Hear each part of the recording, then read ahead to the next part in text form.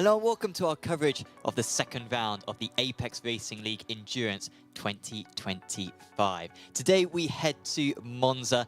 Myself, Sam Fitzpatrick, bringing you the action alongside David Sampson here from the Apex Racing TV esports studio.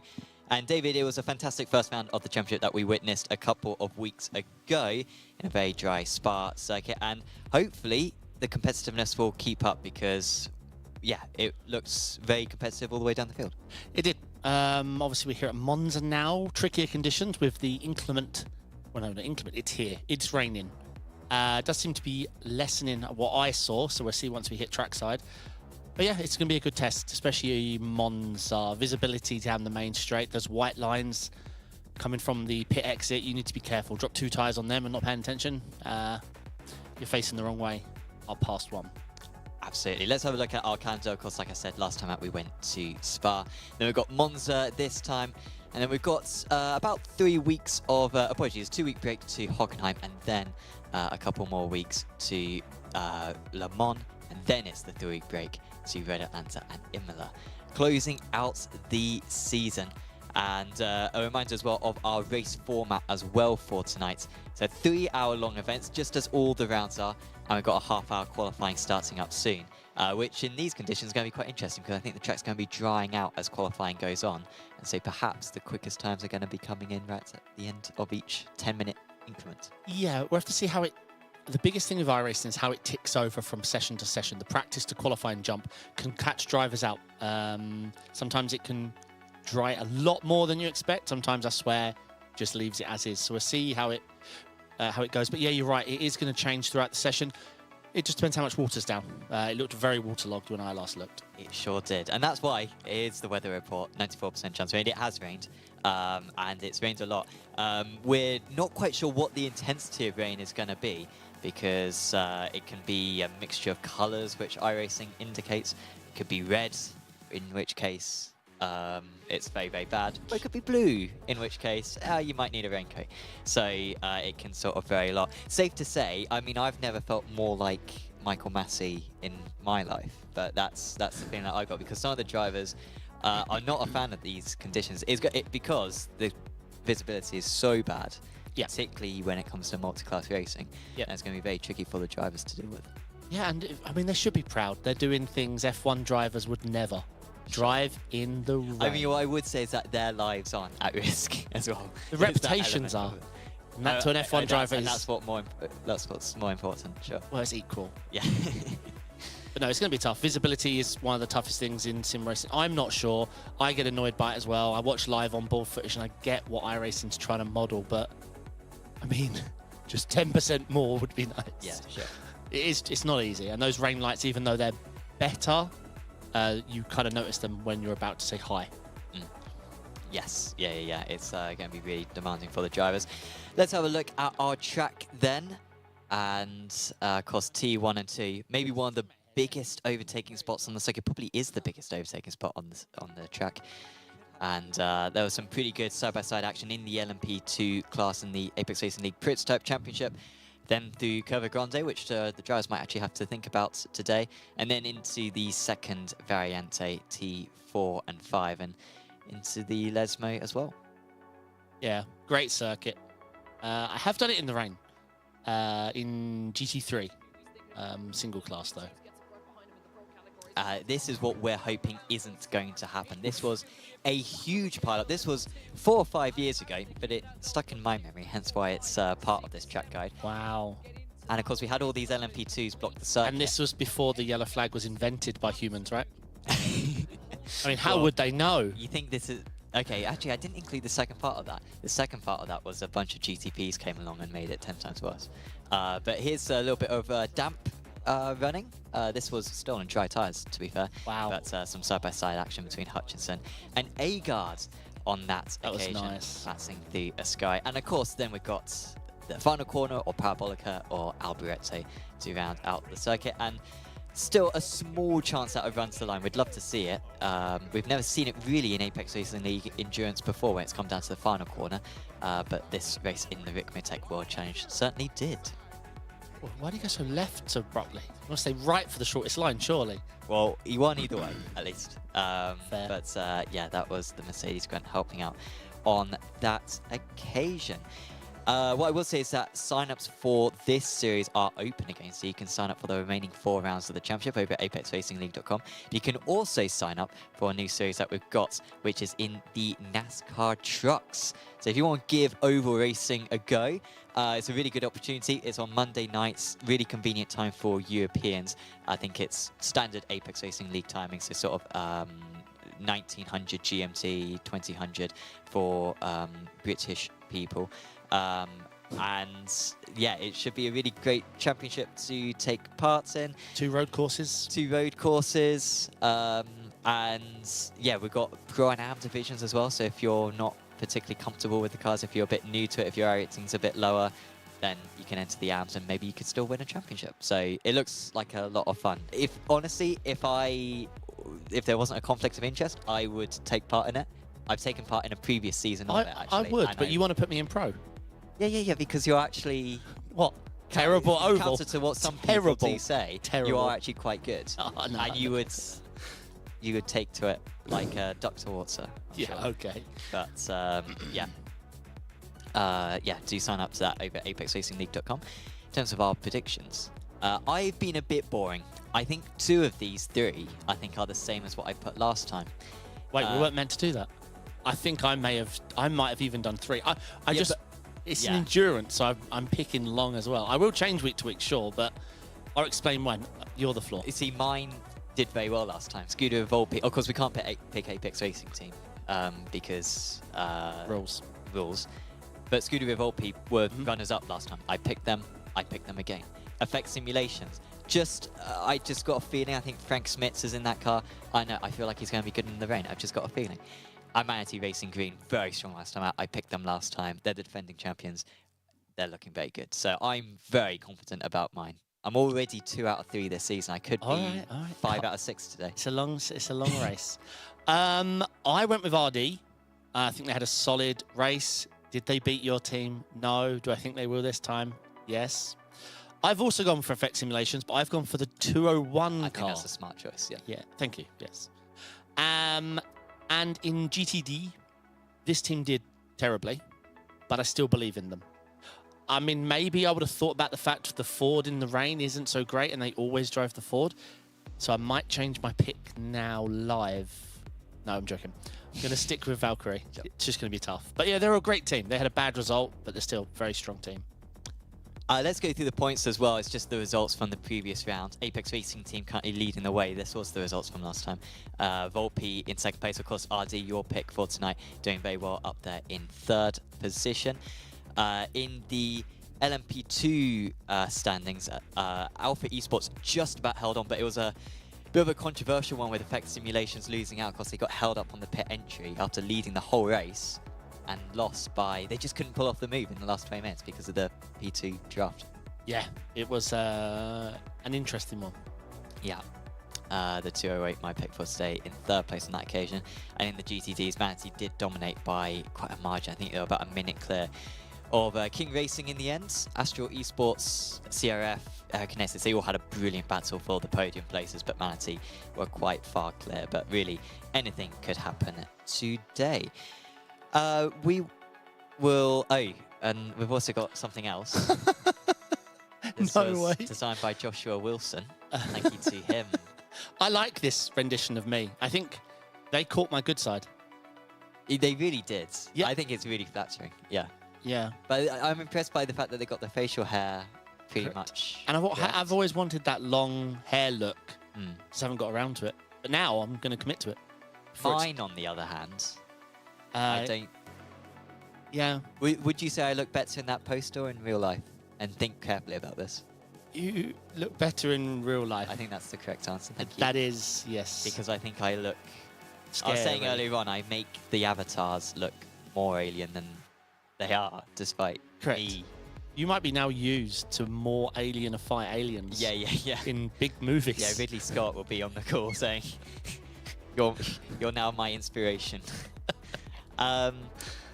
We will go to an advert, and then when we're back, we will be watching qualifying.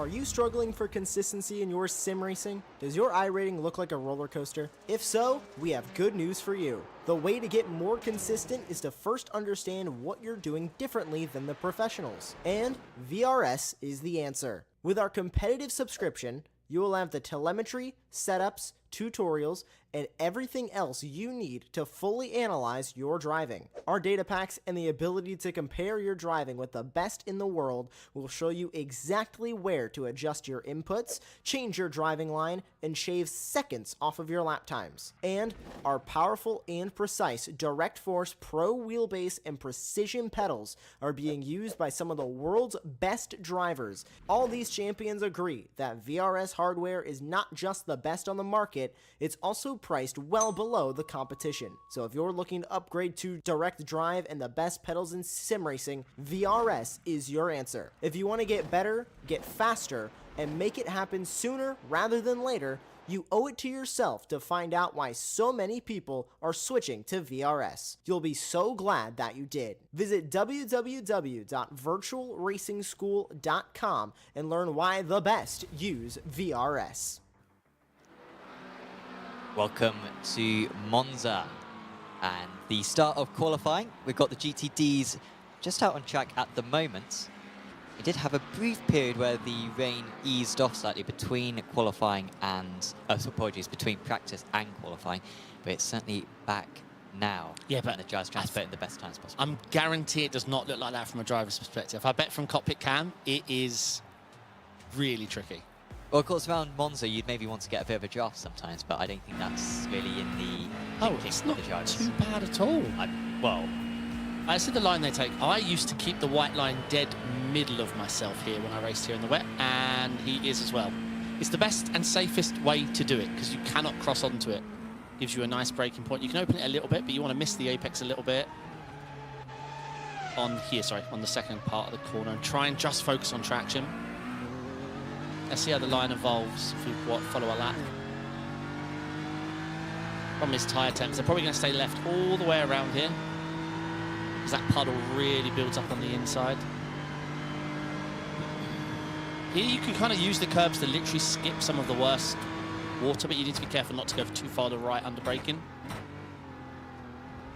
Hit a bit of the curb, hit a bit of the curb. Focus all on traction here because you have to touch the apex. Here, depending on the puddle level, I'm not sure, I'm not tracked, but you want to miss the apex. Yeah, there you go. Just stay out wide all the way around. Keeping on, trying to keep that minimum speed up. Bit of a higher gear. Again, same principle. You have to be a bit careful here because you're carrying speed. You touch the outside line, as he does there, and you lose a bit of traction on throttle. Let's see. This corner, there is no safe place to hide. You just got to be committed. Keep it all together, be nice and smooth. You probably don't want to brake too far over to the right. Usually a big puddle build up again. You're here, just keep your minimum speeds, focus all on traction. Here, really tricky again. Just focus all on keeping that minimum speed up. Yes, the problem is all these white lines and apexes that you graze, and this is not an easy corner either. and this looks like a pretty clean lap, I say, from Duncan, but he is quite far off the pace. He's about half a second off per sector. I think this is going to be about 2.5, 3 seconds off the pace. But yeah, it's not totally obvious where he's going wrong, at least from my perspective. I don't know if you can see anything. Yeah, it's just those minimum speeds. You want to just, you want to focus on your minimum speeds and how you come off the corner. How you go in, doesn't really matter so much in these kind of conditions. Keeping control of the car during the apex and coming off the corner is all that matters. So yeah, he did end up 3 seconds off the pace for Arishi. Adam Watson for Altitude 3M Esports, currently at the top of the standings, currently beating Manatee Racing. Of course, they really fought Manatee well last time out, but I think they were involved in an incident about an hour into the race, which put them way down the order. I think they maybe even got involved in a second incident, actually, and ended up outside the top 10. Got a bit of spray to deal with as well as he heads down into the Ascari chicane. So that might look terrible compared to the lap we just watched, but the minimum speeds were a lot higher. I mean, that's bad. Pulling short in the gear would have helped a bit there. Yeah, coming off a lot of these corners, you're going to be dealing with curbs and white lines. So yeah, how you hook it up mid-corner and focus on your keeping a clean exit. You just deliver so much speed off the corner. Spray doesn't look too bad at all. Tell you what, the GTPs are going to have a... Oh no, it is still raining, I forget. Yeah, apparently I'll occasionally get up and have a look at the forecast. But it's 4% intensity right now, so this is pretty much as light as the rain That's too can late. go. Yep. Valkyrie competition, apologies, up to 4th position. Oh yeah, and the logos on the standings. Nice addition.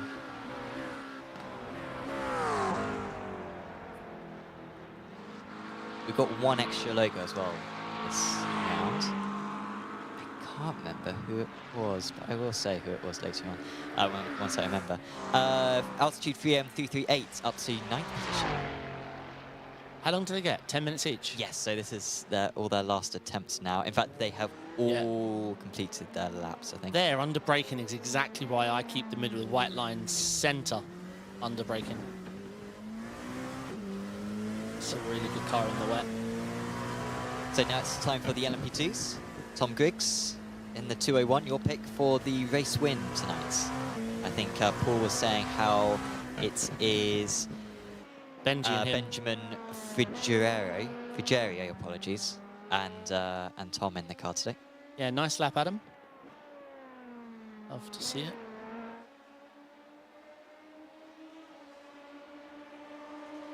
Lennart Schnabel driving for Alcantech. His teammate Michael Halfter-Darson couldn't make it today. Michael is an absolute cheerleader for the rain. He does a rain dance every day. That's his walk, his every movement that he does. So he misses the rain And race. he immediately said the first reaction that anyone had to the forecast was him saying, "Do you hate me, son?" Because he could not make this round. And chances are this will be the only rain we get this season. We could definitely get later, but this will likely be it. Not sure this draft idea has worked. I don't know what it's worth. Yeah, well, especially in this car. Me, I just want a clear bit of track, put the lap in I've practiced in the wet and get it done. Going right on board with Matthew Crisp, seeing see if it's still raining, whether it's eased off. It does still look a little bit like smoke. Yeah, there's a little bit of rain, but it's down to 3% now. It's very little. This is pretty much the type of rain we're expecting. It's going to be like this all clear over the next sort of 2 hours or so, and then it's going to get a bit more intense for the final hour of the race. That's what we're forecasting. Aerokinetics in chat cheering on the red and the green team. Yep, let's go. Ooh, bit of unsteer for Schnabel. Yeah, all 2 tyres on the white line will do that. The white lines in iRacing in the rain are slipperier than a perfectly flat, frozen piece of ice. They found that magic number. I think I can talk about this thing that we're talking about, like, no, we're not really talking, no, I won't say what I was going to say. We've got Alcantech. Now everyone's wondering. Now everyone is wondering.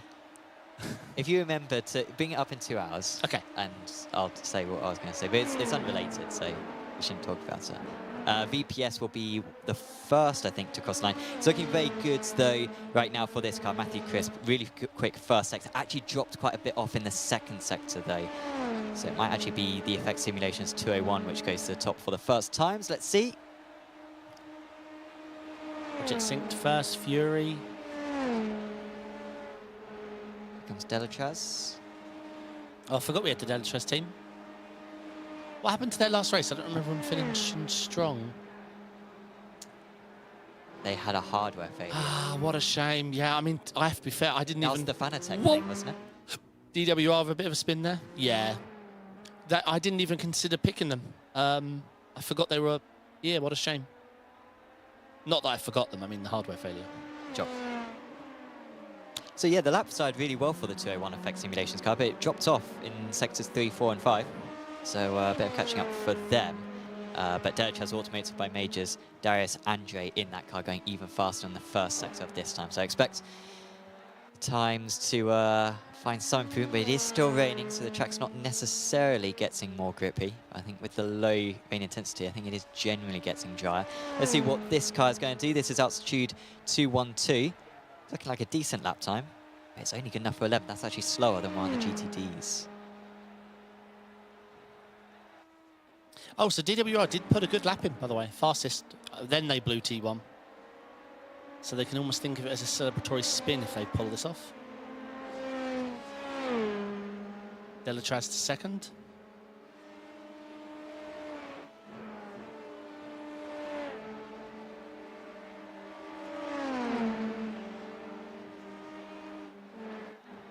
Woof. It's getting messy out there. Delatraz looking really good on this lap, by the way. Can't do P2, but I think they're about to go fastest. Take NHR by Brain Crow. Some improvements on this lap, but it's not a brilliant lap, and it gets them up to 6th place, but Delatraz behind them. I think this is easily going to be enough for pot, albeit Alpha goes top, Delatraz goes 3/10 faster. Yeah, what a lap. That's 9/10 to P4.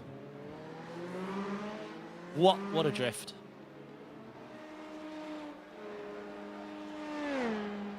DWR. No, they were the ones who went straight on. Effects 208, improving to P5. Oyston Hereford in that car, just about making. Is that the line? DC1. No. Well, there's we've not. seen 2 very quick There's cars do not it. many lines. It's a big old car.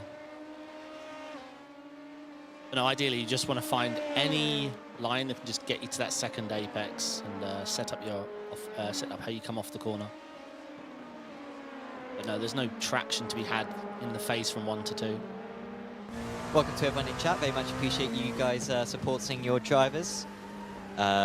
Looks like Tyler and Adam Watson have found each other, long-lost brothers, seemingly.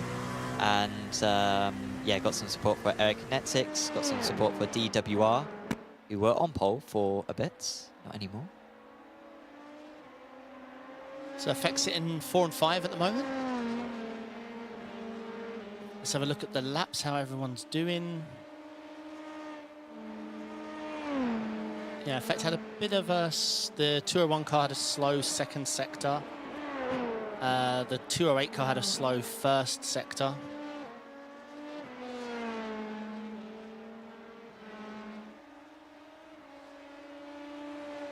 Yeah, they've sort of dropped off a bit on this lap, I think, haven't they? I tell you what, though, Leonard Schneebel is on a lap. Yeah. There you go, P4. Alpha Esports P. Was it Alpha that moved? VPS moved up to 4th. Ah, VPS, yeah. I'd like to know what VPS stands for, if anyone can tell us. I swear we covered VPS today, wasn't it? The wheel. I think that was a different acronym. Oh, that was VPG. VPG. Oh, so yeah, very close. Thank you. There's another. Yeah. There's another word for it. Wrong. Yeah. Back marker across the line. Chris Neesham, one of the lowest I-rated drivers in the field, 1.6k. This LMP2 field absolutely stacked. We've also got the qualifiers have to start the races. We've got a drive-through penalty for Altitude 3M Esports 212 for being on track during the GTD qualifying. Oopsie daisy. That is Dan Blackwell who's made that mistake. He is currently last in qualifying. So LMP2, yeah, came out too early. Came out too early. Oof.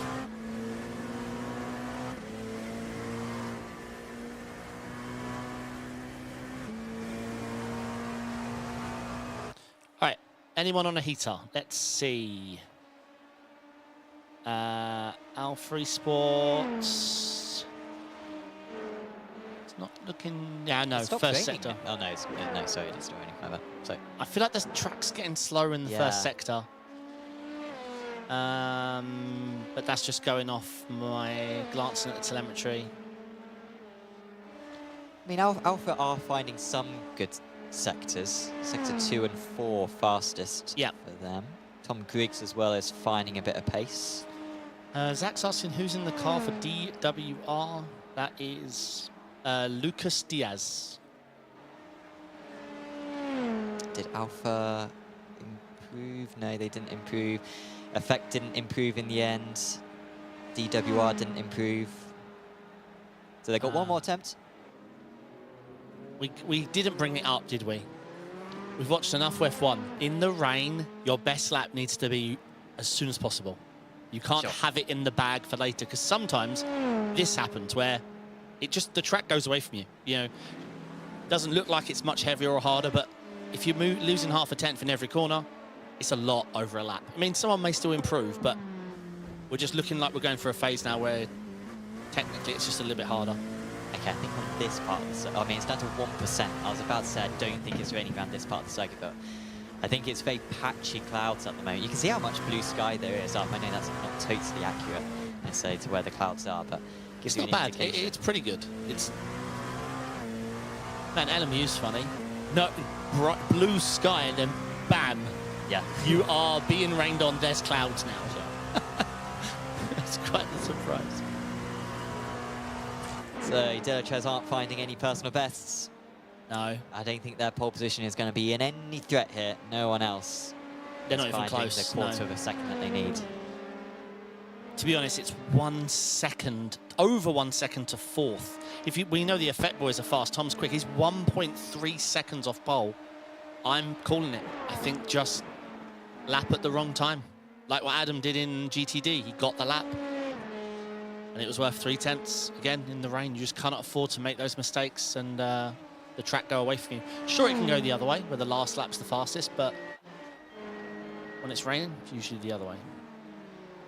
Sector 4, I think, which is a sky, was the one part of the circuit that was getting a bit drier, but that was absolutely it. Everywhere else, drivers were not improving.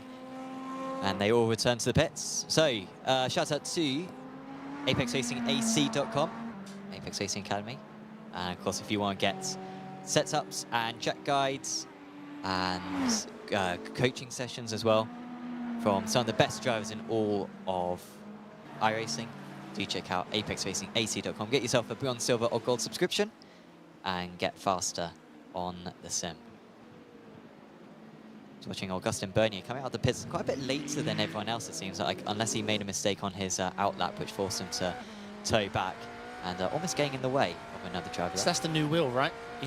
That was added to the car, I think, the updated BMW wheel. Yeah. It's busy, isn't it? Would you... Do you run with the wheel on? Like, do you see... What, attached? I prefer it attached, yeah. But do you have the wheel, like... Screen on lights? Or do you just hide it in sim, like the actual wheel? Oh, no, I turn it off. Yeah, 100%. Yeah. I don't want two wheels. Particularly, I think in these cars, it's almost... Well, I think the LMP ones used to be the worst because if you there's have such little visibility anyway. Yeah, if there's a screen on it, I show it static. I don't mind that. But that's more for stream. Oh, this is not what you want to be doing, because again, you can miss your window to get a lap in. You've got to heat up these tyres. Azevedo was the one who was around.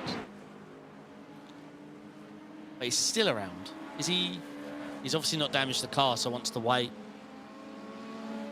Is this Kinetics red? Is there a pocket behind him? Yeah, he should be good to reverse now. I think Delta V Racing have just gone past him, so he should be fine. Here we go. Yeah, I mean, that probably saved some time. Although he sat there for quite a while, he's probably cooled his tyres quite a lot. Okay, I'm not seeing any rain. Again, around this part of the circuit. So maybe the track will be getting faster.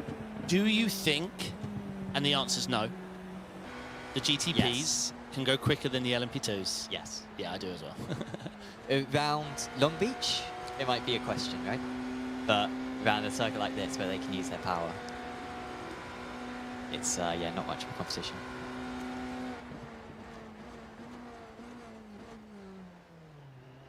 Oh. And by the way, the drivers will be gridding up by their class. So even if a GTP does thank God, lower. Thank God, mate. I lived for a week of IMSA where iRacing had messed it up. Road Atlanta. Yeah. You'd have a prototype starting behind you and you're in a GT. It was awful. Because they had to send it, obviously. Sure. You wouldn't want to navigate slowly and keep your car alive. Just try and get us all in one corner. I've just remembered Simtech, who are currently on pole position, they're the ones with the new logo this time, so appreciate that logo. It's not the best logo. In hindsight, actually, I feel like I should have probably shrunk it a bit and just took the bit on the left because, yeah, can't really see it too much, so I might edit that. But they're on pole position anyway. That's probably what matters most. And by over a second as well, albeit these early lap times may not be totally reflexive once they get the tire Track is temperature. really starting to dry up. Yeah, everyone's on greens. So the LMP2's only needed, one more lap.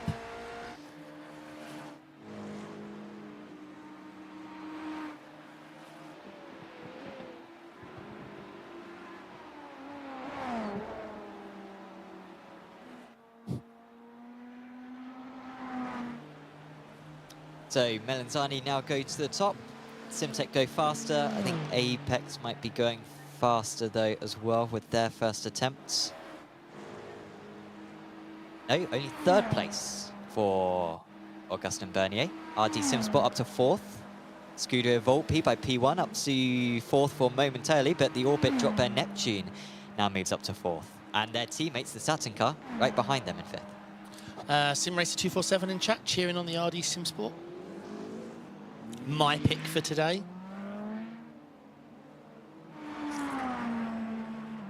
It's gonna be tough. I mean, did you know that RD Simsport stands for Rain Driving Simsport? Rain driving? No, I didn't. That's what it stands for. Wow, I have learned something new. Yep.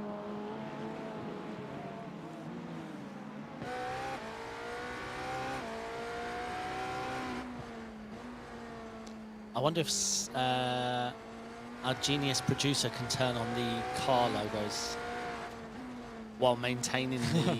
Yeah, we need to keep the... Oh, we've got a car. We need to keep the team logos, obviously. Obviously. Yeah, I mean, too much effort went into that to us not show it. Rain seems to be back. Yep, so I mean, now the laps that you've set may be the quickest. Apex improving quite a bit on this second lap of theirs. Wasn't a good third sector though. There we go. Okay, we got the other logos. We may need to turn the car number option back on in order to bring back the team logos, but we can alternate as the broadcast goes by. So Bernier is about to cross the line. We're also going to see Archie Coveney across the line for RD Simsport. I expect both of these cars, I think, to improve. RD move up to fourth. Apex, I think, may have had an off or something, or maybe the lap just fell away as the rain started to come down. And Apex remain in P3. Yeah, and last sector was 2/10 off. Fourth sector was... That is tough. Effect 177, only down in 11th place right now. Joshua Wilson not having it his own way. And this part of the circuit, it is not raining. Doesn't look easy though. The race start for the GTPs is going to be tricky. Coming into one, someone has to be on the bad line, and that's the problem. And yeah, the GTs are going to need to get lucky because the white line looks like the track's going to be wet enough that that white line down the middle will be very dangerous. And obviously, if anyone spins in any class, the GTs are going to get a surprise waiting for them. Speed Shoe Rekus in chat. Good luck to all the drivers racing tonight. First time here and already looks like it's going to be a fun race around Monza. Well said. I love Monza, I have to say. I know there's a lot of memes of T1 and I've heard them for 6 years, but I love this track. Some of my favourite racings around here. Endurances, sprint races, multi-class, you name it. Formula. Great track.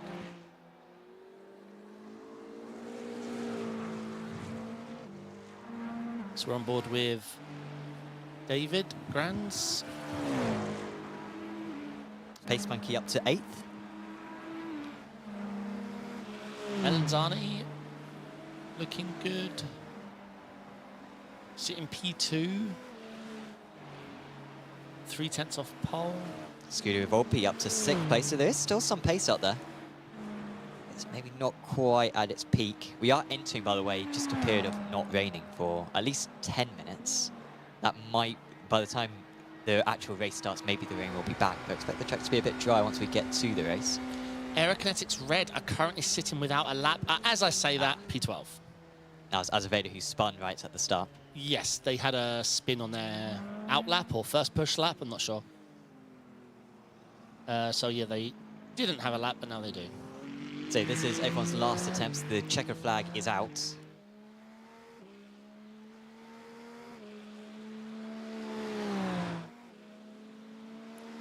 So what happens? Apex Racing team get renamed to Apex Racing Academy for not getting pole? Is that the rule? Oh no, they just get dropped from the team. Oh, they just get dropped from the team. No, that's not Apex Racing team anymore. That's. I mean, that's privateers. It's just Augustine, Bernie, and friend. Yeah. Okay, I'll tell him. You know, you gotta have. You gotta be cutthroat in this business, right? What is that? Is that gravel on the inside of a I think so. Yeah. Yeah. I mean, but that's like really concentrated. It looks like gravel's quite often sort of. You can see it on the insides here. It's not so clear on the onboard, but on the offboard, you can, really see. It's almost like a beach on the inside. Pace Monkey up to 6th, was that? I thought I saw someone move. I think you might be right. Yeah. Yeah, I think they just jumped Scuderia Volpi by P1 Sim. This might be an improvement here for Simtech, already on pole position, but they might go even further. A couple of personal bests already on this lap. I tell you what, though, I love the Ferrari in the wet. I've tested all the GTPs a lot over the since they've been out, and the Ferrari in the wet. Matt, I know it's a four-wheel drive, and I don't know how iRacing implements. I don't think iRacing do the whole four-wheel drive system, but in the wet, it feels like four-wheel drive. Yeah. So ARL Kinetics improved to P9 then, so a good end to their qualifying session. I think that will be everyone complete then with their laps. And we will soon take over to the race session. But yeah, a little bit of, I mean, Simtech on pole position. I have to remind myself, actually, where Simtech managed to finish last time out. They were 4th place. I think it was it Serhanek who just stormed through the field? Oh, yeah. And I think everyone sort of, for about an hour, was on this Serhanek hype train because he went from about 9th to 4th. So, positive signs for that team right now. Yeah, I think the theme with qualifying we saw today was getting the lap in when it mattered. Having the pace and bringing it in slowly and making mistakes and getting it later in the round did not account for anything. The drivers who nailed their lap early were finished on the front 3. Yes, yeah. They looked really, really strong out there. And we'll see how the drivers can manage this race start then. The drivers should have about 10 to 15 seconds sort of between each of the classes, which hopefully should mean a safer start. So let's see how it goes. And we've got the grid then for this round 2 of the championship. And it is Simtech Motorsport on pole position, then ahead of Melanzani Racing 101. Apex Racing Team, the winners last time out, start in P3. Then it's RD Simsport, Orbit Drop Bear Neptune, Pace Monkey Sim Racing, Scuderia Volpi by P1 Sim, and Orbit Drop Bear Saturn. In 9th place, improving later on, were ARL Kinetics Red. Then it's Delta V Racing 125. Mia Mika MA70, VPS Racing Esports, Effect Simulations, Balka Racing, and Delta V Racing, rounding out the GTP class. In the LMP2s, it's Delachaz Automotive on pole position with Darius Andre. Then it's Alpha Esports, Team DWR Sim Coach Setups, VPS Racing Esports, Effect 201, Alcantech Braincrow in 6th place. Then it's Project Synced Racing Team, a newly named team for this round. Then it's Effect Simulations 208, Fury Simsport, Alcantech NHR, Backmarker Racing Green, and Altitude 3M Esports 212. And then it's another Altitude Esports car behind them, but at the front of the GTD category. They're ahead of Zekro Esports, Manatee Racing Green, the round 1 winners, start in 3rd place. Valkyrie Competition line up in 4th. Then it's King Racing, runners-up 2 weeks ago. Delta V Racing, Astral Esports, iLivery Vibe Esports, Altitude 338, Sahara GT Motorsports, Melanzani 302, Delta V Racing 358, Cube Controls, Reporto Cosse, then it's ARL Kinetics Green, Roasted Record Racing, XRL Esports, CRF Motorsports, Team Linear, Ultima, and Arashi Racing Team, rounding out those 19 GTD cars. And we're on lap 4 of the race. They haven't pulled away yet. Look at that. I mean, get some slick tyres on, guys. It's bone dry out there now. I actually need to turn on my tyre compound I mean, ability. it's definitely still wet. Yeah, but I still want to know.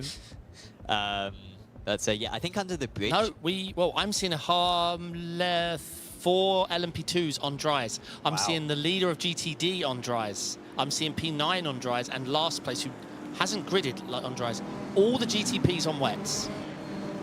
Leonard Schneebel on dries. Yeah, I'm glad I flicked over to it. That is a crazy risk, surely, from altitude 388. Now remember, to get pole position and then to basically they're throwing that away. I mean, they're going to lose it at the start. It's whether they'll. sometimes this back. isn't accurate in team races when you swap Sure. driver, but if they haven't swapped driver, it can be accurate. The qualifier has to start the race. Yeah, so as I'm saying, it should be okay. But yeah, this iRacing's tyre telemetry system goes to hell when you driver swap. Wow. Well, I didn't expect this, honestly. I was joking earlier on about how we'll get on slicks, but I didn't. Wait, weren't the drivers... Or should I not comment? Should I not finish this sentence? No, you can say it. No, you want me to. I know you do. I have a note here saying, say it. Sure. But all the GTPs are on wet tyres. Wow, this is going to be an interesting start then.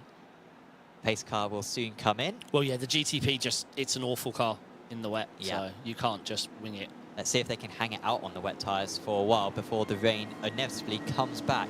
They can go green anywhere beyond the bridge here. I'll be interested. Now it's the pole sitter's choice. Seeing the amount of spray coming off their cars, So Yeah. we launch. that is not going to be easy into one for the P2s or the GTs. That is too much spray for dry tyres. Watch out for the pit exit line. The drivers do not want to brake on it if they possibly can. Most of the drivers are managing to crab over it right now as Simtech lead us into T1, and they have got the start that they needed. In the LMP2 category, mainly wet weather drivers, albeit we've got a couple of drivers on the dry tyres who might well drop back into the GTDs on this race start. They're not straddling over the white line. Maybe one of them is now. Delachaz almost under pressure, but Delachaz holds on into T1. Yeah, the dry runners have all gone to the back. Yeah, Oh, watch for the apart from leader Chris. of the GTDs now. They are on dry tyres. Oh, we got a carnival. And that was a wet tyre runner, just to be clear. And altitude so slow. Al's in the lead through T1. They can't get the power down, Yeah, but they're they're holding on to the lead. They're on the dry tyre. It's too wet. It's too wet from that much spray. They are going to struggle in under braking and corner.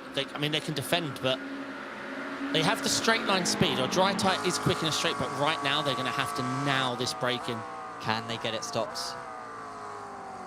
See, all the wet drivers need to do, I don't want to give it advice too much, but they just need to go alongside him. Because if you force Adam onto the wet stuff, he can't stop. Oh, one of the force had to cut the circuit. Oh. We've got one of the altitude cars back around in the background. We've got an altitude car as well in the wall. Dan Blackwell has hit the wall, and now is a bit of a moving chicane for these cars. But still, he's holding on at the front. Is Adam Watson somehow? Yeah, I mean, in GTD you have the best chance, but in LMP2 it hasn't worked yet. I mean, all of the dry runners have lost positions. Yeah, no, Adam's in a fortunate spot. He has the track to himself. There is one line he can brake on at the moment. He can brake on it. Can he get past midway through? It's looking, I mean, Adam's grip doesn't look awful right now. It will come to him as the Manti cars goes into the back of him, and now there's going to be an opportunity for Zekarul to come back at Manatee. On the straights, you're absolutely right to identify it. The dry tyres are going to be very quick. Yeah, I mean, this is P2 scrapping over P2 and 3 scrapping. Yeah, this is silly. That was just a loss of brain feed there. I mean, if they work together, they can pass Adam. Fighting each other, they're just absolutely gifting Adam.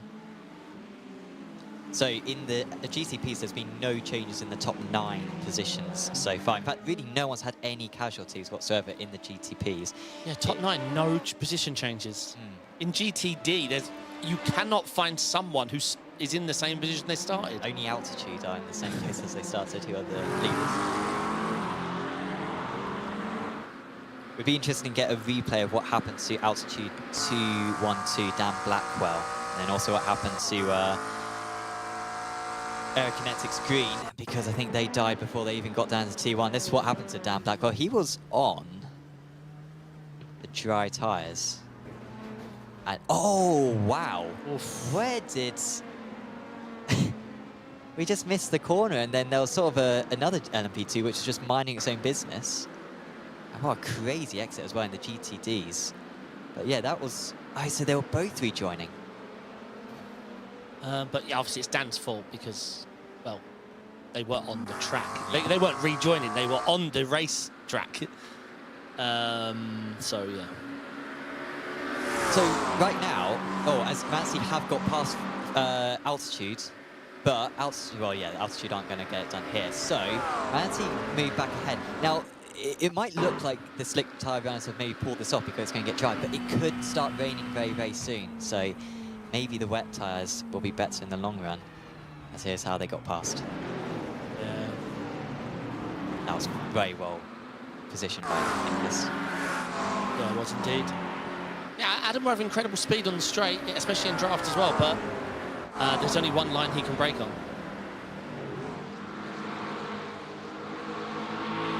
Alcantech NHR have dropped back in the LMP2s. They're on the dry tyres.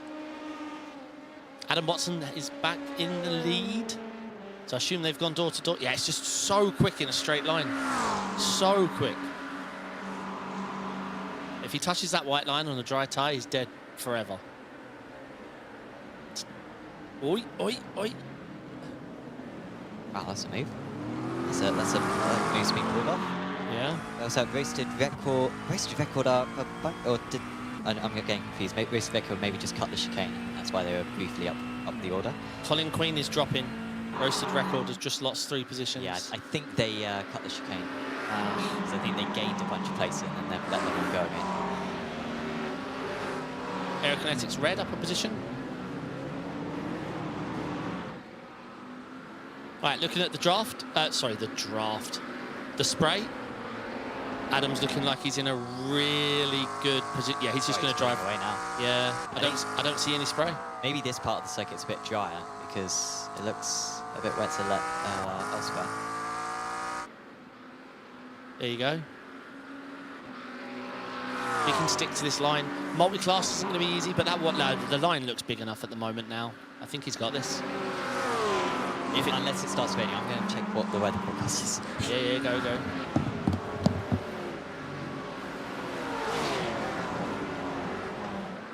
Nice move by. Looks like the wet runners just like everyone's dialed in now. But it does look like the dry tyre has the advantage in GTD, but only proved by Adam, actually. So just a quick summary. The dry runners in GTD are last, and the LMP2 dry runners are all 7th, 8th, 9th, 10th, 11th, 10th, 12th. The only one pulling this off is Adam Watson, and he's leading. That's remarkable.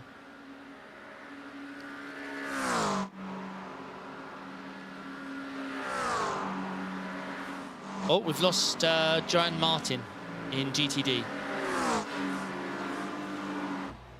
What happened here? Oh, looks like a tyre change. Yeah, they are stopping for dry tyres. Which, as I say, has only been advantageous to one team at the moment, but it looks like it's definitely going that way.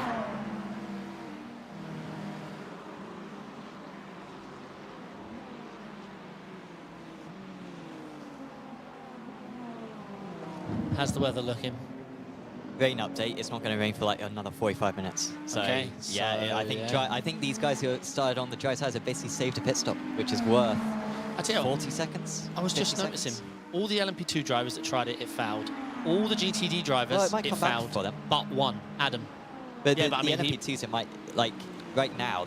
Yes, it's definitely going to come to him. Yeah. Yeah.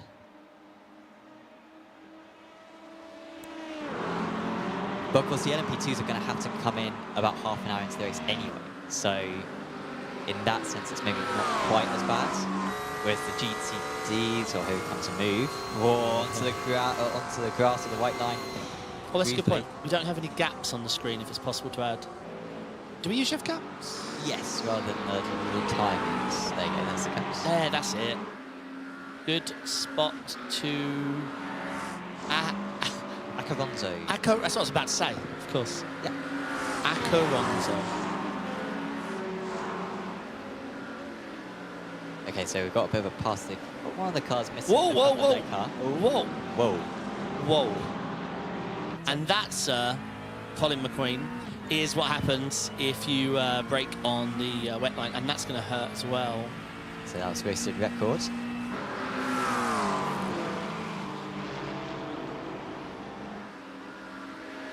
So lots of jars coming into the pits in the GTDs. I think the LMP2s are trying to hang it out a bit longer. Yeah, GTDs, you've got Cube, Delta, Zakuro, Manatee, and Valkyrie all into the pits. But in the LMP2s, the jars on the dry tyres are now going a second faster than the jars on the wet tyres. So the transition has happened in the LMP2s as well. Wait, am I seeing this right? Apex Racing Team are taking the lead of the overall race because Simtech, I think, have made a mistake. It could have been in traffic. Adam Watson has a 10-second lead. 11. Seriously, Adam Watson in GTD has an 11-second lead. Yeah, because there's been an issue for Manatee. There's been a big issue for because Manatee pitted. So Okay. Oh, shut up. Sorry. No. But you're right. Like, you know. Well, I suppose it is in legit. a bit, it's going to be a 30-second lead. You know, Good point. 40-second lead. Yeah. Okay. Fair.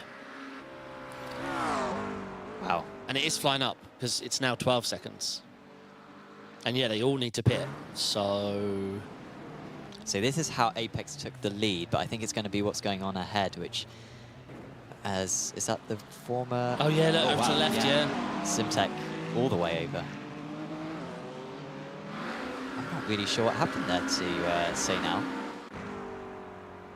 We'll get a replay of that, hopefully. Yeah. I've got into our leaders. It was. Just went in deep. Oh, no, that was I fine. think they've lost it under traction then. Oh. Yikes. Oh. Remember, that is on the wet tyres. Yeah. Oh, yeah, the Very GTPs tricky. aren't boxing anytime soon.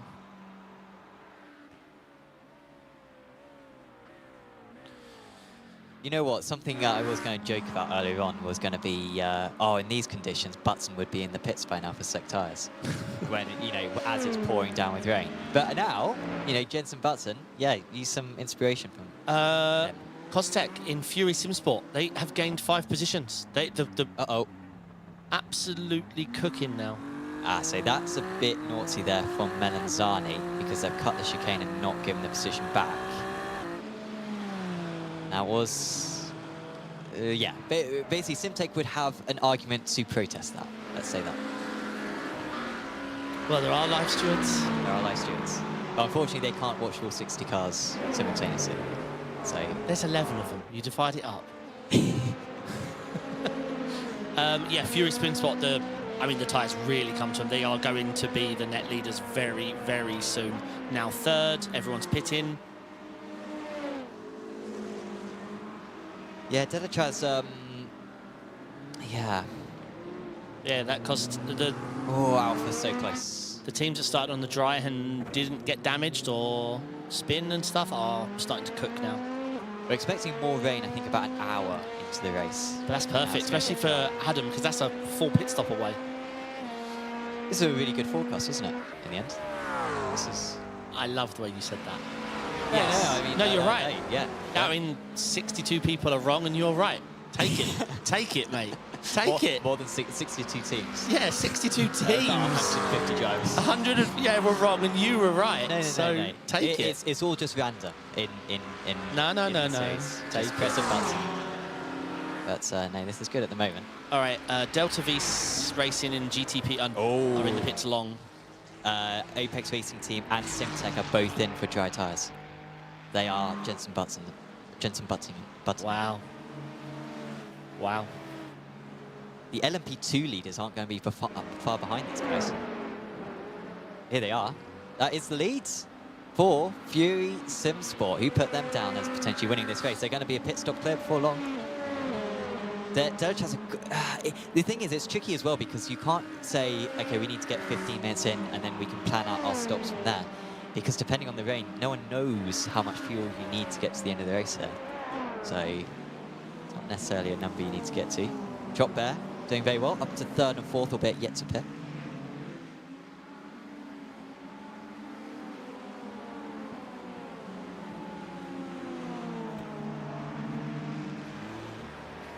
Right, so the LMP2, the rest of the LMP2 runners on the wets are in. Everyone on dries now. Lucas asking where is the Arashi racing team? What class? GTD, I think, are Arashi. 13th place currently. As I say that, they're down to 14th. But they are on the dry tyres, so they will likely gain 7 some places. Yeah. But they pitted for dry tyres. They weren't one of the ones who called it straight away. Delta V, I think, are leaders of the dry runner tyres and the GTDs who didn't start on dry tyres. But they were proactive enough to change fairly quick. So the Adam Watson lead update podcast, 27 seconds. And judging by their pace last time out, they can definitely hold on from here. Yeah. I mean, if it weren't for their incident, I think they would have definitely finished within 27 seconds of Manatee. 3 more GTPs coming in, both the Orbit teams and Melanzani.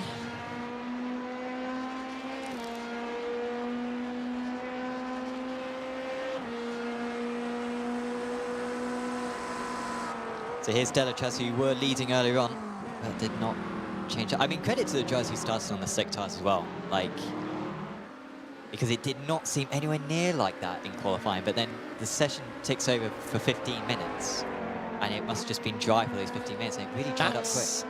That's the biggest pain, is not being able to test it. Yeah. But I guess that's like real life, right? Yeah, I suppose you can rub your hand on the road, but no, you're right. Yeah.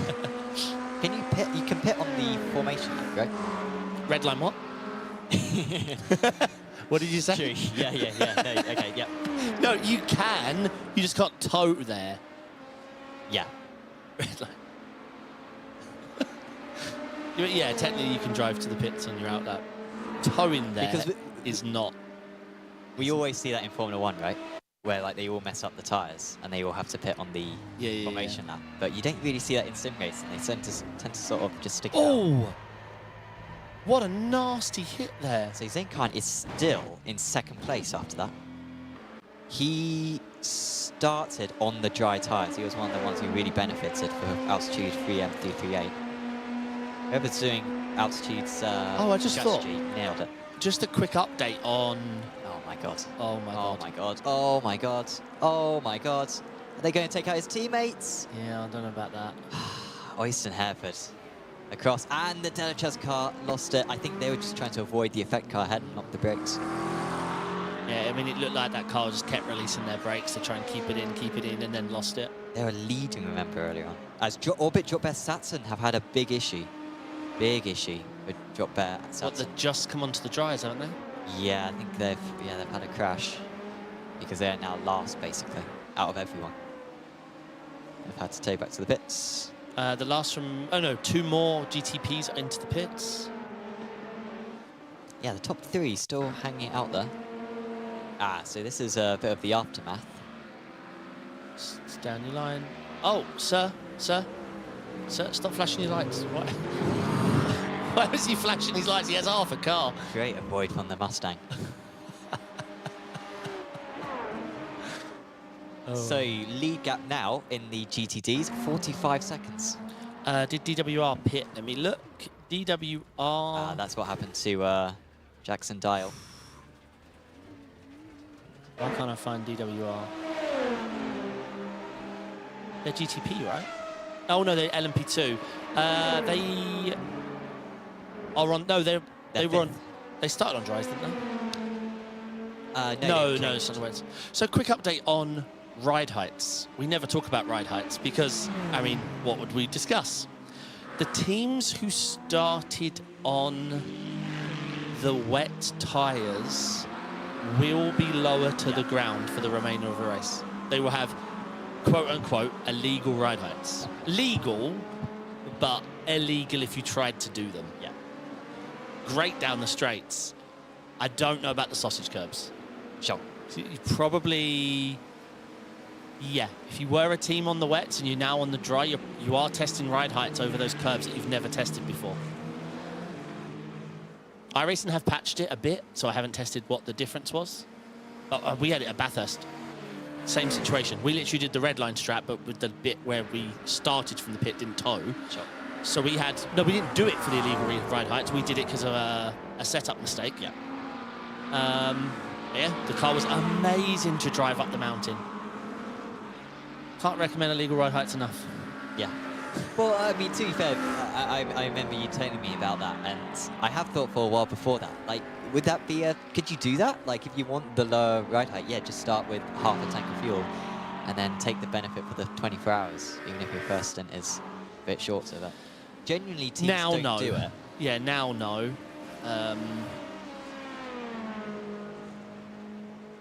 I mean, there are... I don't want to mention it on live. There's a few things you can... There's loads of things you can do. Yeah, yeah.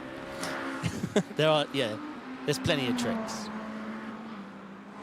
So looking very good right now for Apex Racing team. They are 13 seconds clear of Melanzani. RD Simsport have not pitted for dry tyres yet. They are losing 9 seconds a lap.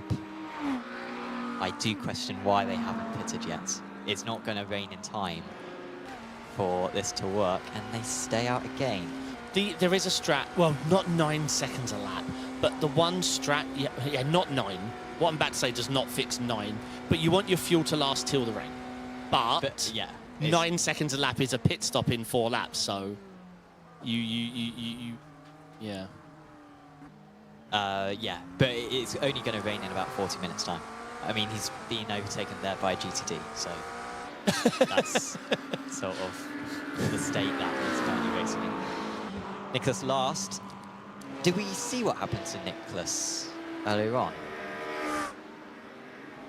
I'm not sure if we did. He's been into the pits twice as Nicholas. He had to take a faster pair. I don't know if maybe Lewis could search for that, if he knows how to on the event viewer. Ah, he does. He's a professional. Ah, this is the aftermath. Well, you called him a professional, but he kind of like, that's after. Here we go. Here we go. This is going to be by himself on the dry tyres. This was soon after he'd pitted 4 dries. Yeah, he identified it all too late. And then takes the... So yeah, he had to take a fast pair for that. That's probably drops into last. Yeah. It doesn't look like it... Oh, there, well done, well done. Thank you, yeah, thank you, thanks. He's now best part of a lap down. Augustin flight. Yeah, I mean, this... Change the lead. 40 seconds down in this sort of conditions. Remember, all the teams that we're saying, like Adam Watson is massively gained, Kostak is up 8. Remember, it can go the other way. You were right the first time, but you have to be right every time in a weather variable race. And it is going to start raining again, yeah. later on. Like, there is no question. And remember, how heavy, it might rain really heavy for 2 laps, loads of teams box, and then it stops raining and dries out, and then the teams are on wets, swap back. The teams that just suffered. Yeah, so it's tough. You've got to get every call right. The good thing that Adam's got, Costas, a few others have got, they have the element of time. They can let others do things, and they monitor it on their stand-ins and react. They don't have to be... they don't have to set the trend. I mean, Adam is leading. He'd want me to say this out loud. Adam is leading by 51 seconds. Yeah. Oh, his teammates just lost a place though. Oh yeah. Agnet's having a great run. Up 12 places. Charlie Bobby, what a drive. 4.2k. But I don't know how he's done that. Oh, I see. He started on the dries, to be fair. Did Charlie? Well, I see him if he's had a pit though. Lap 1. Oh, maybe. Did he start from pit road? I think he started from the pits because his stationary time is 2 minutes 23. So I think he didn't take the start. I think he... Just have to check he didn't tow. But he came out behind everyone. No, but we have to check he didn't tow. You can't... When the race starts, you can't teleport. You can't. I'll send a message to the steward. No. I'm not the tattletale. Just, it has to be checked. Okay, so actually I've just been told 15 minutes ago there is a little bit of rain coming. So watch out for some rain imminently. I'm a commentator. I'm reporting on what I see. I am not a steward. I'm just find it curious that they have a 2-minute pit. Something's weird on my timing with them is all. So I'm looking at the forecast. I think we're going to be dry for like another 15, probably 20 minutes actually, yeah. And then we're going to get into some patchy rain. But it's very light rain, so I think it's going to be an interesting situation in about half an hour's time, where it's raining, but not necessarily hard enough to put on the wet tyres. It's going to be a bit like what we saw at the Raw before the 24 earlier this year, where it's borderline. So for anyone wondering how Adam is 50 seconds ahead when it is quite a stacked GTD field, he started on the dry from pole. And everyone who started on the dry, including the Giga Costas in LMP2 and all the GTD drivers, all suffered. They all went back. They all dropped to net last behind all the wet drivers. Adam maintained the lead until the dry tyre was the fastest tyre. Then he drove away and then everyone pitted. So he's built himself a 50-second lead.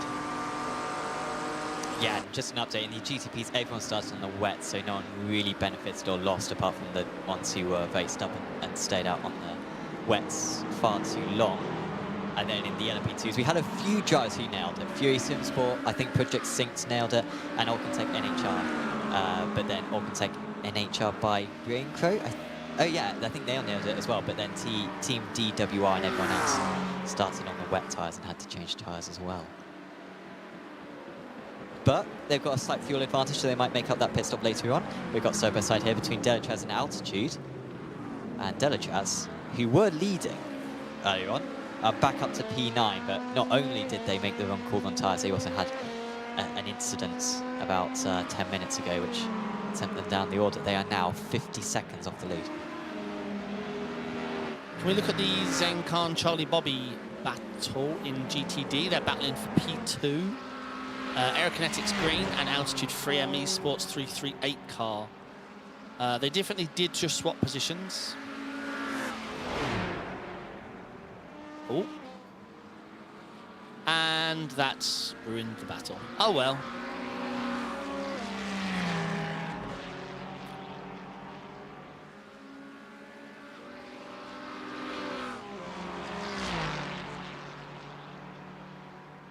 Walker cheering on Fury.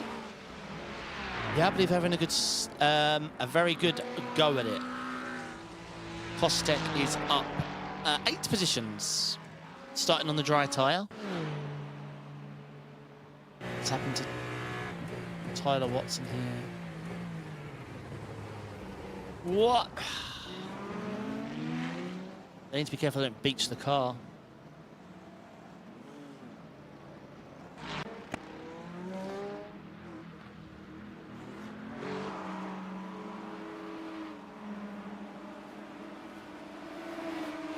Great lead from Fury. They getting on that dry tyre. Just it's well, the top 4 teams in LMP2 are the teams that started on the dry tyre. But just to sum up their dominance, they're almost 12 seconds ahead. Yeah, Project Synced Racing Team were before this round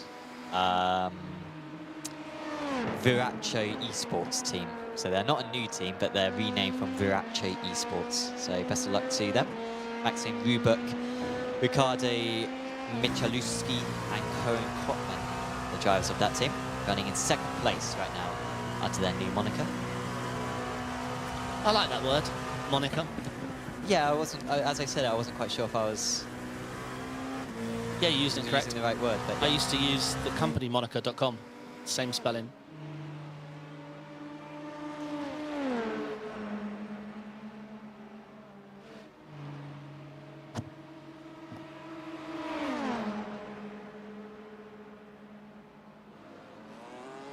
Yeah, so you are using it correct, because there it meant take ownership of a name. Sure. Matthew Crisp obviously recovered from his spin quite nicely. Not spin, or whatever happened in the last corner, because he is P2. Yeah, he's got back ahead of Project Synced Racing now. Very close right now between Simtech, LMDH, and Orbit Drop Bear Neptune. In fact, I think Simtech may have just overtaken Drop Bear. So Tyson Broad showing his webcam as well. Thank you to him for doing that. Of course, all the drivers can do that just by finding the instructions in Discord. But I can't see his wheel. I like to guess what equipment they're using, but all I can tell is he has a grey shirt. I can't see the headset either. Me and Mika, MA70, have just got past effect 177. Whoa. Blimey. Okay, so That's a I'm good save. judging at least 12 to 15 Newton meter because the blood almost got sent out the chair. That was brilliant camera view. Oh. Yeah, so he's got he's packing some Newton meters.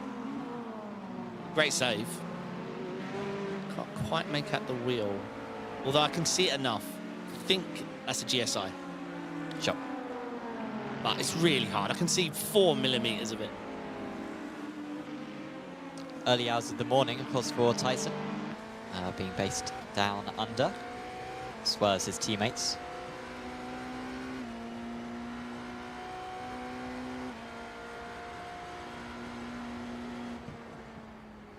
We don't want a lip read. No, we probably don't. Not after that. So all of our leaders have huge gaps. Augustin Bernier, 18.2 seconds. Kostek, 13.8 seconds. And if you can believe it, one Adam Watson, who our producer races a lot, 50.1. Leonard Schneebel into the pit. Okay, we're not far away from a patch of rain, but it's not going to be much. I don't think it'll be enough, anywhere near enough to pit for tyres. Half an hour? Why would they have... What was it, the LMP2s? Well, they are limited to 85% fuel capacity, so, and with this being probably the highest fuel consumption circuit, along with Daytona, maybe this is a natural pit stop for them. But their teammates haven't come into the pits.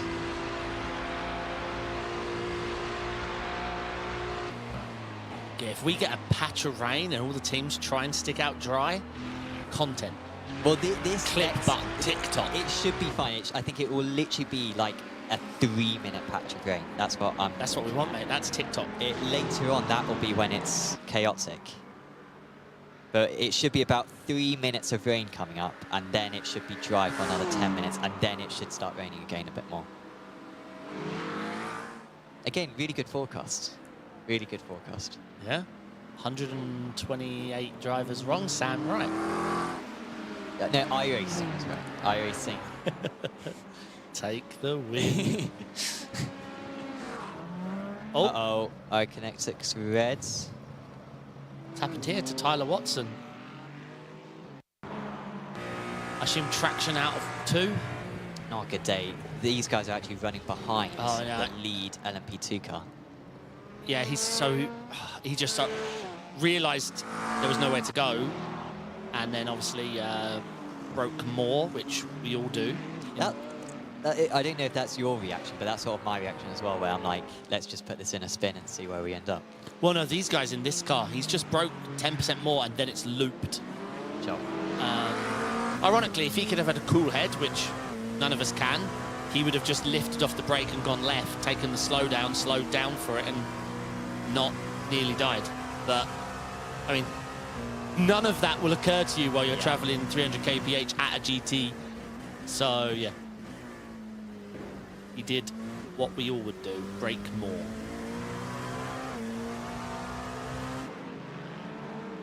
But that's why we say, right? You try and drive calm and relax, because you're able to, you know, if you're not so focused on every little detail, you're able to think a little bit more outside the box. That is a lot of gravel there, where everyone's clipping it. Yeah. Bringing it on the track. A couple of minutes away from the rain. Getting very close now behind Melanzani, who, I mean, Melanzani pitted 1 lap later than the rest for dry tyres, so I don't know if that was just the lap to pit. They pitted on lap 8, but that was fairly early. But, yeah, they've just done really well. Started in P2 as well, did Melanzani, but they are dropping off a lot from Apex Racing team.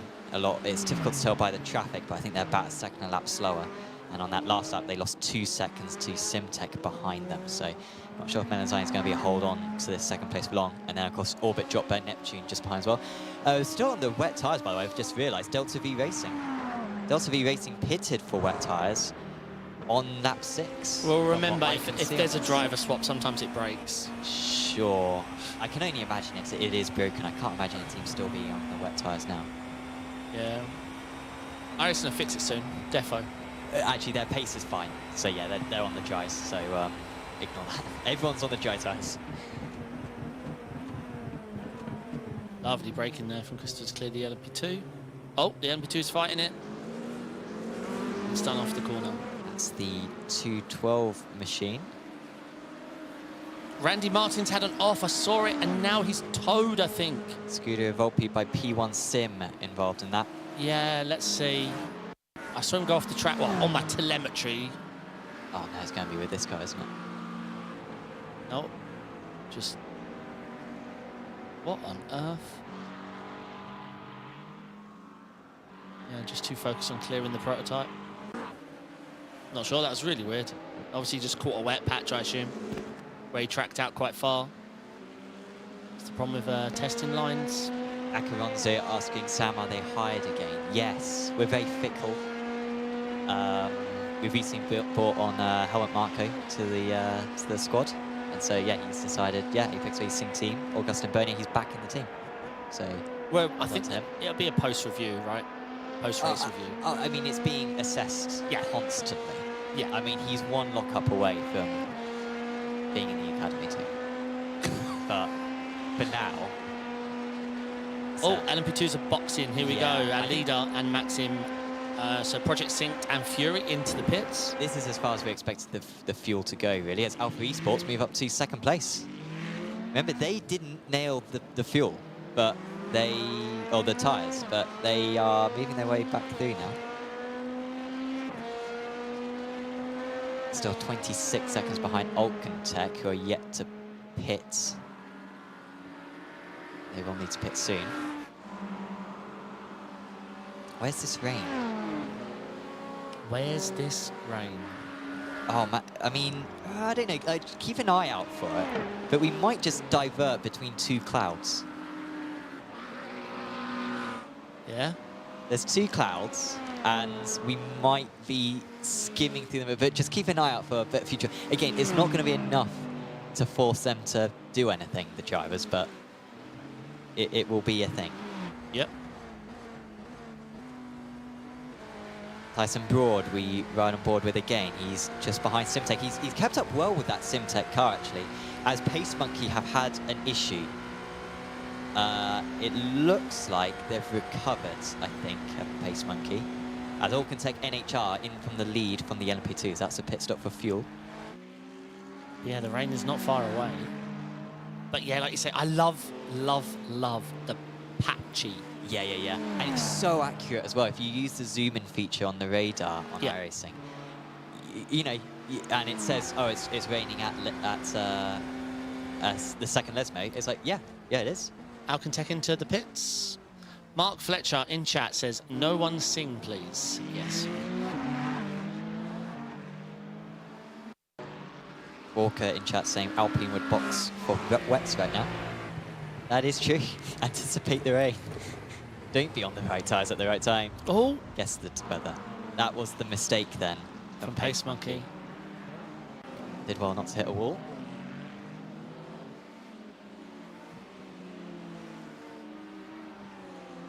Here's the rain. But again, this isn't going to last very long and it's not going to be very heavy. But it might just put off the drivers a bit. But there is a bigger patch coming behind this. Yeah. Once it's cleared, we will have probably clear for, I don't know, let's say 20 odd minutes. I don't know, it's hard to tell, but then it's light, but it's coming. If you like dry weather, make the most of this because I think it's going to get quite heavy in about 20 minutes time. But for now, I mean, this is going to be interesting. I mean, for the GTDs, I think they can basically make it so just be on the hour and then pit for wets. But for the LMP2s, yeah, I don't know. It might be a bit tight in terms of when these guys make their next pit stop, whether they need to, you know, stick on the dries or whether they can transfer to the wets, or whether they'll have to make an extra pit stop. I feel worse, though, for the GTPs, because right now they're in pure survival mode for the next. Sure. Yeah, GTDs and LMP2s can drive through this and take some risks.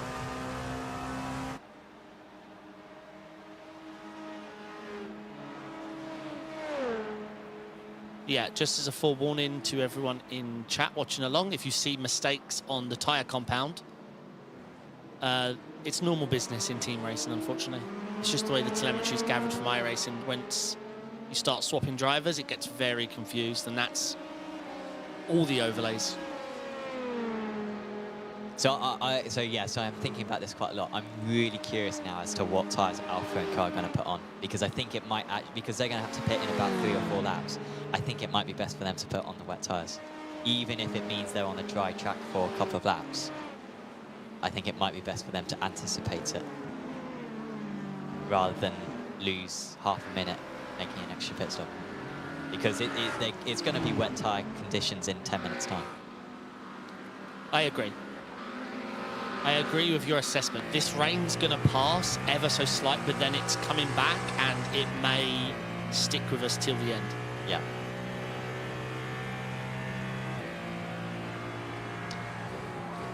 The Adam Watson gap, by the way, is 50 seconds. It's come down a bit. Yeah, he's stopped raining now. He's washed. He's only holding a 50-second lead. I mean, yeah, he's going to challenge him. I mean, I think if Manatee were 50 seconds behind, we'd be thinking, okay, you know, Manatee, our top team. Oh, as Aerokinetics green. Aerokinetics green from 2nd position. There they are. They have had an off, and that could be down to the slight bit of rain that we've had. Yeah, they've lost 6 seconds.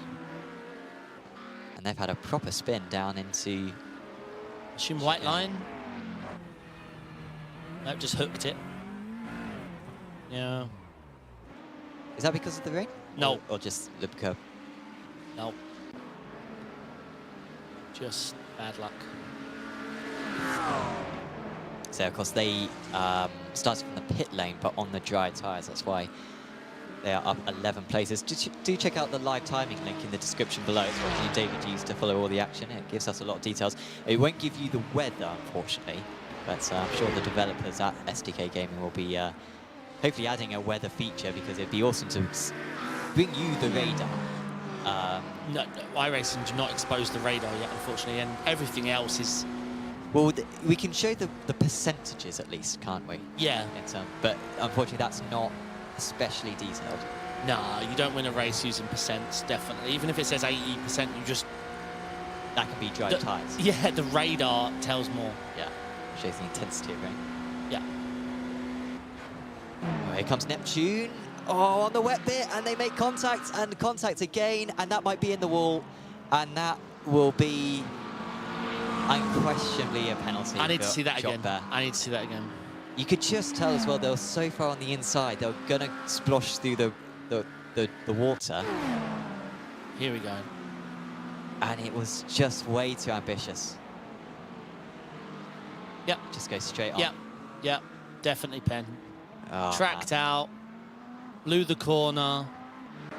It was fine, but he tried to grab the inside. There was a giant puddle there. Everything about his plan was okay, but he tried going really far to the right, and yeah. And what makes it even worse for Simtech is that they're now going to have to put on another set of dry tyres with their faster pair. I'm not sure if did they tow? Or, no, they towed. Wow, they couldn't even get it back to the pits from there. They had to tow back. They're going to have to change for dry tyres now, and then probably in 10 minutes' time, they're going to have to change for wet tyres again. Yeah, I can definitely see Tyson Broad getting I don't know. It won't be on the low end, though. Unfortunately, it'll be on the high end, so I don't expect it to be a drive-through. I expect it to be I don't know, stop and go, for example. Okay, we're like skimming some proper rain here. This is...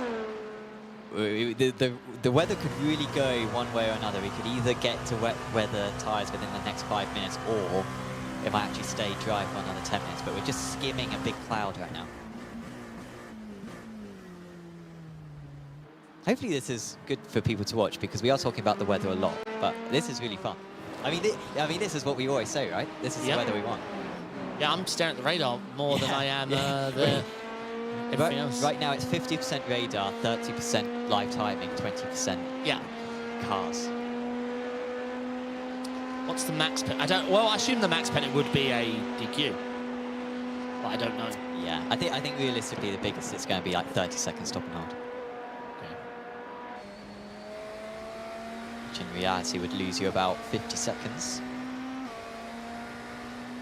The two effector cars are... Was it the two effector cars? Yeah, the two effector cars, the 201 and the 208, pretty close to one another. There goes their other teammate, the 177 in the GTPs, going past the pair. Of course, your pick for today's race is the 201. My pick is the 208. And they're currently running 3rd and 4th, but... Yeah, if they're smart, they're fuel saving. Leaders. Massive fuel saving in these sort of conditions opens up more options for you to decide later into the stint what you're going to do. You don't want to be first into the pit. Well, these guys are going to have to come into the pits very soon, within the next lap or two. Oh my God, that was so early on the brakes. So early on the brakes for Tom Griggs. And it nearly caught out his teammate. I think he was maybe lifting and coasting or something, maybe to go the extra lap to give them some more options.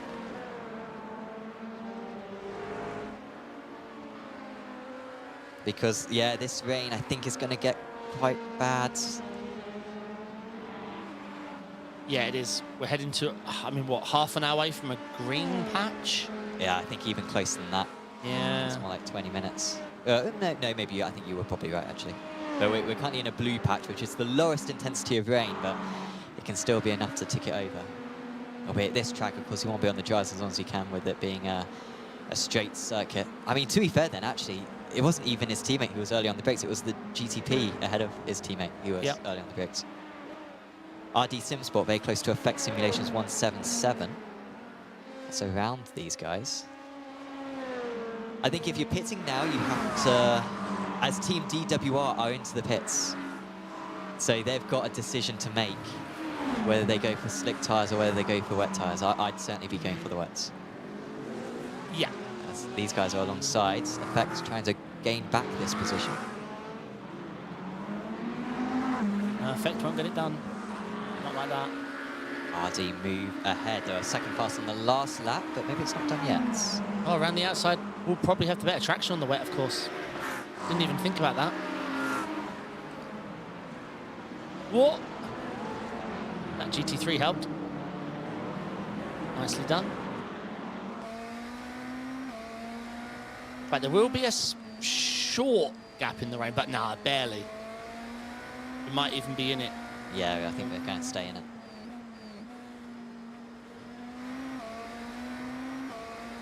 VPS, LMP2 into the pits. So are they pitting for, are any of these guys playing on the wet tyres? No. Well, we wouldn't know, I don't think. Now the driver swaps have happened. Sure. The literal only way is our producer looks at the tyre compound on the tyre wall. Yeah, unfortunately, I've modified the cameras so we don't have that camera now.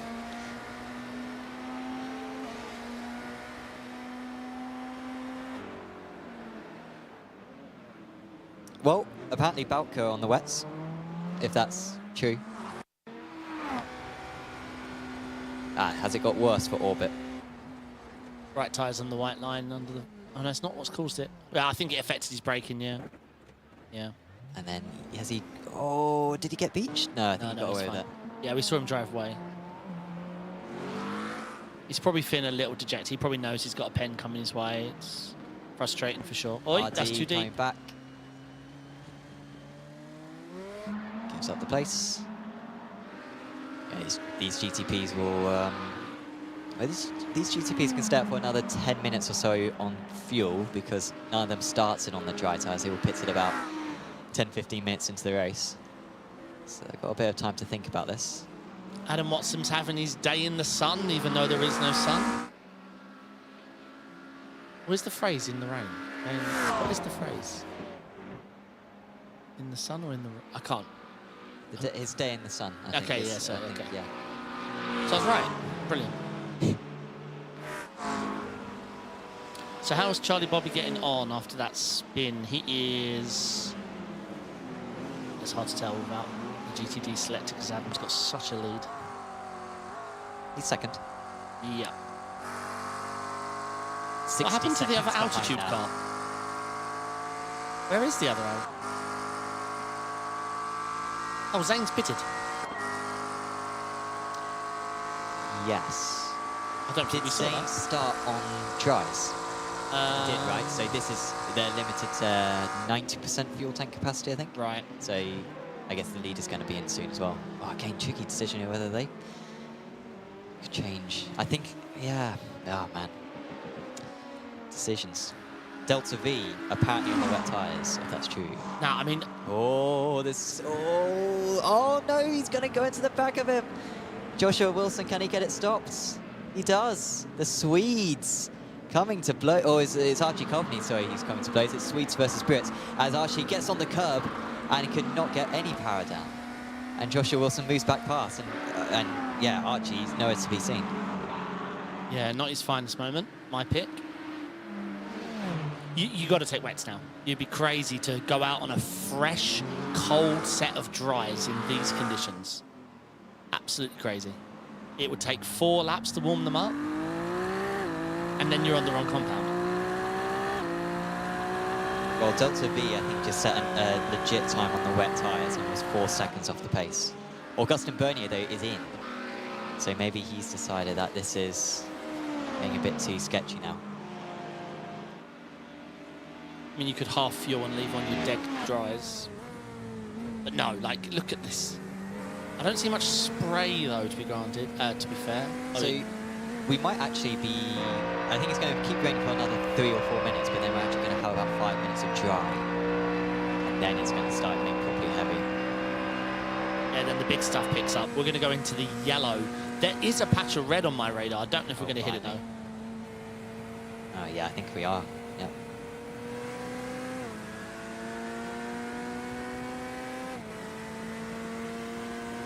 Yeah, once the 6 tyres are gone, they're not coming back. We're watching, we were watching Delta V chasing down Valkyrie. We're also watching now Delachaz versus Team DWR. Team DWR going a little bit wide there, and they might be under pressure from Project Sync's racing team fairly soon. All different pit stop times for these guys. Delachaz recently came into the pits.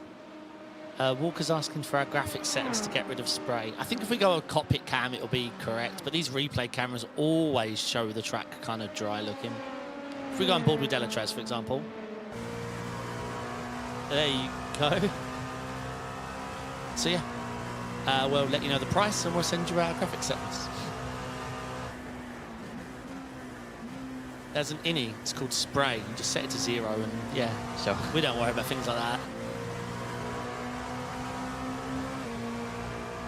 This Delachaz car looks very quick, right? Are they on like different tyres or something, or are they on wet tyres? No, just a good run. Past Alpha they go. Oh, yes, Andre started this race from pole position. They're nearly back there. They were down as low as 10th, I think, early on. Oi.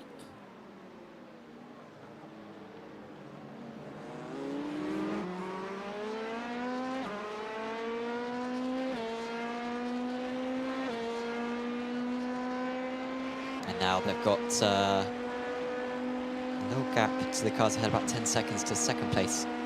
Lots of GTPs coming in. Melanzani, Orbit Drop Bear, and Miramika. According to our graphics, again, they're staying on the dry tyres, but again, I don't know if that's correct necessarily.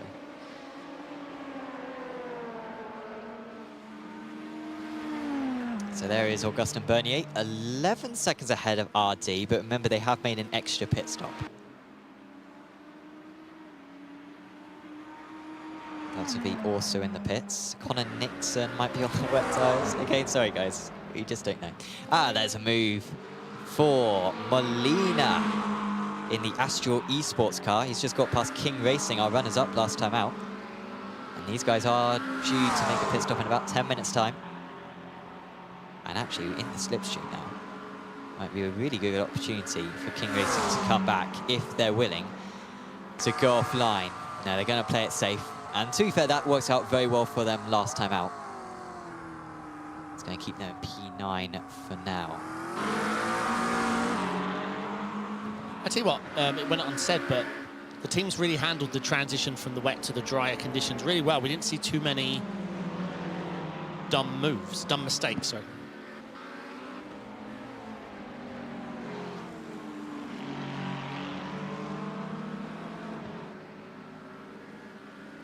Let's see who hasn't pitted. So RD Sim Sport. Oh, of course, they're on a strange pit stop schedule because they went really long on the wet tyre. The Sam Fitzpatrick fan club is asking when the Mohawk's coming back. Who is this? Tell me I don't know who this is. Well, it's not me. I know I did just disappear. Quickly set up a YouTube account. I mean, I feel... Yeah, the Mohawk's not coming back. Is it Lewis, you think? Lewis is busy enough, honestly. He's doing a very good job. I just saw him asleep.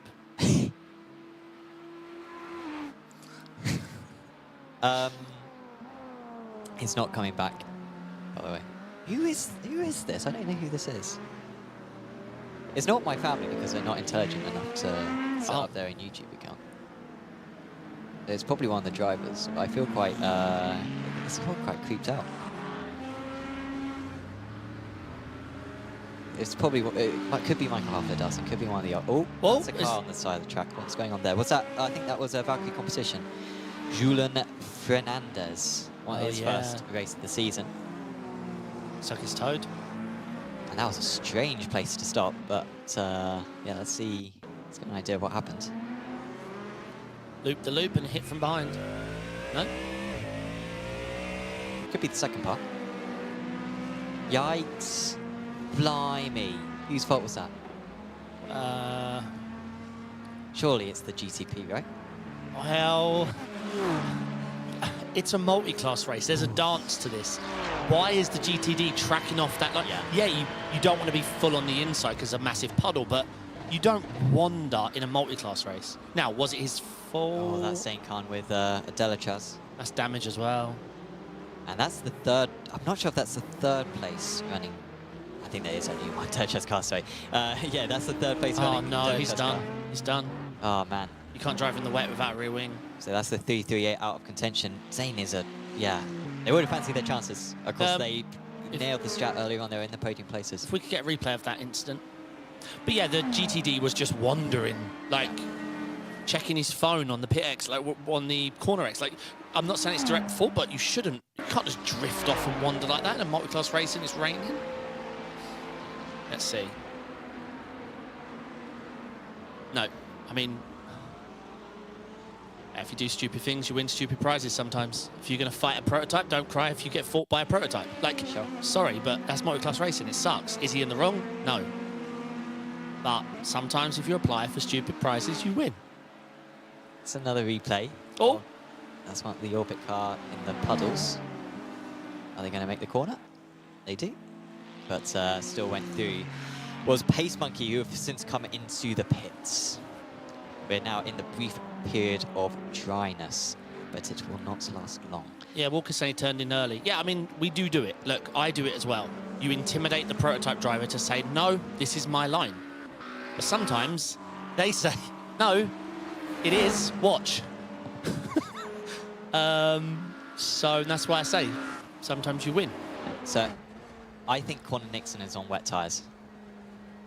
And he is doing a rain dance right now. His teammates are doing a rain dance. Well, I think the radar looks really promising.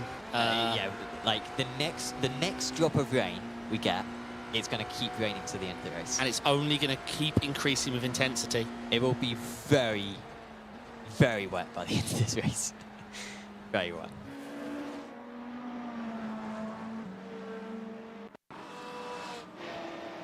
We've got, I think this Balka having another issue. They may have already used their fast repair. Fortunately, they won't need a fast repair for that, as long as they rejoin decent enough.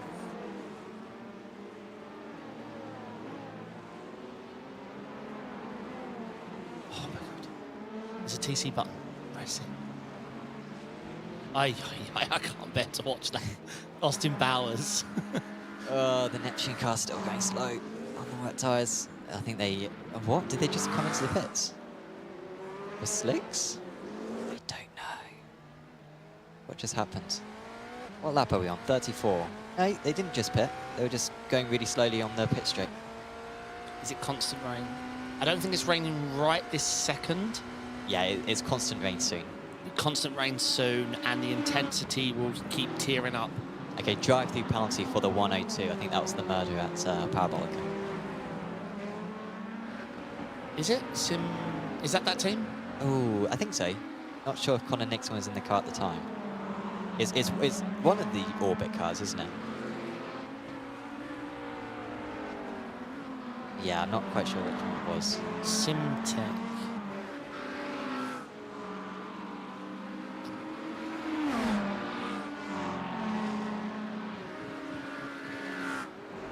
RD into the pits. Obviously their cycle's a little different to everyone because they hung out the wet tyre on the first stint, so they're very off compared to all the rest of the teams.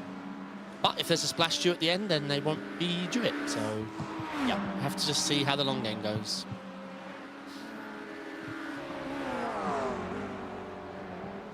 I'm trying to remember who was the... It was the down under guy you said. Was that an Orbit? Yeah, it was yeah, one of okay, the Orbit cars. It was that move there. Yeah. Yeah, it was definitely a murder, 100%. Griggs up to P7.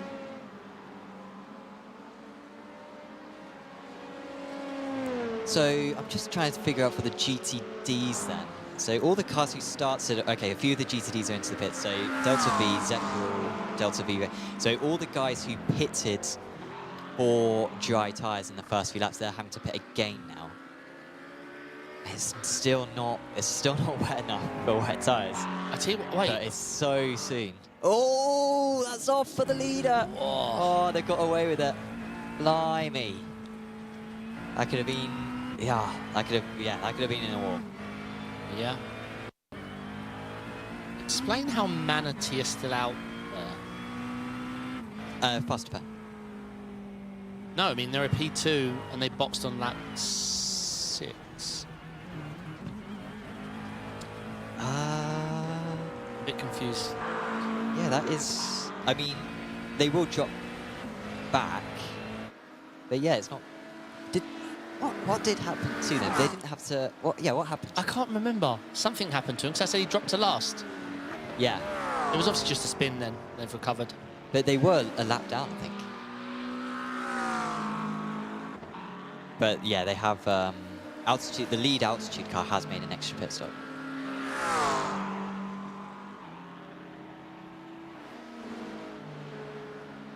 Yeah, there's no point showing the compound anymore. We just got to trust our gut. They're all on wets now. Well, unless they haven't pitted.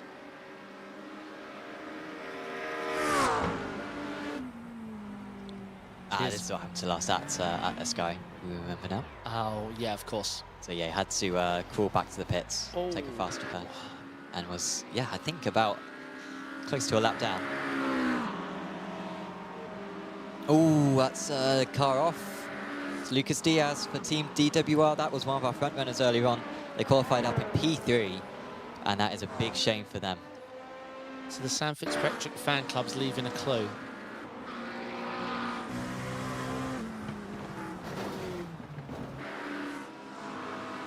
Blimey, that was a solo mistake, right?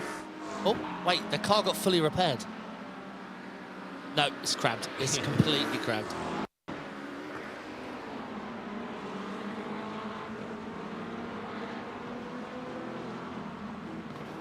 Oh, blimey. Aaron PK there. Absolutely. For Delta V Racing. Bit hard.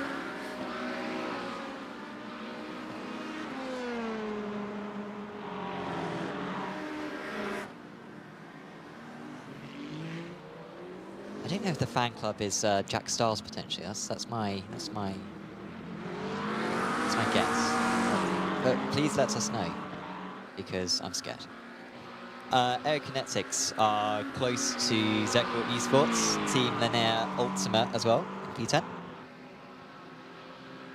Some of these guys have pitted though. Of course, great race so far for Air Kinetics Green. Charlie Bobby, that car. As this rain, okay, we're again, it could ease off though in like two laps. Yeah, but then, I mean, we've been saying you need to pit and go on the wet tyres for the last 20 minutes now, haven't we? And it sort of always eases off. Like, most of these guys are still on dries, I think. Well, the track's just not... There's enough cars on track where they're actually fighting the rain. Look, not much spray. Yeah. even though it has been raining on and off for a while now. Yeah, but the GTD is so tough because a lot of them have just come into the pits, and I think they all stayed on the dry tyres. I don't think any of them changed up. Yeah, still a couple more of them. iLivery's Vibe Esports into the pits next, so they've got to make a decision whether they go on the wets or the dries. Charlie Bobby, who's already made that pit stop. Now very close to Zekul Esports. They're on maybe the ideal line here. Zekul holds the apex well, and here comes Charlie Bobby back underneath. Yeah, he's looked good all day, as Charlie. Apart from the south mistake. Then Action Abel's just come into the pits, but all can take NHR maybe for the wet tyres seemingly. Bobby needs to make sure he doesn't break on the white line. But he is coming very close to it. Oh, he got away with that. It looks like the rain's just not setting on the track. Oh, whoa, that curb. Yeah, there's a big puddle on it.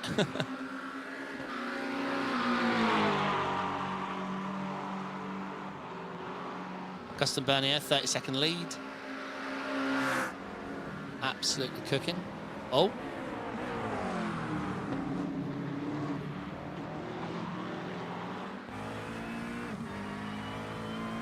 We're an hour into the race.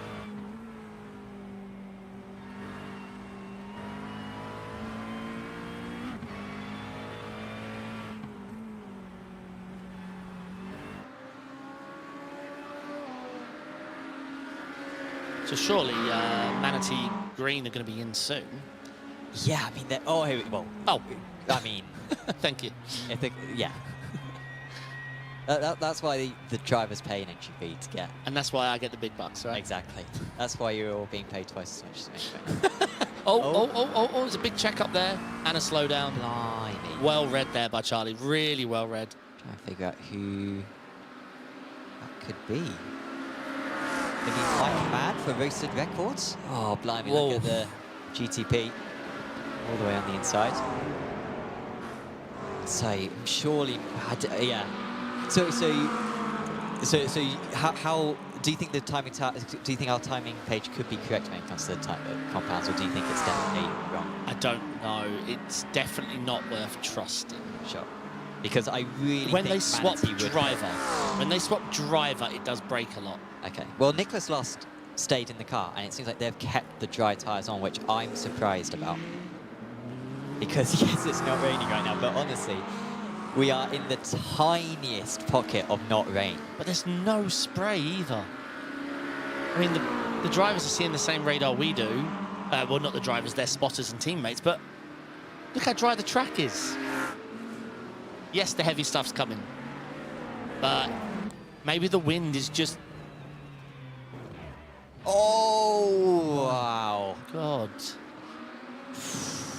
Manatee. I mean, the fact that they're 5th placement now is absolutely insane, considering they've already taken their fast pair. That could be a disadvantage later on, do consider that, but they can't afford another crash. I don't know what's worse, though. Missing the apex. All right, I can forgive them. But then there's a big hole between those giant sausage curbs. This can't be your first time on the track, sir. This can't be your first time on the track, sir.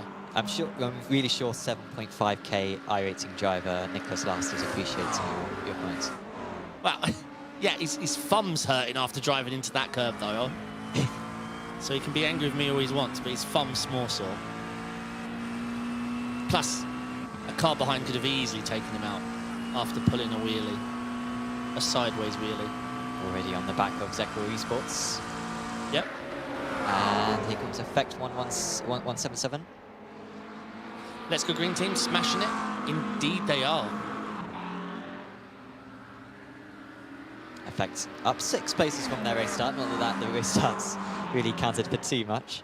They are 1 minute 23 off the lead, but only 7 seconds off the next car, RD.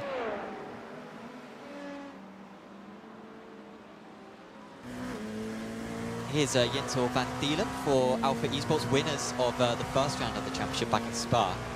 And we haven't really talked about too much of that lead for Fury Simsport, but it's held pretty strong, 19 seconds. These top 3 cars all started on the correct tyres, but they have been caught by Delatraz Automotive by Majors Garage over time. And really, any one of these top 6 teams could win this race. Even Project Sync dropped back a bit, but yeah, the other 6 I think really have a shot here. Alcantech have got less fuel though, so they are going to need to pit very soon. Alcantech. Aerokinetics Red are P9, and that's where they started in qualifying. Tyler Watson driving. Yeah, this Kostek, very strong driver, very strong. Project Sync Racing just coming into the pits now. Real shame for, I mean, I know I said you win stupid prizes, but obviously it's sad to see what happened to Zain Khan. Yeah. And look, I do it as well. Of course, you intimidate the prototypes to say, Overtake. you know, I want this corner. Yeah. Yeah. So Alpha up to 2nd place. That maybe gives them a bit of an opportunity to feel unleashed now and chase after the cars ahead. Yeah, I mean, Because Alpha didn't start on the correct tyres, but they've done so well to make up the time, and that was an aggressive move.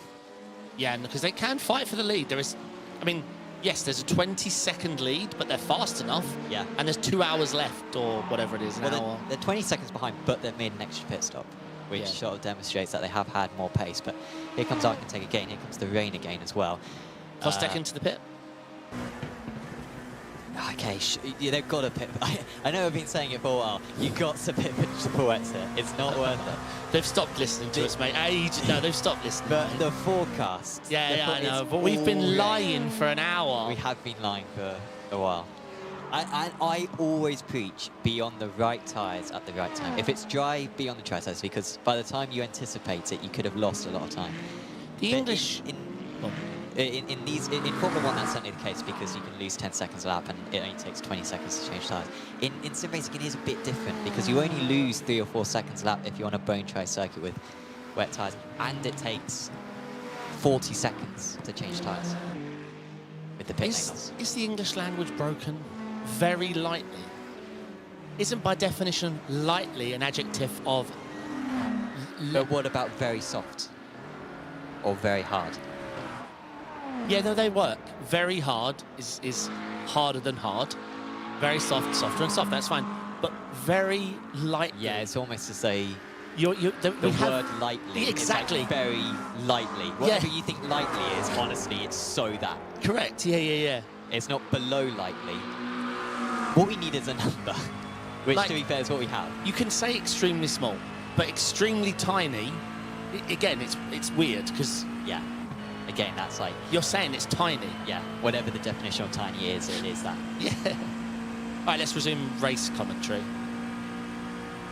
But obviously, you let us know in chat if you would like us to do an English language debate. Or will just be extremely stupid? Well, GCSE English. GCSE English was not my strong point. Double D. Sure. A plus star diagonal math. Math, I started the A-levels a year early. Yeah. If letters were numbers, I'd be an author. But unfortunately, I can't see letters. I can... Sure. Numbers I can do. There's just no, they're easy to me. Yeah. Letters, I struggle. So Delatraz and Alcantech have both pitted. It seems like they're both on the wet tyres now. So I think the transition has happened, and maybe Oyston Hereford has faced that. And Fury Simsport as well pitted for wet tyres. So I think this has worked out perfectly for Fury. I think they had to pit anyway soon. Oh no, I think maybe Fury... No, I think Fury deliberately pitted early. I think who it's worked out for is Alcantech. I think Alcantech were on no fuel. Delatraz and they had to pit. Alcantech in. And they've absolutely nailed that of Alcantech. Will they still be ahead of Delatraz? They are still ahead of Delatraz.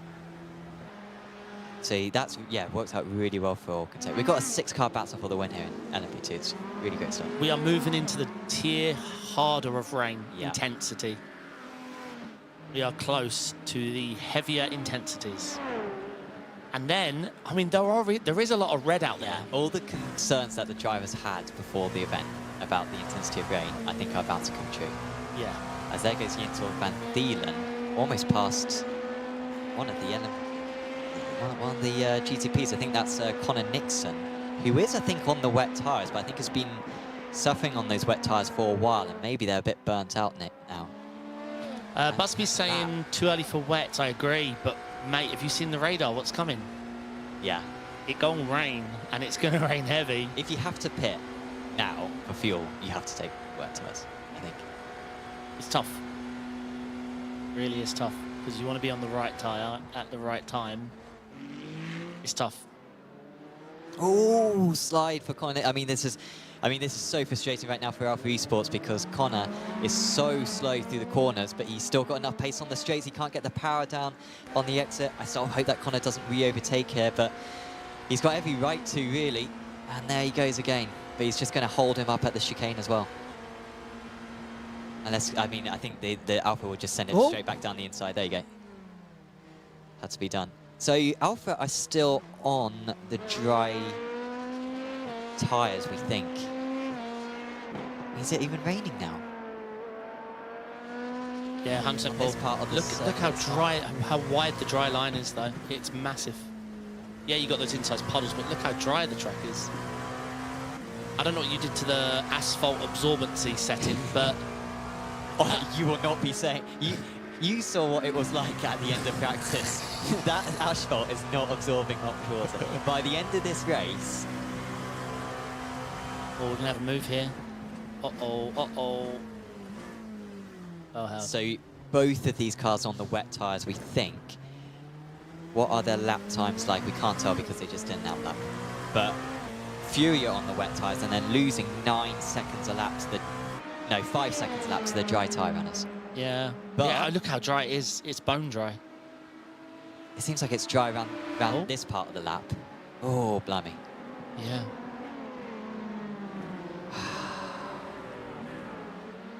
I mean, this radar, man. This radar. Yeah, for there sure. There are holes in the clouds which we didn't know existed. We are a few feet away from a higher intensity, though, for sure. Like, there is so much rain on the way. But this is what I mentioned earlier about fuel saving. You want to be on the right tire at the right time, so fuel saving always gives you that advantage to go a couple of laps longer than your opponents. Are they trying to keep the tyres? They're trying to keep the tyres wet. That doesn't work. No. iRacing said, like, yeah, we would love to add it. We will add it one day, but yeah, for now, you're living in Fantasyland. It will be good when that's added, for sure. Yeah. What's your experience with the burning out of the tyres? Because I'm not that familiar with it. Well, in real life? Do they actually burn out? Yeah, the wet side does, yeah. But, I mean, I've tried it in the Porsche Cup before, and... Yeah, but you don't push the tyre very hard. Wow. Wow. That's my issue. I push the tyre. See, I'm braking at 50%, and apparently that burns the tyre. So you can't face that concern. Sorry. No, yeah, you scuff the hell out of the wet tyre.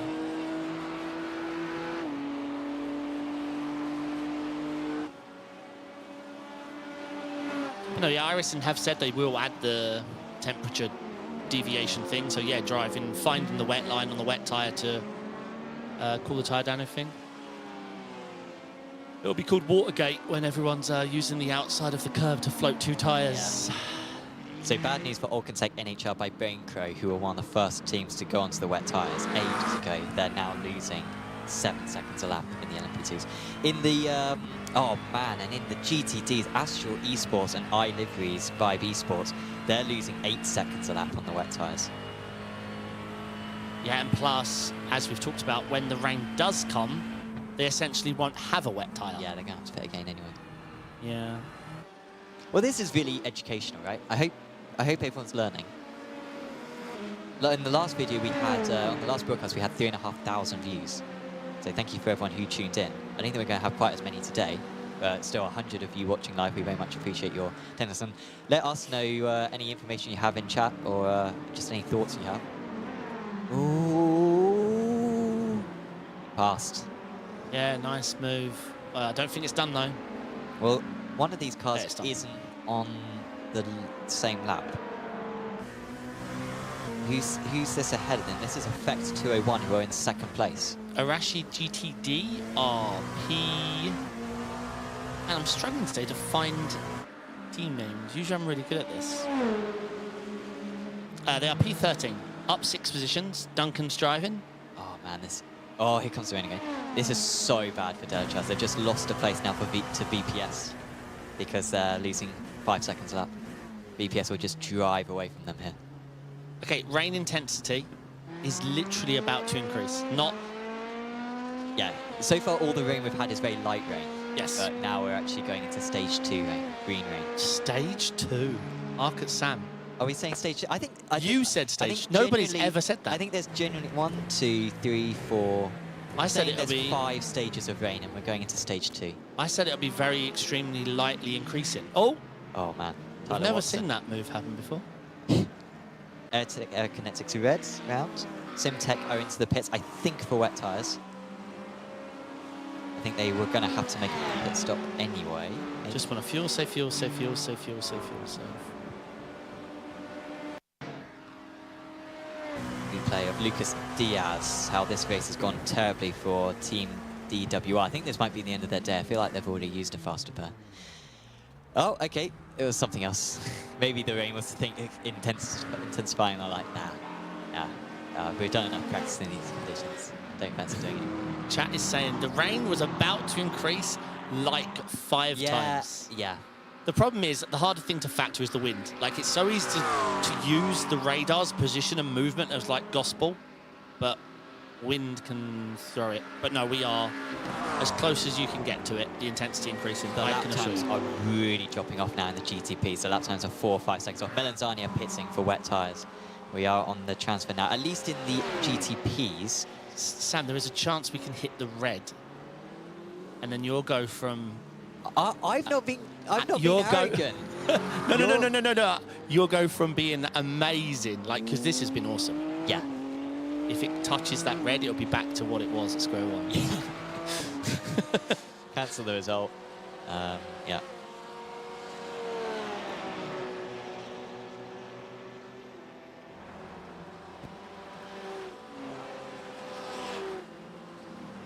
So Melanzani coming out of the pits now with their wet tyres. Still these guys who we're watching.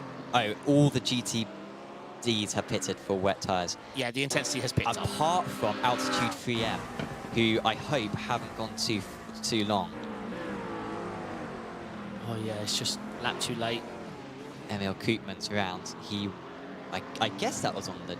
I don't know if that was on the dry tyres or not. No, I think he's on cold wets. Where are... Okay, Altitude 3M esports have got back to the pits. So I think they may have gone 1 lap too far, but they've got back. So they should keep the majority of their lead, or the vast majority of their lead. The Effectua 1 car into the pits to get those wets on. Off. Alpha stayed out. Oh, what's Melanzani doing? You can't keep fighting. Okay, that's a bit naughty, but... Are they on the dries? No. Oh, they're on new wets. Oh, but the car ahead of them, RD, they're on dries. So RD are still driving away from them on the dry tyres. Manatee, were you just mentioning Manatee, sorry? Yeah, no, it's not, it's, the intensity now can actually go up from here, I'm afraid, 2 more times. Yeah. I don't think we'll get to the red in time, how slow the radar's moving, but yeah. There's a small chance we go back into the light blue for a little bit, but it's too hard to tell. For now, expect a wet track. Yeah, we might be just at yellow, not at red. Yeah, I don't think we'll hit red. We may brush another patch of light blue though. Around the outside. Or Melanzani. No, white line, careful. And into the pits, so RD pushed it. So to be fair, I don't think that cost RD too much. You could see they were still keeping with the wet tyre runners, but they've eventually come in. So Melanzani will be in 2nd place. They were one of the first to change to the wets, but they are still 44 seconds off the leaders, Apex Racing, who are also on the wets. Mia Mika also came into the pits for wets. And so the order that we've got in a moment is basically going to be accurate to what the order is for pretty much the first time in this race. Everyone's been on different strategies and doing extra pit stops, but now everyone has recently had to come for the wet tyres. Everyone's going to be basically in the same boat, quite literally. Quite literally. Alpha Esports into the pits. Where are Alpha going to come out in LMP2? They are going to come out. They're in the lead. Yeah, by a minute 17. How have they pulled? Wait, I'm Oh, confused. because I think they stayed out on the dry tyres, right?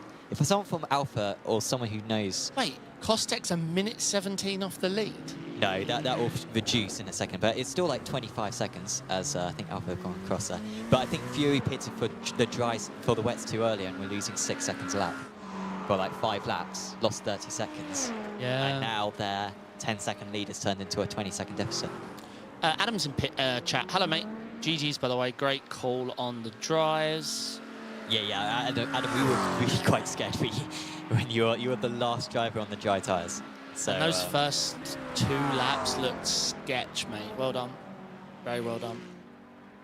So it's Slipčević out on track now. Hopefully there's not too much slipping for him in these conditions. No, you tried too hard. Yeah. You could actually hear your brain ticking.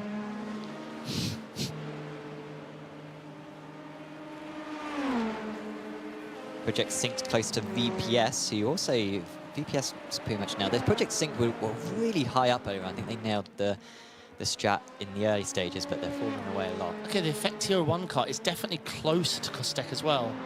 So, I mean, it's been hard to keep a track of all the different strats, but the last 30, 40 minutes have not been kind to Kostek. He's 22 seconds off the lead, and he has the Effect Tier 1 car with Benjamin Frigero right behind him. Ooh, close for Benjamin Frigero. Nearly hitting the back of the... not sure what that car is. It's Manatee, isn't it? Yeah. Here goes. Yeah, so Kostek's gone from an easy win to...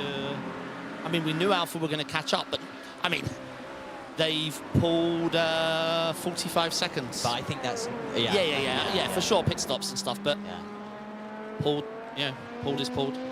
Someone's still on the dry. I think that's Pace Monkey. That's still on the dries. And can they get to the pits?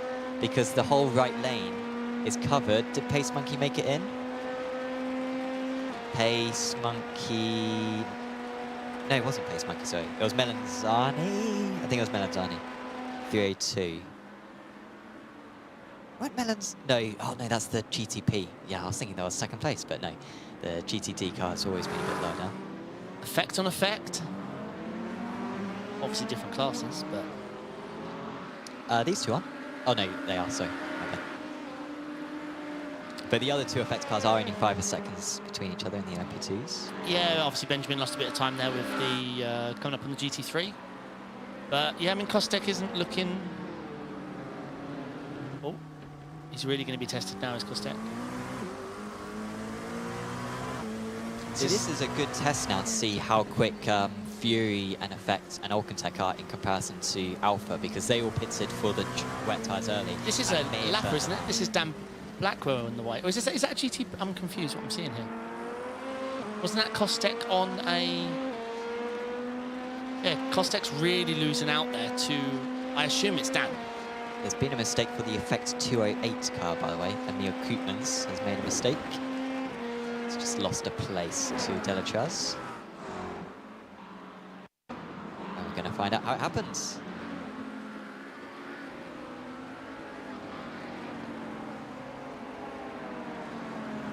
Oi. This was just behind what we were watching a moment ago. Yeah, Emil's having a tricky start here. He's had 2 spins. Can we ride on board with Benjamin or Kostek? Because, because I think Kostek's being held up. Yeah, Kostek is being held up. He is going to be fuming. Because as you can see, being held up in this when they're a lap down is a nightmare. I can only from the livery it looked like altitude, but it's very hard to tell. Yeah, I think it is Dan Blackwell. Yeah, he's really holding up Kostek. It looks like he's got by now. I mean, I'm not saying it's easy for Dan to let him by either, because the conditions are awful. But yeah, that was a whole lap and a half there. Bit of a mistake, I think, a moment ago from Zekor Esports, Dan Trachea. But he's got back going again. I think he's lost about 5 seconds with an off. How's the radar looking? All right, yeah, we are in the thick of it. I think we're going to go for a lighter patch, and then back to this, and then back to the... It might actually stop raining in a second. For very briefly. I think it'll just go to lightly. That's what happened to Dan Drucker. Hopefully he gives up the time.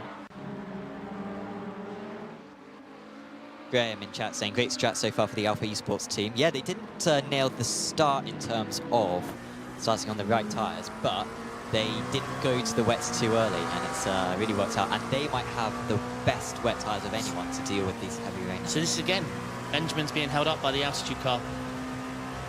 Let's see what happens here. And what Benjamin's going to want to do, and he gets it done.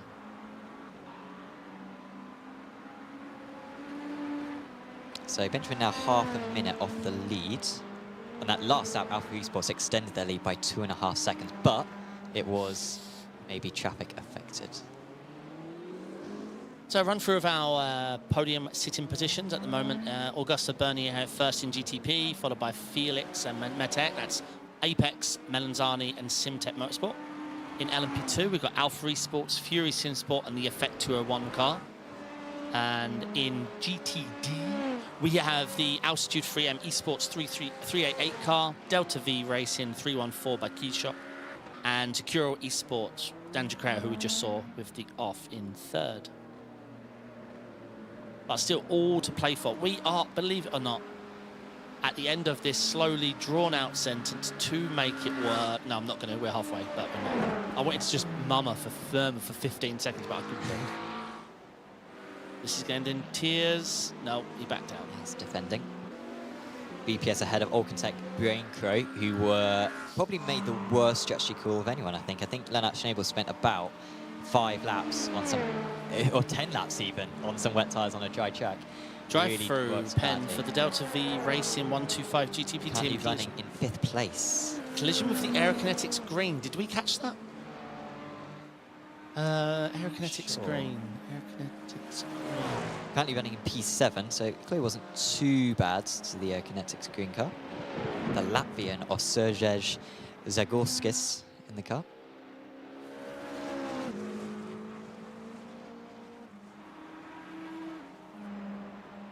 Delta V now taking that drive-through penalty seemingly. May as well get over and done with as soon as possible. They might lose out to effect simulations because of that. I think they'll hold on though. And still Lennart Schnabel stuck behind BPS. Very close. And I'm really curious as to what his pace is like because, yeah, like I said, if anyone's tyres are going to be burnt out, it's going to be his. Isn't able to get past right now.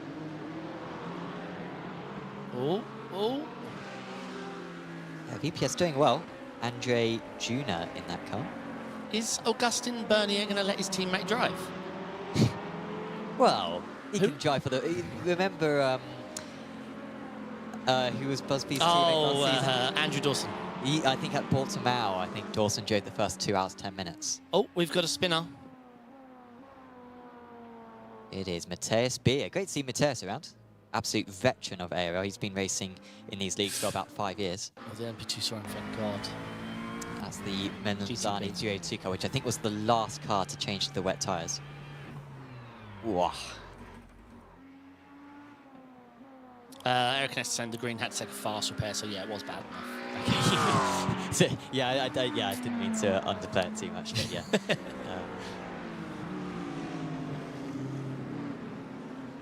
What? Felix Domin for Melanzani. Such a good job, 23 seconds ahead of Simtech. They've come back pretty well. I feel like Simtech had quite a big setback at one point, but they're doing all right. Very spread out in the GTP, so we've got about half a minute between most of the front runners. Wait, RD Simsport sped in pits? So all I can assume it is a 101 pit stop. That's 40 plus 31, 101? No, that's 30. What could be 101? What, 61? What? Yeah, but that's 30. 30 is a pit stop, 40 is the stop. So Oh, so 30 seconds. I don't know, 101.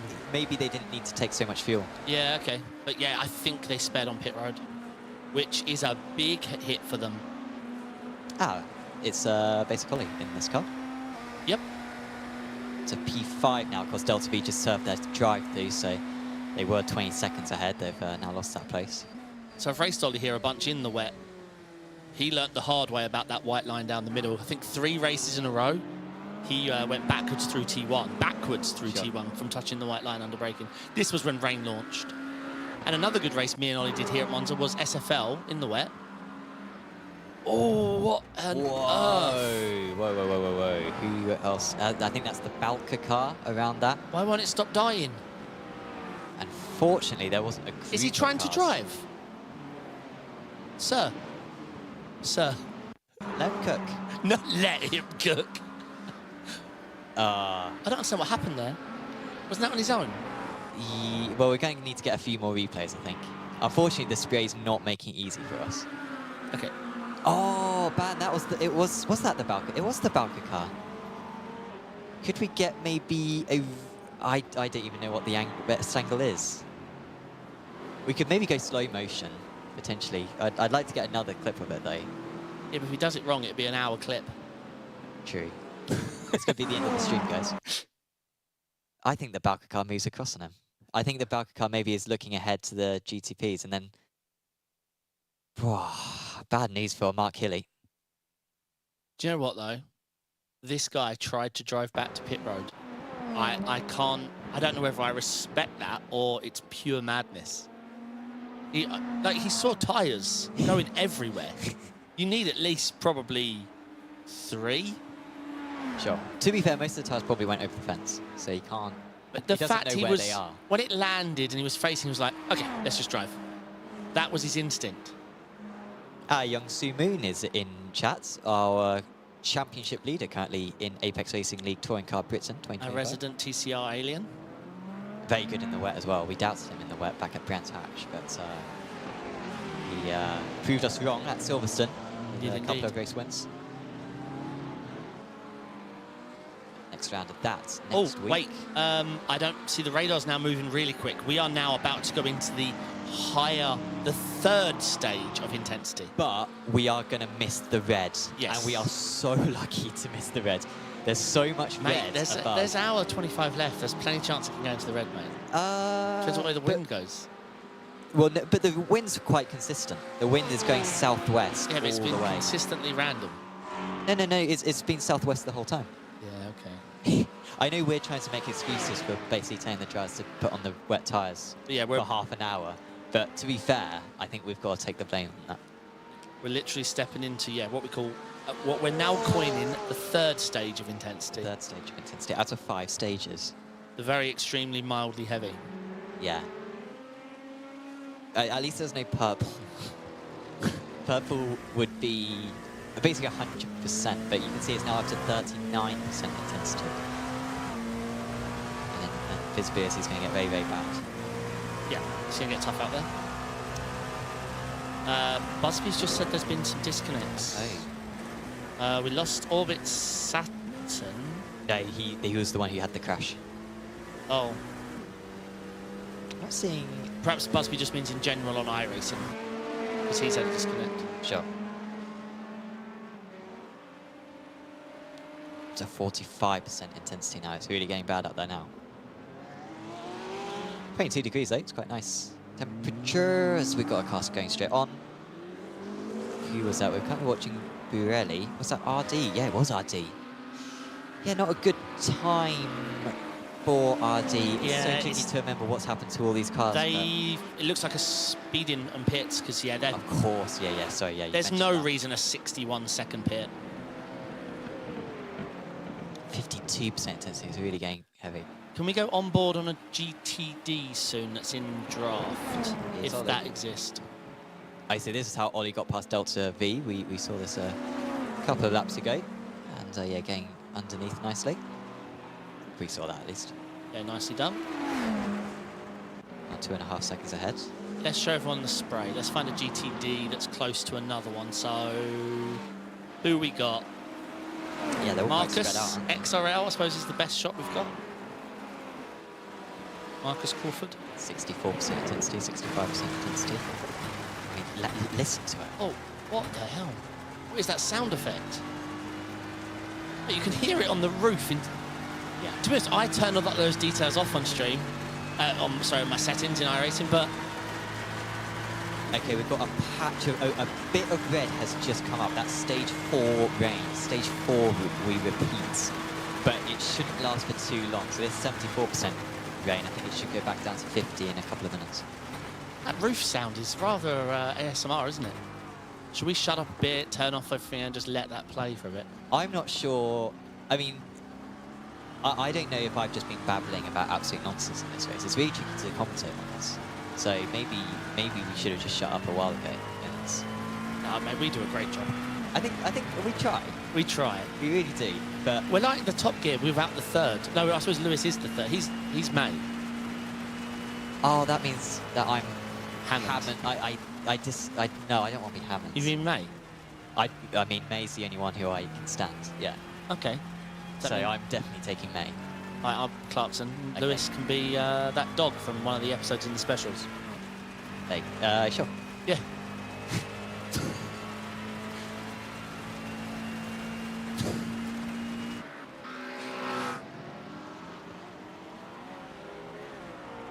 Okay, it's now very wet on track. Man, this is very heavy rain. Very heavy rain, yeah. Very heavy rain.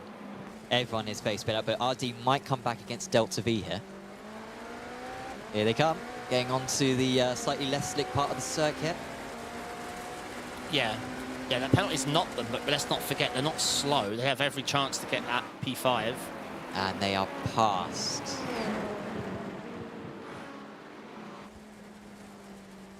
But they're a little bit deep.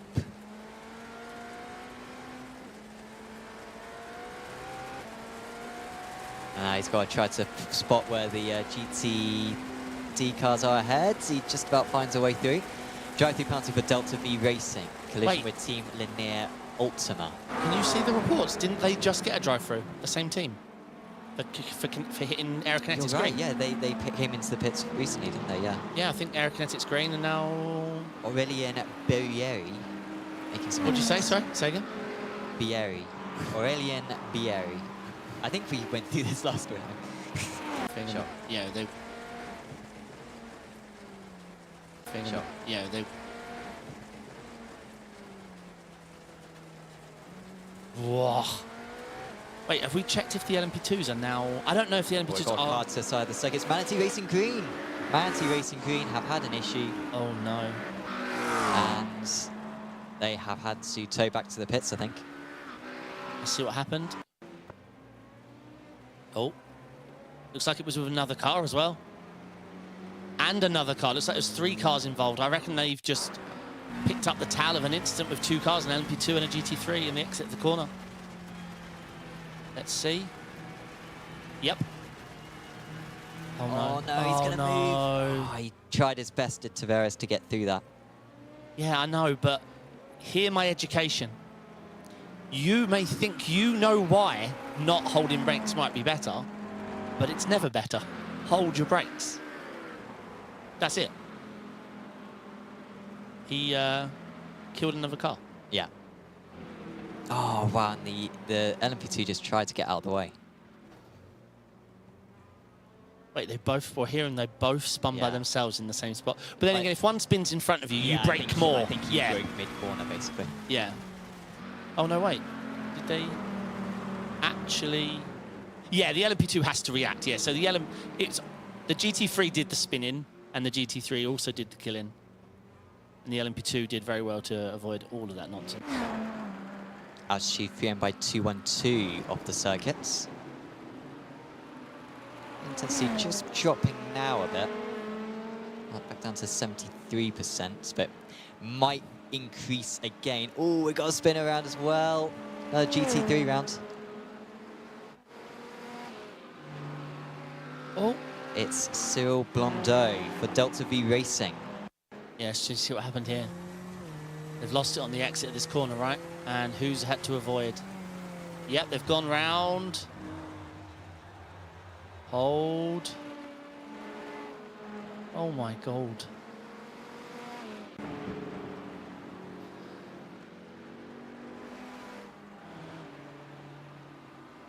So Archie Conway, RD is on the getting close now to the effect 177 car with Ollie in the car currently. What else we got going on around there? No, that is the battle right now. That is it. RD versus Effect. Everyone else is wise enough to keep a good 6 seconds away from everybody else. Well, Effect Simulations 201 are catching up to Fury right now. Effect 201 Fury. Yes, indeed. I don't know how I missed that. Yes, that's I think it's coming down the gap quite quickly. Augustin Bernier across the circuits. Back to Academy.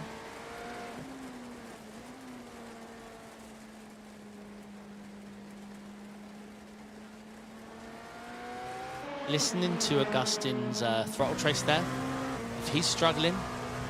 Yeah. And then Zania into the pits from P2. This is looking good from I Benjamin. feel like they needed to pit anytime soon, but that's what they've done. Wait, is Augustin's teammate Dan Amon? I can't remember who he raced with last time. I think. Martial Hubert. Okay. Awesome. So, Simtech are up into second place now. Manzani with that pit stop, but might be scheduled. Yeah, it's hard to tell because of all the different pit strategies. Oh.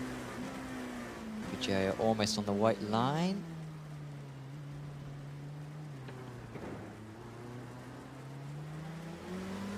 Okay, weather updates. It's very bad, and it's going to be very bad for the next 15 minutes, and then it should ease off a bit. Yeah, it should by go from, ease off, we still mean really heavy. well, it should go from, this is currently sort of level 3, level 4, it should go back down to level 2. Yep. That number to the right, very informative, 55%, it did get up as high as 80. It should drop to about 30. 25, 30 in about 15 minutes. Here comes Ruggiero. Oh, God. Has to back out of it.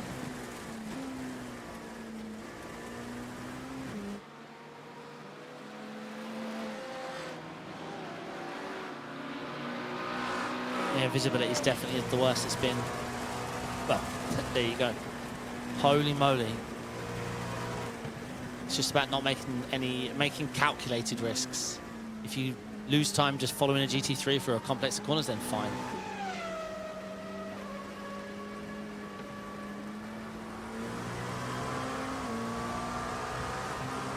I mean, Tyler, it is being watched. We do have live stewards and...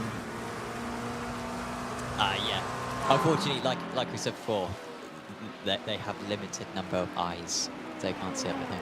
So if you are in the race and you see stuff like that going on, see something, say something. Yeah. Do the airport thing. It very much helps when stuff like that are just listed rather than having to find stuff. Yeah, they'd love to penalise the Apex boys, honestly. Ollie looking good out there. Let's see the gaps. Okay, so he has got the pressure now. RD is on him. But, I mean, passing now is very hard. Being quicker is one thing. Look, he can't even see Ollie. I know he's 6/10 away, but you can just make out 2 faint red lines. Effect 208 in the pits, and yeah, I'm not sure why. Again, it could just be fuel. I mean, I guess that, yeah, I guess it was a while ago that they pitted, right? So I guess that makes sense. Did Alcantech? Oh. Yeah, Alcantech Brainco recently came into the pit, so I guess that makes sense for them as well. Just had a screen freeze. So Tyler, my one bit of advice with rain currently in iRacing is just trying to avoid using the rewind. I don't know why, but even when you go back to live, you're more likely to have a crash or a freeze. Obviously I do this a lot, so I get to experience all the bugs in a fast-forward-like style. And rewind, especially in endurance, like when the race is longer, especially when rain, I don't know, man. It's almost like it's a memory leak or something. Might end up just stop rewinding. Oh, He's round. Oh, he just clipped the white line. Is he okay? He's okay. He's okay. Hold it. Hold it. I don't think he got tagged from behind. No, yeah, it was all by himself. I was going to say he was close to that white line, and unfortunately, I think only one tyre clipped it. And I don't think he even clipped it, I think he honestly just lost it under power. But I could be wrong. I wasn't watching super close.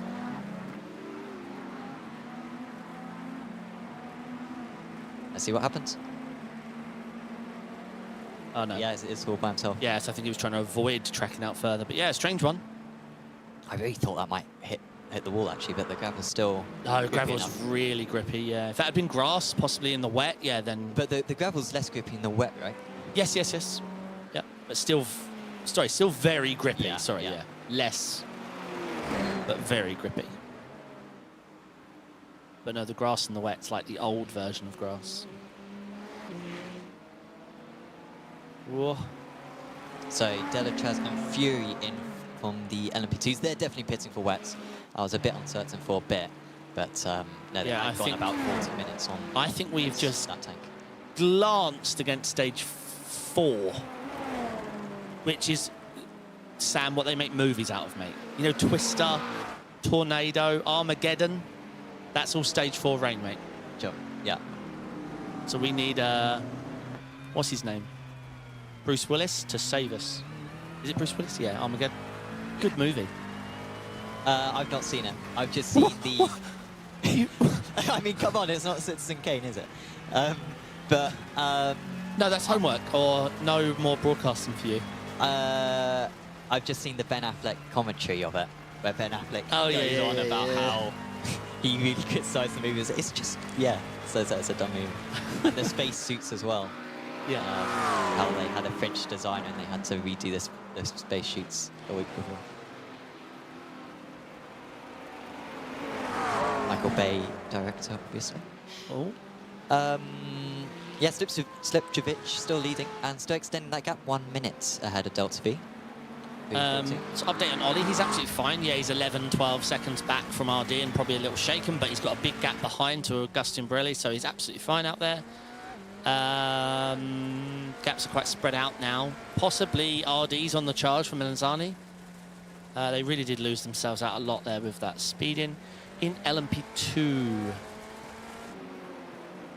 Let's see, what's Rogerio's pace like? I mean, yeah, Alpha are fast, so it's going to come down to who manages the rain the best and not makes mistakes, but that's a 42-second difference. LMP2's pretty spread out in GTD.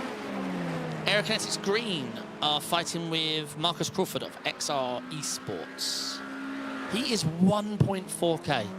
Marcus Crawford, XR Esports. And I say it like that because holy conditions. You wouldn't find me in 1.4k in this triple multi-class Monza of heavy rain. So hats off to him. Bernie, I think, may have made another mistake here. Oh, he's hit the back. I mean, I don't think that was Augustin's fault, do you think? I don't know, I'd have to look at it again. Yeah, I don't know how fast the GTDs are usually around there. But obviously, if someone stops or goes 20 kilometers an hour, I don't think there's a whole lot you can do. But was he making the corner anyway? Yeah, he was going to make the corner, yeah. I'm not sure. The GTD literally stopped to not get on the sausage curb, but yeah. Okay, so Marcus Crawford got past, but still, hats off to him. 1.4k being out there in this. I remember the last time I was 1.4k, I was driving a Mazda at Lime Rock and I was getting it wrong in perfect sun on a tyre model where the tyres never did anything. On a track with only right-handers. Correct, yeah.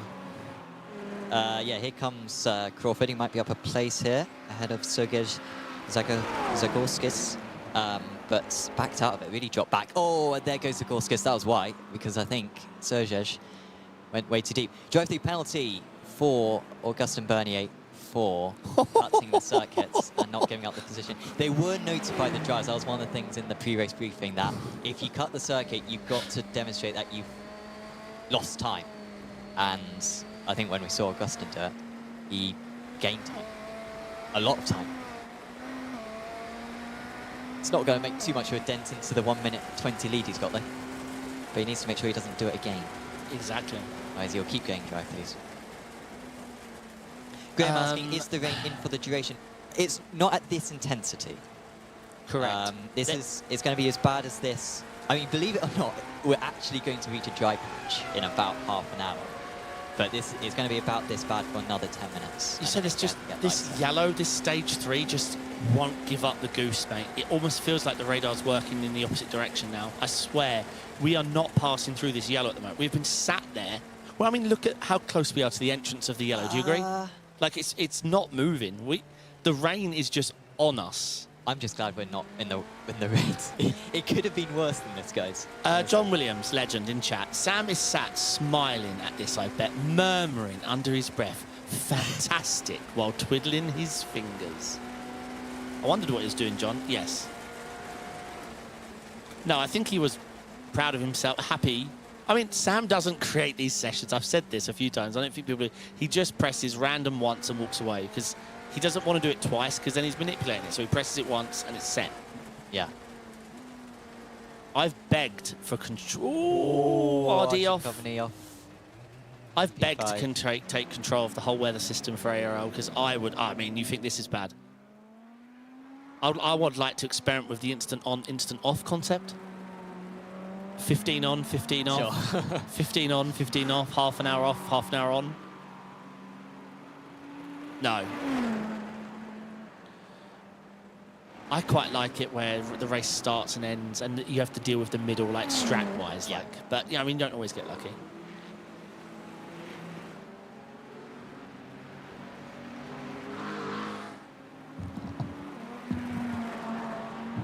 Okay, so we're on board with RD, who recovered fine, because obviously their mistake was less than what happened to Ollie. So yeah, they've still got a... What are we dealing with here? Yeah, still 11 seconds, and they're 5 off Melanzani. Oh, and let's see, we definitely had a change of position. No, ignore me. So obviously Apex Racing team are going to have to serve that, I believe it was a drive-through penalty.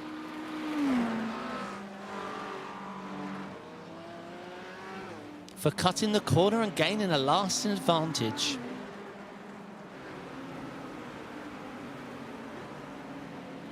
Oof. So, checking in with Benjamin Frigerio, I swear that was 40 seconds. Yeah, there was an incident with Alpha. I think Alpha lost 9 seconds on the last lap, if I'm... Unless they've recently pit. No, they haven't. Yeah, they lost time. I believe. About 9 seconds. And then they set in a rapid lap. But yeah, that's... things are going swimmingly. Yes, John. Indeed, they are.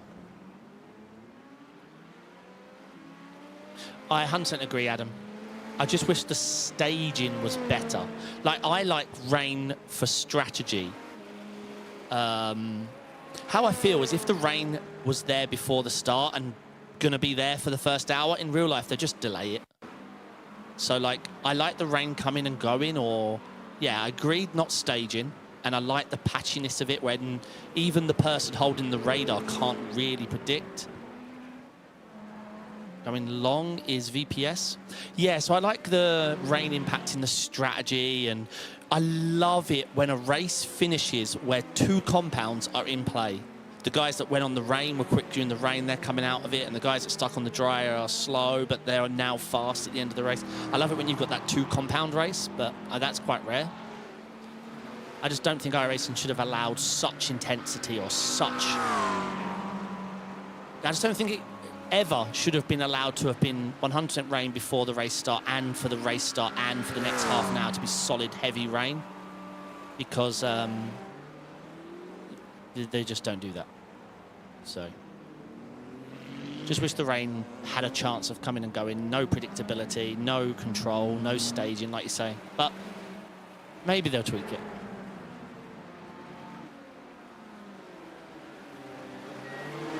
Flashing on pit road. GTPs do that on the in, but he was flashing on the way in.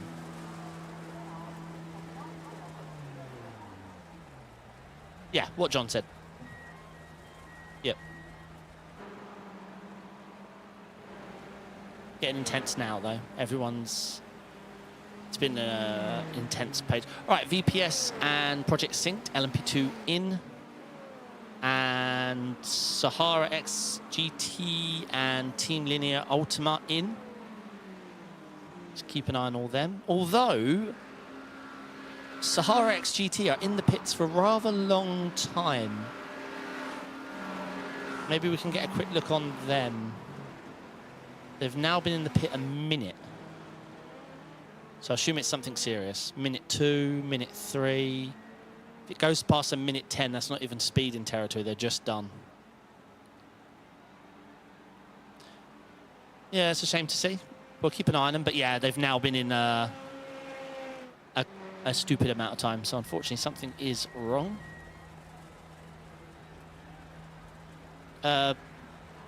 Pace Monkey, are they okay? I think Pace Monkey, Mikkel things, Pace Monkey Sim Racing have had an issue. I just see them, oh, but maybe they've got going again. I think they lost time. I think they had an off. Let's have a look. What happened?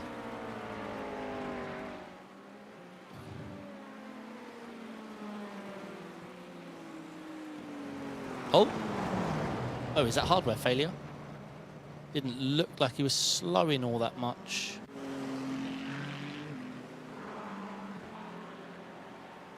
Yeah, we'll keep an eye.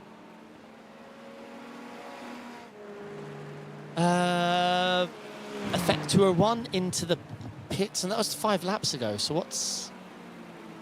Wait, Delatraz is... Wait, I'm just catching up here. 64, 69. When did Delatraz get ahead of the Effect 201 car? What happened to the Effect 201 car last lap? Yeah, last lap, Effect 201 lost 8 seconds. Yes. Yeah, something's happened because Delatraz is now P2.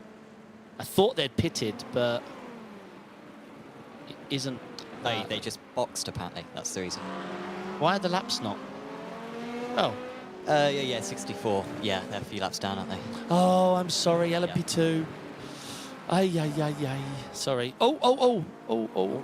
Fabio Grassetto, he's had quite a quiet time from what I've seen since he joined the circuit about half an hour ago. He's had one of his first offs.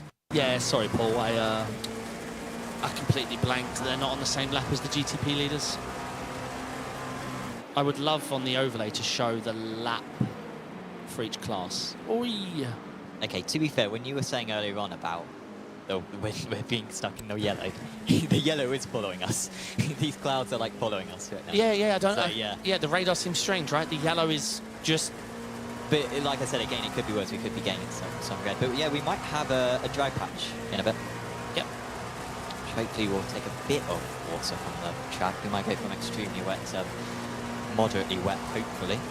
Yeah, so looking at this battle with Delatraz Effect have effectively 5 laps to the good on fuel with an hour left to go. So that's going to pay dividends come the end, as long as they can stay within shouting distance, which they are at the moment. But we've got some really good drivers out on track at the moment, so let's keep an eye. RD Sim Sports into the pits, hopefully for a regular-sized pit stop. This time. Yeah, I think the last time they had to come into the pits was on slick tyres on a wet track. So you think that's probably why they blew it? Yeah, that's a good point. Albeit, to be fair, not many of them did blow it, did they?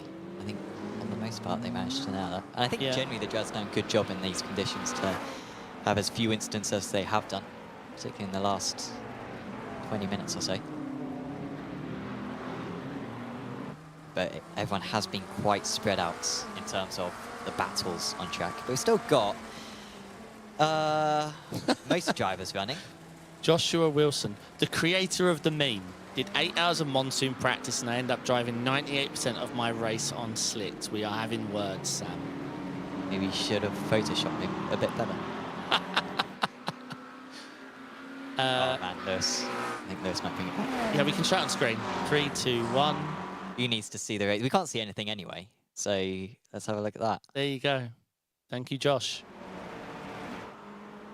Oh. Oh, blimey. Oh, blimey.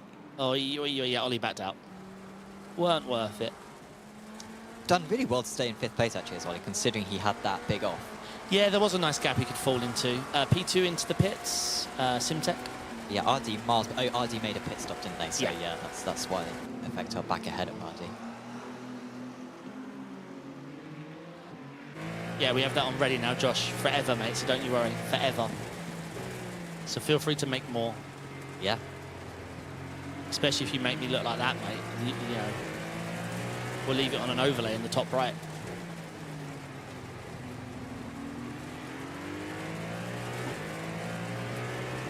We have an oh, I think there's been a mistake for Simtech, and I think they're about to lose a place. And Simtech, I think, have lost out. Wait, they to just pitted. Mika, MA70. No, Nice. this or maybe they have just pitted. They have just pitted. Yeah. But yeah, this is another mistake, maybe on fresh tyres, and that's allowed Mika ahead. But Whoa, that's wow. Jeez, they nearly destroyed them. So he will make sure he gives up the place again. Yeah. Otherwise, press that protest button. They've got to fix this, have iRacing. Oh, what happened to the car behind? Oh, he's back. I think he drove into the back of him, right? I mean, it could be under traction. Wow, that could have been a lot worse. Or, hear me out, he didn't see any other cars on track. He was blinking like that. He may not have seen anyone else. But yeah, otherwise that was awful. Absolutely awful. Albeit, even if you are blinking, it's still not really an excuse, right? No, completely. If you're Yeah. blinking and you don't see anyone, it's still your fault. You still get the penalty. But, you know, for the drivers, he didn't mean it, is what I meant. Did Melanzani get a pen for the instant with Simtech yet? I didn't see it. And what instant was it? Melanzani, Simtech. Remind me what instant it was? I don't remember. I can have a look. Melanzani, Simtech. Oh, that was ages ago. That was on lap 9. There was a no further action. If that's the incident you're looking at, it was between Simtech and Melanzani on lap 9 of the race. There was no further action starting that. The penalty sheet, by the way, is available in the Discord. Useful links if anyone wants to have a look at it. The one in Parabolica. I thought that was Orbit Drop there. I guess it's probably been Sorry, multiple, I we've guess. seen loads of instances. Yeah. I'm trying to remember the specific one. Remind me. Project Sync's just got past Alcantech NHR by Brewing Cray. This is, a frustrating race for Alcantech NHR Brewing Cray. Yeah, for sure. Because I think they nailed the tyres at the start of the race, I think. But I've just been involved for too many things. It's not called Parabolica anymore. What is it called? Alboreto. Alboreto. So just to be clear, I will always keep calling it Parabolica because we don't need to rename corners. We're adults. Well, the first two chicanes here are called Variante, Premier Variante and Seconde Variante, I think. Rather than the Retro Posta for the second one, and I can't remember what this one's called, actually. Yeah. Didn't they tow? I'm not sure. You're going to have to remind me of what the incident happened. Like, yeah, give me something to go on. Melanzani has made a mistake. This is big for Melanzani, but they're back on circuit again, it seems like. But they were off track for a while. Let's see. From second position. I think they lost at least 5 seconds. So Mika, some of everyone's falling off around them right now. And they... Oh, and Marshall Hubert is into the pits. Is in the car. So here is what happened to Melanzani.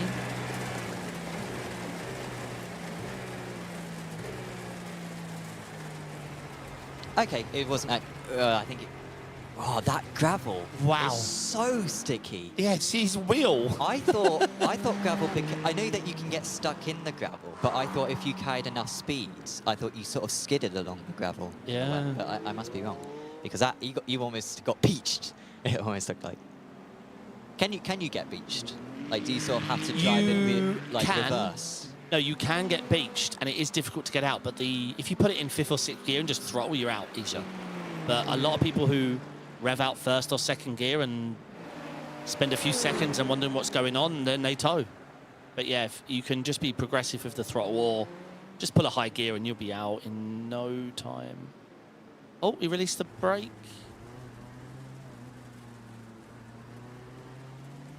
Mika in from 3rd position. David Granez gets into the car.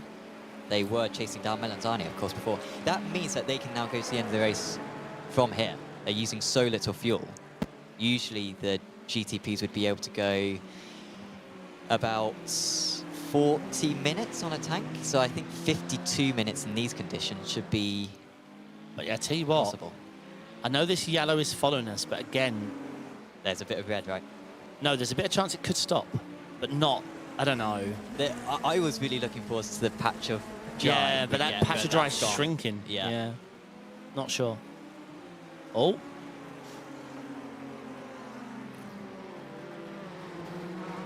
Wow. Because Edzo's fast, he's up into 8th place, he's got back past Project Sync Racing. But a bit of contact was made whilst he was doing so. Astoria at Astoria Esports coming out the pits. RD just got a position on Miramika. I think that was, I think Miramika on cold tyres. Wait, Melanzani. Long pit. What's going on? Yeah, 1 minute 5. Sped on pit road. Melanzani. Yeah, sped on pit road. Remarkably, they might keep second place. I don't know, it's going to be tight. Here come Simtech. Yeah. Oh, what? went there in again. Oh, no. Back. I don't know what's going on with Melanzani. Thomas Vogel. I don't think Vogel's in the car before, right? What has happened? So, Unless have they towed? Miramika have an off. I think it's David Granit's just new into the car. He's really struggling. So, I mean, my guess is Melanzani sped on the way in. And then, I don't know, you can't pit twice, but they just have 30 seconds. Yeah, 30 seconds again. Sped on pits and didn't add fuel and then went forward and back again. I don't know what else. If we have... Deep past. Did they pull this one off? No, they're going to spell. No. And then they can't get the power down. And then the LMP2 overtakes the third then.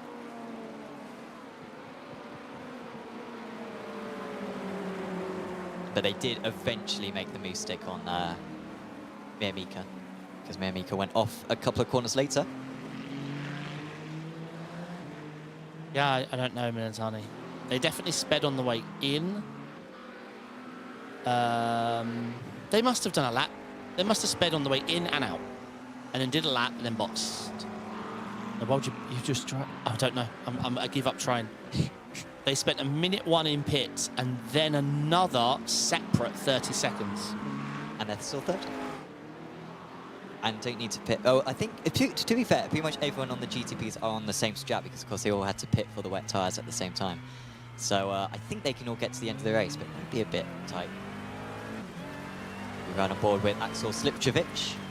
They are now 96 seconds clear of the rest of the order. However, Delta V Racing have made an extra pit stop, so I think when Altitude come into the pits next, it will go back down to about a minute. One more pit stop for these guys to make. Yeah, Delatrez is, Busby's just made me notice, Delatrez is absolutely cooking out there. He's pulled a further 10 seconds on Frigerio. I have a hypothesis, but I'm not guessing Melanzani anymore after this. Here we go. It was the rolling pin in the library. No, they sped on pit entry. They sped on pit entry. What version of Cluedo did you play as a kid? I didn't have rolling pins in mind. They sped on the way in and took dries, drove forward, reversed, took wets. That would explain the 30 seconds. How do you That's it. That's all it can be. Because where did the 30 seconds come from? accidentally take... Yeah, that's it. That's all it can be. But if you're taking the tyres, you change those tyres midway through. No, they noticed afterwards. Oh, why is the GT3 not going? Yeah, that's it. That's all it can be, Sam. That's it. There's no other. The minute 1 fits But as why speed would in. it be 31 seconds? You don't 4 take- tyres. But it doesn't take 31 seconds to take 4 tyres. It takes about 20 seconds, 20 to 25. Yeah, but they've had to drive forward and reverse very carefully because it's you get DQ'd. Sure. You can't just yeet it. You got to like sped on pit, 4 tyres, drove forward, realised, said to the teammate, "What?" And they're like, "Oh, I'm sorry, mate." He's reversed, took the tyres, wets, and he's gone. Okay, bowling pin library, Mr. Rabbit. Yeah. My wife's really good at Cluedo. Scary good. Yeah. Like 5 rounds in, I swear she cheats. Yeah. She's like, no, because of that cross-referencing that. And I've like, love, I've ticked off 2 things. Yeah. How do you know? It's a great test of, like, smart people. Is it? Like, Okay. I Thanks. think Thanks. we're in the camp of, we sort of, like, when something gets explicitly ruled out, we're like, I'm on this. Oh, my God. And then... Thanks, Sam. No, yeah. Yeah, no, I understand what you meant. Yeah, I got it. I'm stupid. I understood the reference. Yeah, I got it. It's loud and clear. Drive-through penalty for... Zani. Man, how many... They've made 3 pit stops in 4 laps. Yeah. On who? Simtech? Oh, maybe that was the one at Parabolica then that they were talking about in chat. I mean, No, because he backed down and said, confirm it wasn't Melanzani. I thought it was a BMW, sorry. But obviously it turned out to be. oh. Okay, no speeding there. So this will drop them behind RD. RD back to 3rd place. Could they catch up to Simtech by the end of this race? Wait, Ollie's not driving anymore. Did he just do the one? Well, was Art... Oh, wow. Yeah, I'm not quite sure. Because, yeah, of course, Oscar will be in the car to the end of the race. Hopefully he gives up some time here. No, Ollie, sorry. Basic Ollie's gone. Oh. We've got an Austin... Oh, Austin's in the car now. So they've got 3 drivers. Ah. I didn't realise. I thought most of these teams were 2. I never really thought 3. Yeah, it is up to the drivers up to the teams whether they take 2 or 3 drivers per round. Man, this yellow patch still extends. Totally, it's just moving around us. No matter how far we move, the yellow follows us. To be fair, if it's yellow to the end, I might take that in comparison to the risk, which is having some red, which we haven't really had so far. We had a little bit of it, but yeah, that's really bad rain into red. As if this isn't bad. Can we go on board with Austin? Let's have a look at the conditions.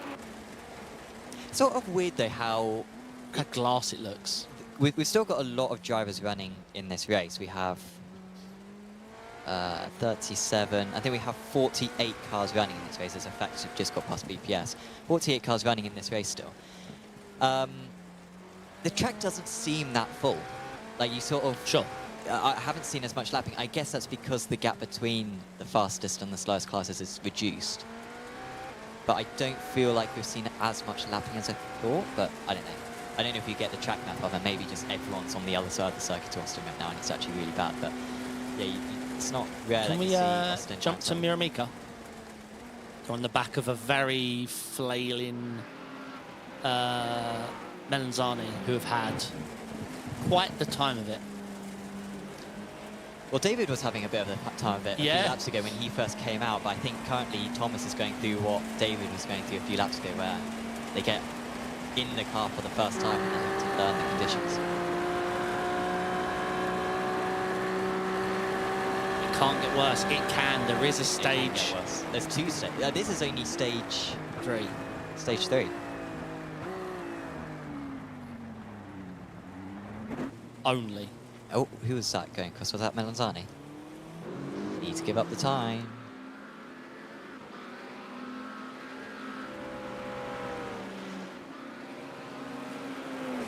Otherwise, they would be potentially in line. We have got quite a few incidents currently being investigated with drivers cutting the circuit and gaining an advantage, or not just gaining an advantage, not losing an advantage. Yeah. Or like not losing time, not having a disadvantage. You can't just cut the circuit. I don't know. Obviously, iRacing had the double slowdown nonsense to try and stop this, but it was really bad in the dry. But the current state of slowdowns in the wet is, I mean, it's broken. How do you think they can fix it in terms of just like a... Because obviously right now it's compared to the best time. Well, Sam, I'll be honest. With the current, how it's developed, it's impossible. Because how many tracks and how many cars and how much variation in rank? Those numbers are in the tens of millions already. So, and if you do it based on just race deltas, it will get... It's not... Yeah, it's not easy, like, of course... And even multi-class. So not only have you got weather variants and all these different cars with different wing levels, with different skill levels, but then you've got the multi-class element. Like, it's not it's not something iRacing would have to actually redo the off-track and slowdown system. They can't. If they put a patch in again, it'll be very rudimentary and will affect the dry again like we had. Lewis has gone. We're talking about tiers of rain. Oh, Lewis is going up the tiers of broadcast. he is. I mean, He's cooking right now. He is cooking. You wait, chat. We're going to be a first on ARL. Yeah, this is. Yeah. But where's us? He is going to put an overlay of us in the top right, right?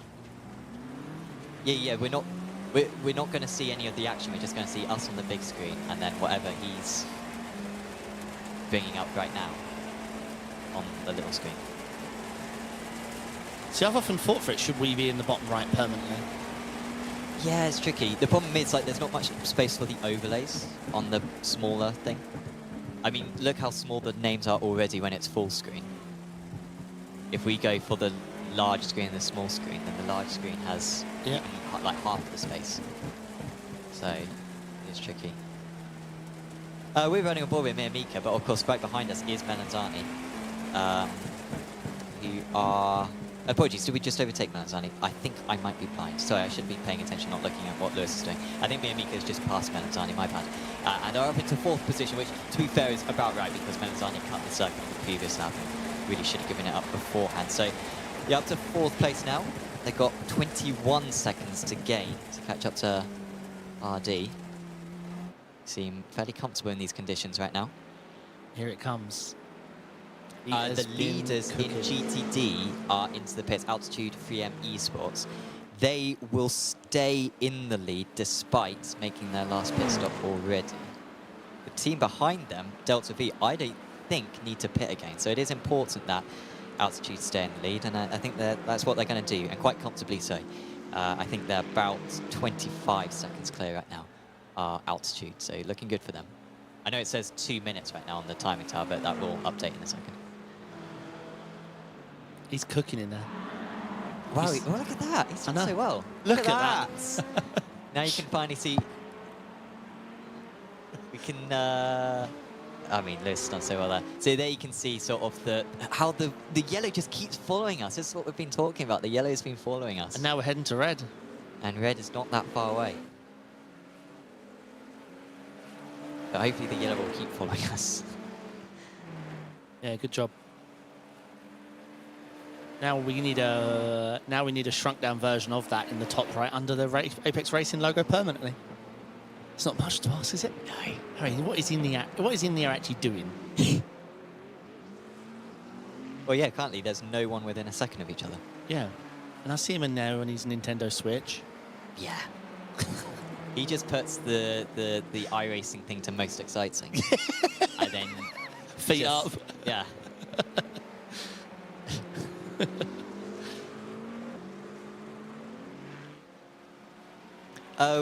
Well, we have a slight lull period. I'll give a shout out to the Late Apex, which is our weekly podcast where we discuss sim racing news.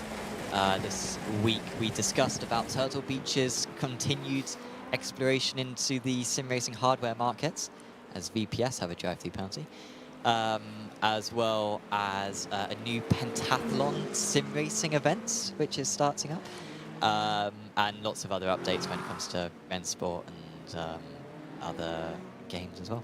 So do check out the Late Apex. This week's episode is on our YouTube channel. It will be on podcast platforms as well later on. So yeah, do tune into all of that. Delachaz got the gap down to 8.5 seconds now to Alpha Esports. I wonder if Lewis could bring up the time delta graphic and turn the number to like 20, like the number of laps to 20. And we can see how this gap has come down over time because it's not... Alpha haven't really been making mistakes. Jack Badger is now in that car and he's been driving very well. But yeah, Delachaz have been bringing it down. Both teams, I believe, need to pit again. There you can see how the gap has... apologies, that's second to third. We changed to first to second. But yeah, it has been coming down. But yeah, like I said, Alpha may not need to pit again. Delachaz definitely do need to pit again. And here's the gap. So it was up as high as 45 seconds. Then, of course, one car pitted earlier than the other, but even after the pit stops, it was, you know, over 30 seconds, and it's gradually been coming down. It's now 7.5, so it keeps on coming down like this. They will definitely catch by the end of the race. Yes, indeed. Yeah, Alpha pitted only 12. No, yeah, Alpha definitely needs to pit again. Yeah, everyone needs to. Well, yeah, Alpha needs to pit. Dan Blackwell, altitude's had a problem. He's off. Yeah, he's been there for a little while. Oi. Is the front of his car unstable?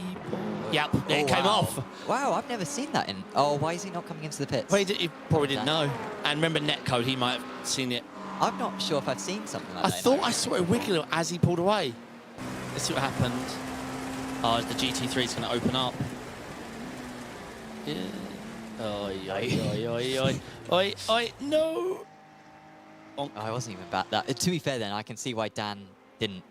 Look, Netcode's back on, but then Netcode decides, So he doesn't have a meatball, so he can continue. I'm sure he'd like some lights. well, he'd need a fuel margin. His car is going to be cooking fuel right now. Oh, no, he can't. I mean, listening to his throttle trace, he's struggling. Let's see. Oh, no. It's his first sector time. Is he next to a car? Yeah, okay, that makes sense. It's the race leader overall, Martial Hubert. Hubert. Wait, is it an all-French team? Oh, they've gone off again. And that's going to be in the wall again. Still no meat. I think a meatball comes up on our overlay if they do have a meatball, but I could be wrong. He can just park it. He won't lose a position. He is... Well, you need to complete a certain number of laps to be eligible for points. Okay. I just... Yeah, I don't know what to say. Yeah, they may have already used their faster pair. Uh-oh. Okay. He's going to get back past the... decent straight line speed still. Oh, no! There's a Delachaz car in the middle of the track. Toe! No! Yikes. Alexander from second position. And I don't know what damage he's caused the rear. He just reversed into the wall. Wow, good heads-up drive from the rest. They were very lucky that there wasn't a pack of cars, otherwise that would have been a guaranteed instant. So let's get on the curb.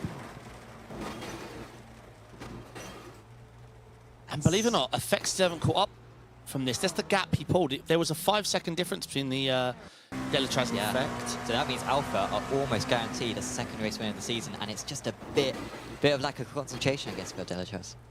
Yeah. Alan's saying that will buff Al. That would be some impressive buff. Oh, can we get the weather radar, please, on the screen? We could touch red for the first time in ARL history. Yeah. Now, we've got a little bit of this red to go, honestly. It's not going to be short. We've lived through blue. We've been in yellow for an hour odd. Could touch the red. Which is stage 4 rain. Fury Simsport have got past Delachaz, of course. Can we see if Delachaz in the pits? Because I'm not sure if they have a faster pair spare. It looks like the front of their car's back on. Yeah, I think they had that faster pair spare, so that's not game over for them. And to be fair, they still had to make a pit stop anyway. Yeah, so the only time they've lost is the time they were spinning and being stationary on track. Yeah, for sure. They have the pace, but I mean, Effect just need to manage this now, and I think it'll be fine. Scuderia Volpi by P1 Sim into the pits.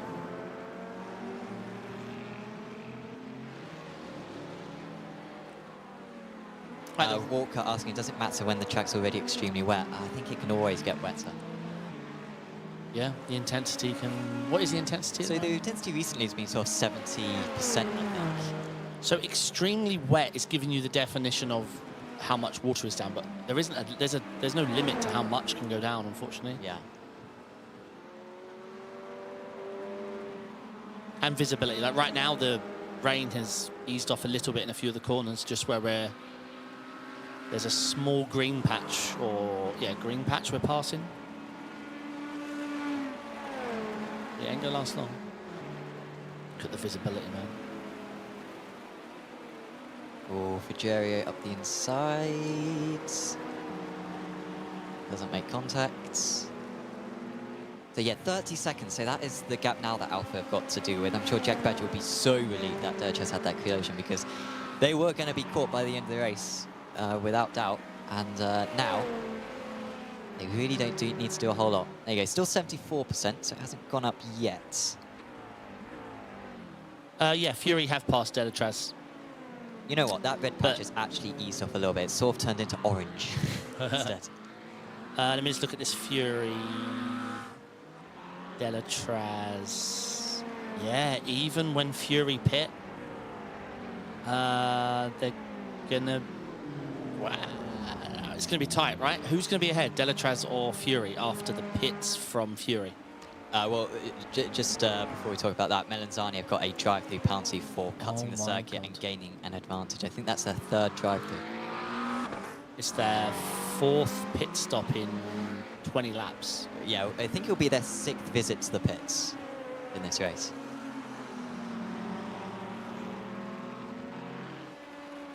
Augustin Bernier with the quote, "Lovely weather."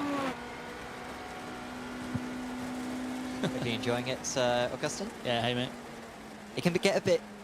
Augustin's based in France, I believe. Yeah. Get a bit dry around this time of year in France, and hopefully this... You know what, actually? It's a weird thing. Maybe this is really dumb for me. But when I am watching a wet session, or I'm in a wet race, and then I go outside and it's dry, it does feel a bit weird to me. I was I doing... get so engrossed. I was doing a night race recently, and I'm in the garage, obviously, it's completely light controlled. There's no windows, and the door window is completely blacked out. I opened the door, and the last thing I expected was the sun out. Like, it was... Yeah, I don't usually get caught out by that, but yeah, I just got a bit shocked. Sure, yeah. That I was expecting it to be dark out. And in this Apex Racing TV esports studio that we're in, we're very much... We have no context of what it's like outside. And so it is very weird for us when we do go outside. And I imagine your rig is sort of similar, where you don't have any sort of... Can't see outside most of the time. Yeah, Alan, that's why the drive-throughs are being given. Even Augustin Bernier got a drive-through. Yeah, because, rain slowdowns don't work. So the stewards are... Oh, we got a rejoiner. Who is this? Mark Hutchinson. I haven't seen too much of Mark, actually, the 212. Oh, this was the broken car. No, sorry, I'm thinking of the other car. This is the Altitude LMP2, sorry. Well, I feel like this one's had issues as well. I'm not sure if... I'm not sure if they have a fast pair. Oh, so he's already had an incident. And then, we've seen this a few times where drivers have lost the front of their car, and it's specifically into Lesmo, which they then can't turn for. They can sort of get through Curva Grande and through the Reto Posta, but they can't get into Lesmo 1. Yeah, it doesn't look too happy. Yeah, Walker's saying in chat, IMSA last season, people were abusing the slowdowns a lot. It is protestable to iRacing. If someone does that in an official session, protest it. I've seen a very high rated driver get protested over 1Xs, not even slowdowns, at Spa. You know, the... is it no name? No, what's the... No, the left-hander... No name. Whereas now you've got the mud or whatever's there, the gravel. Before, there was just the 1X. He was taking the 1X every lap to gain an advantage in an official, got protested. Was it successful? Yes, it was successful, yeah. Wow. Because you are... 1Xs aren't there to be deliberately taken. But they... You know what I mean? They're not... Yeah. He was using it to gain an advantage. Lots of things are protestable, but obviously... So Hara GT Motorsports are doing very well. Smell Labe in that car, up into 6th position now. Got 48 seconds to the car ahead, 11 seconds to the car behind. Still Altitude 3M dominating in that category. They're comfortably ahead of Delta V Racing, who look comfortable in 2nd place. And then there's a huge gap to iLivery's Vibe Esports, who aren't that far ahead of Astatel Esports.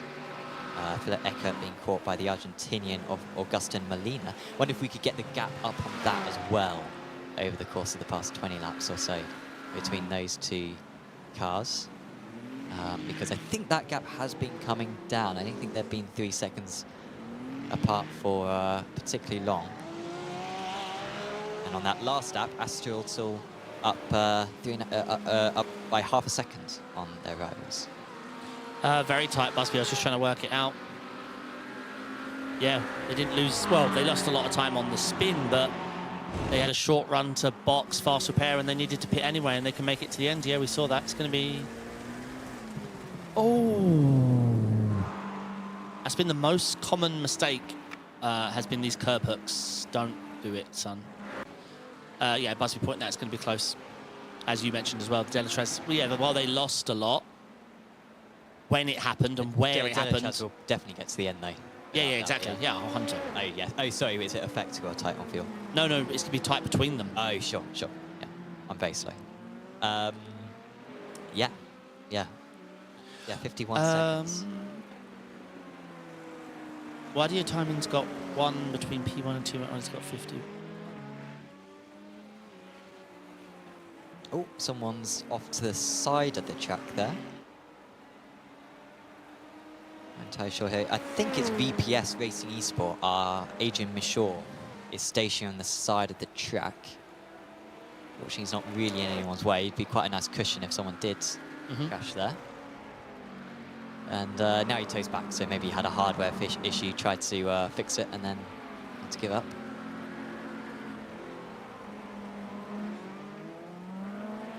Pace Monkey with a few issues recently. I think they had to tow back to the pits, did Pace Monkey. So, and again, I don't know if they've taken their faster pair or not, so that might be the end of their day.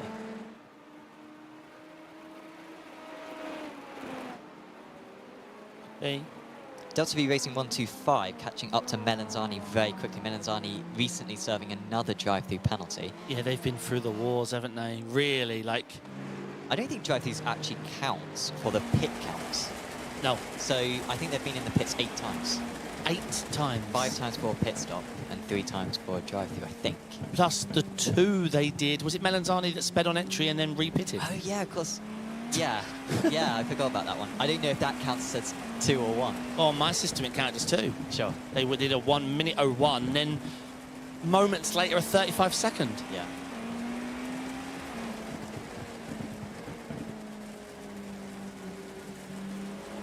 But Bieri is much faster. The last lap, he was 1.8 seconds faster than Thomas Vogel. Both these guys need to pit again, I think. Lap 72. 72 might be enough, actually. Yeah. But Bieri's really pushing it with pitting on lap 68. Yeah. They are a couple of laps down. The race leader, so they are only on lap 85, not 87.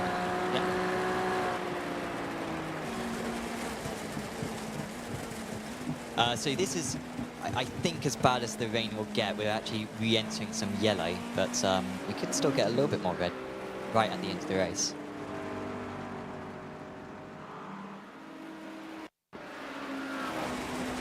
A replay of David's been in the wars. What happens here? Is he going to graze that? Just brake released. Yeah. It's quite actually good, those arrows. No. I think. Yeah, actually, no, fine. maybe you do, actually, yeah. Yeah, because yeah. in the dry, obviously, taking those arrows is a really dumb thing to do, because just serve the slowdown, just cut it and then serve the slowdown. But actually, in these conditions, I think going through the arrows costs you about enough time that it's fair. No, it's fine. He made a conscious effort to give back time, so I'm happy with that. What's happened? Smell Labe. He's going to do the same thing. No, unfortunately, no one's hitting. Oh no! Oh, I feel like Smell just absolutely obliterated him on them. I was about to say no one's knocked them down yet, so everyone knows where to go. But well, they get under your car 30% of the time, so don't worry about it. Sure. Bieri has actually just dropped off a little bit now from Melanzani. I mean, I feel like Vogel's a decently quick driver, if not a bit incident prone. Pace Monkey and VPS into the pits. Wait. No, wait, can we have this Pace checked? Monkey have been in the pits for a while. Yeah, they both have been in the pits for 3 minutes. What? They're both heading out now, though. What was the chances of that? Oh, so... Yeah, they've both boxed for 3 minutes odd. Both had damage? I know that Pace Monkey towed. I hadn't linked the VPS yeah, I to don't know. that. but you might be onto something. Djurjevic looking a little bit uncertain there. But he's all right. He's still a minute ahead of the rest. So let's catch up. In GTD, we've got still, after that mega run by Adam, the Altitude team leading by a absolute mile over the Delta V. Oh, Alpha Esports, sorry, Alpha Esports have gone off the circuit. So to interrupt, affects him. Oh. And how much? There's a lot of damage on that car, and they've collided with a GTD car. So Alpha Esports, could this be recoverable for them? Our Effects are already in the pit, so we're not going to see Effect move past them, but they were going to have to make an extra pit stop anyway. We need replays of that. What on earth? They were the leaders, right? Was it with the Melanzani? Yeah, I think it was with Melanzani. Oh no, there's going to be a car station in the middle of the circuit. No, he's hit the white line. It's by himself. Oh my. And then has he been hit by the Melanzani car whilst he's in the gravel? Or has he rejoined unsafely? Oh no! It's such a small hit as well. Okay, let's get the replay from the Melanzani car now. I wonder if the GT3 was distracted by the off. Oh my God. Sure. Unbelievable. Imagine he's thinking, oh, thank God, like, okay, slowly back to the track, I've got this. So what happened? Right, here we go. Great work from Lewis to get the onboard. Oh, there is a car to his outside. Oh, he's just dropped it all. Oh, and then he's thinking, can you believe it? Oh, no. Of all the times. Oh, no. I don't really know who... Well, I guess the no. Effect car's more unlucky, but, I mean, I think they're both unlucky then. Yeah. That's probably... Honestly, I don't think that's even a penalty. No, there's no penalties to be had there. No, they both... I mean, they both crashed. Could you argue, though, that yellow flags, you should be taking it a bit easier? He's off the track. No.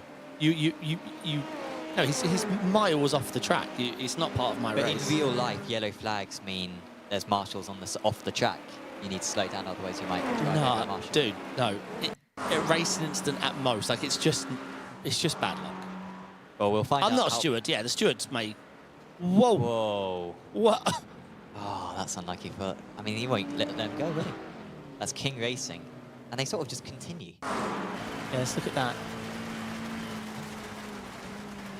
Oh, that was almost on the start of the white line, wasn't it? Yeah. Where it sort of goes horizontal. But yeah, so this is what plagued GT3 Sprint Monza Rain Week, was that white line. That was the biggest thing that would go wrong in the race for people. So Effects...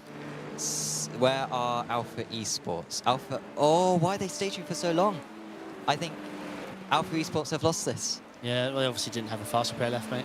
Oh, my goodness. If they had the faster pair spare, they would have stayed in the lead. I'm trying to remember, Alpha Esports, what incidents have they had? Yeah, I swear they were so clean for this whole race. Do you know what? I thought they had one off at the first chicane, and that was it. If they were clean, there is not a bug with iRacing, something all our teammates, we scream at each other, make sure it's not ticks. Because you so much as hit a curb wrong and bend your diffuser by 4mm, iRacing will gladly fix that for you. Well, even if you got no damage, I feel like. No, it has to be something nowadays. But there's giant curbs here, which do impact. Yeah, well, and the odd touch of a GT3, that's going to happen. Yeah, so maybe they just... Oh, wow, and of course this is now for the lead because Effect just made their pit stop. They've come out marginally ahead of Delachaz. Wow, when we say close, we mean 2/10. Yeah. And who is it? Seconds the gap. So for Jerry and Delachaz, if we go by previous pace, Delachaz was able to pull like 12 seconds on Jerry. Older tyres though, is that going to make a difference? Correct, I don't know, I don't know what stage... Oh, there we go. Oh. That's this battle over. Drive the penalty for causing a collision with Cube Controls, one of the GTD teams. So remind me of the Delachaz incident. Was it when he got going again with a broken car, I assume?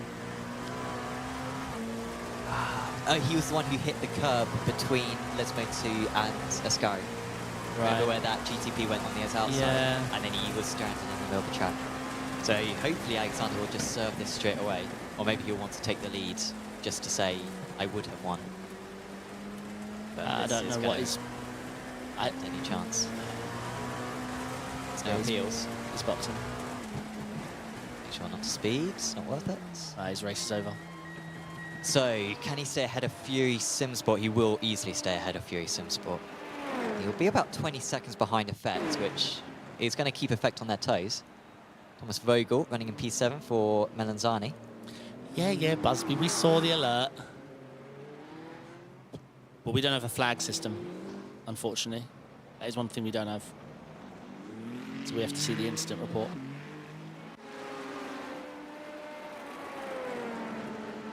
Say 17 seconds now, the gap between Effect and Derechas. Yeah, Effect have got to keep the pace up. 16 minutes to go. No, Fujero's not going to lose a second a lap and then be passed on last lap. It will help if Derechas keep missing the first chicane as well. Even. Oh, someone's off. Oh, that looked like perma off. That is Delta V Racing who have gone. Oh. But I don't think he's hit the wall. Pace Monkey are back into the pits, by the way. They've been in there 4 minutes after their 3-minute pit. Cube Controls move past Delta V. Our Air Kinetic's going to move past as well. And they're not far behind, but Delta V will hold on.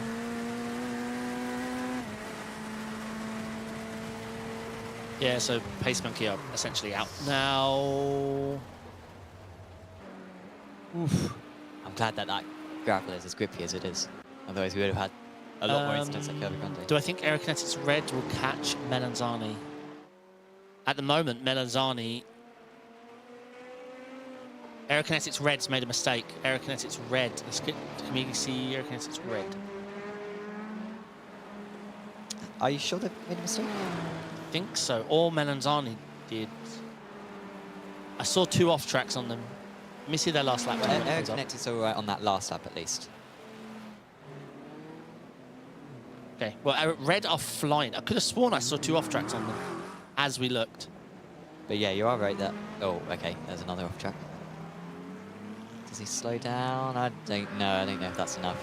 Again, the teams need to protest it if they see it. Hopefully Melanzani will be on it if they want to keep that P7.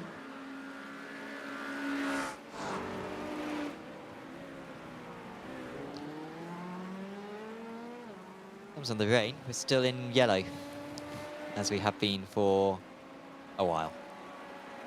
We might What enter was a bit that more red. lap by Simtech Motorsport?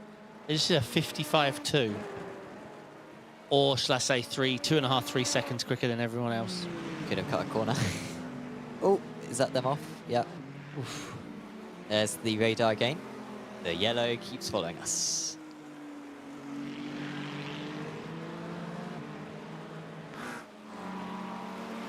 Oh, there's a car front half missing. Fortunately, we're not. Oh, here we go. He has to lift out of it.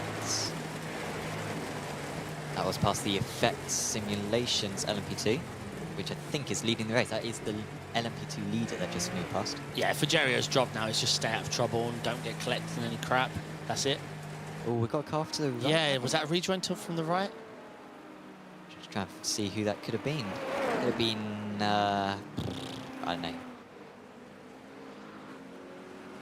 King Racing have done well, by the way. They're back up to P5. We know Cameron nearly murdered a GTP a few laps ago, but they're going to have a 2nd and a 5th to start off this season, which is going to put them on a good point haul.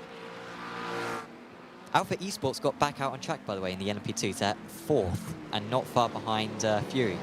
So they were stationing for 1 minute 20. To be fair, drive through penalty for Fury. Caused so a collision with Mezzani. that will help them. That'll be P3 for Alpha.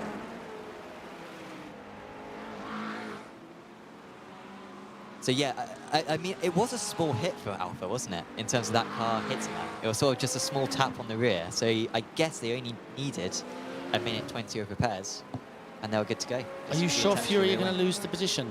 41 seconds for a drive-through. I don't think it's so. only 6 seconds between them. They're on the same Sorry. track. Yeah. Yeah. 6 seconds. Yes, they will. And then VPS will also get past, and Allcontech NHR will also get past. It is really going to affect Fury bad, who, remember, nailed the strategy at the start of the race by starting on the dry tyres. But that feels like a long time ago.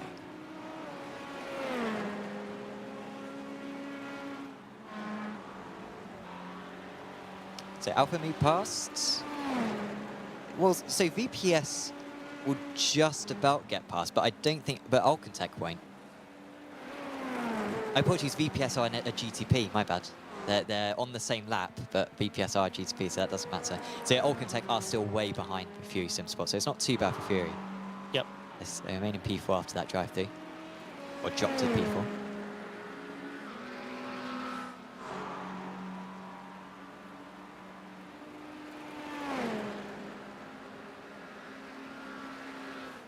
So 10 minutes to go. Next race is at Hockenheim.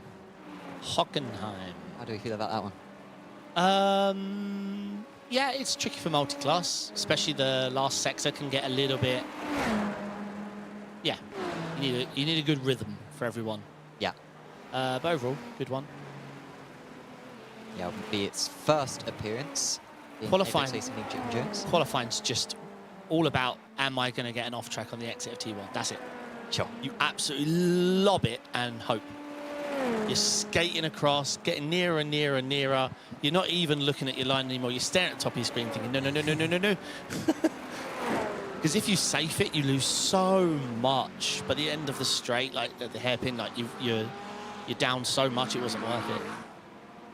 So being that they've got a bit of time for qualifying, you chuck it. I once had a Ford setup that could eat that inside curb so well that, yeah. Ooh, Delta V. That was good camera work from Lewis. I don't know if he anticipated that pit stop or something. I thought Delta V were going to get to the end of the race, but no, they're going to have to pit one last time. And this will drop them 2 places. Vibe Esports are going to get past, and Astral Esports. But Vibe Esports may need to pit again. I'm not quite sure. Or was that a drive-through for Delta V? Because, again, I thought they had enough fuel to get to the end. RD is right behind Miramika. Aerokinetics red, P7 now, and flying. It was a pit stop for Delta V, to confirm. So Benjamin Frigerio in the Effect 201 car, leading by 14 seconds over the Daily Trust car that got that drive-through as the battle was about to unfold. Alpha Esports with the incident are now 28 seconds off the lead. In GTD, we've got the altitude still miles ahead.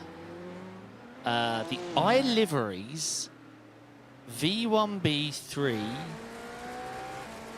Sports, whose name has not been mentioned on this stream. Well, I did say it about 20 seconds ago.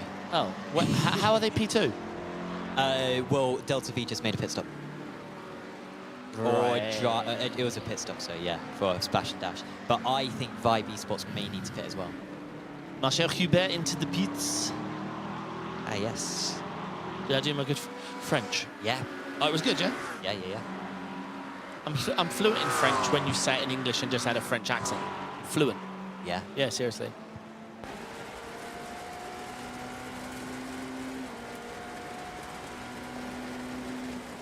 So we were just watching a replay before of Miramika MA70 getting ahead of RD. RD just came into the pits, came out of the pits, and Miramika marginally ahead.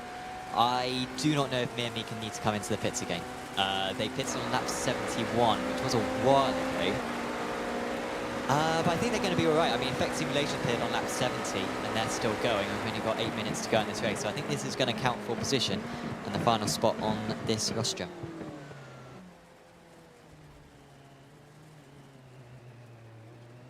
Difficult to tell who's... I mean, Miramika seemingly were falling away. Well, no, Miramika have been pretty consistent. Granez, I think, was a little bit slow in the car initially, but he's got to grips with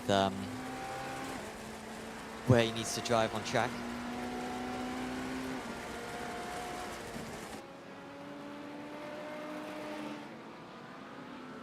A little bit of a slow down there for Austin William Campbell. He is by himself though, so I don't think that's going to really affect things too much.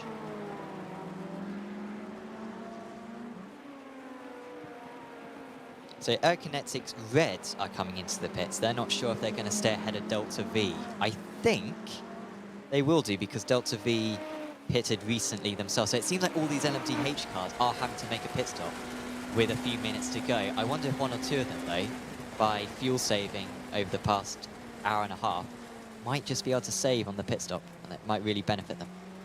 So Air Kinetics red into the pits. Let's see. Very short pit.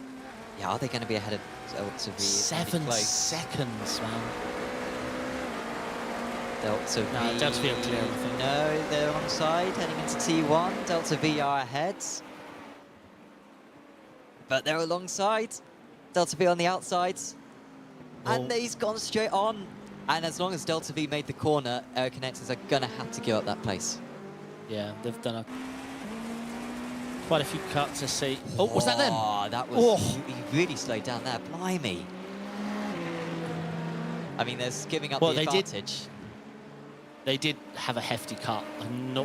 It scared me. I couldn't even see them as they blew by. We could just see the rain intensity. We're sort of back in the orange again. It's not full red, but yeah, it's up to 79%. This is really bad rain again.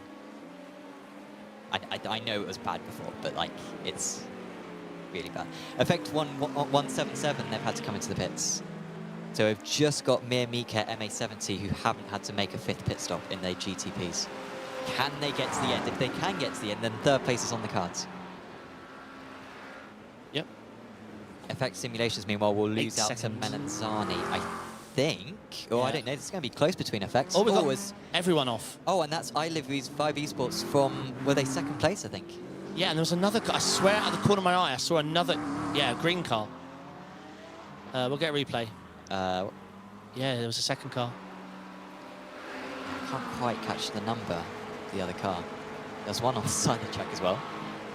What on earth? Where are you going, mate? No, where's he? Oh, my God. I have no words. Philip will be furious. How you hit the right-hand white line? I guess if he's hit a puddle with the right side tyre, it's maybe dragged him to that side of the track, I guess. What would Ferrari say? Stop inventing.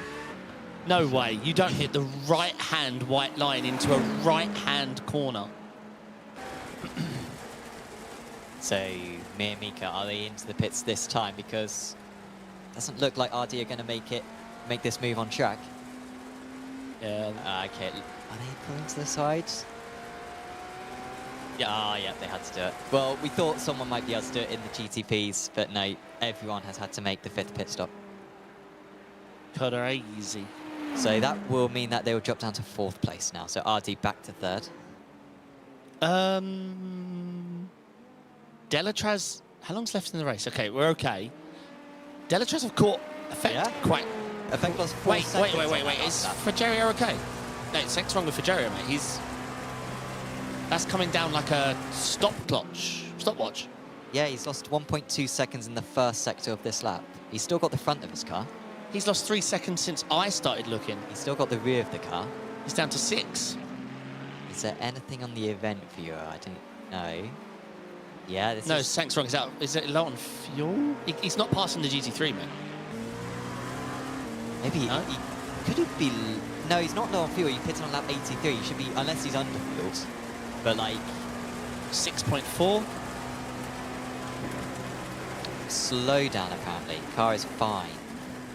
But, I mean, he's lost 10 seconds in the last few laps. Yeah. And slowdowns don't work in the wet.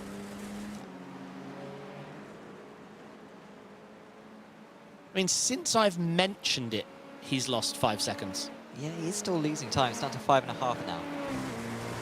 Had apparently 4 slowdowns, so... Yeah, it gives a bit of hope for Delatraz now. 5 seconds. I did say that when they were 17 seconds back, it's not...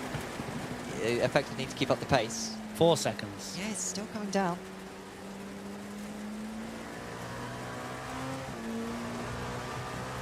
All right. Vector, of course, led for so much of the race back at Spa. They'd hit to lose another race win here. If they do win this race, they will be leaders of the championship. If they finish 2nd, Alpha Esports will go into the round 3 of the championship. Well, no, Fagerio just needs... Oh my God. Hits the wall. He hit the white line. And he's hit the wall again. And he is going to have to limp round the final 2 laps of this race. Can we... I can't believe that. The white line's been there for 3 hours, guys. Like, just put it in the middle of your car. And was it for... was it Delatrace who hit the curb early on as well, which was their first spin, which lost them a chance.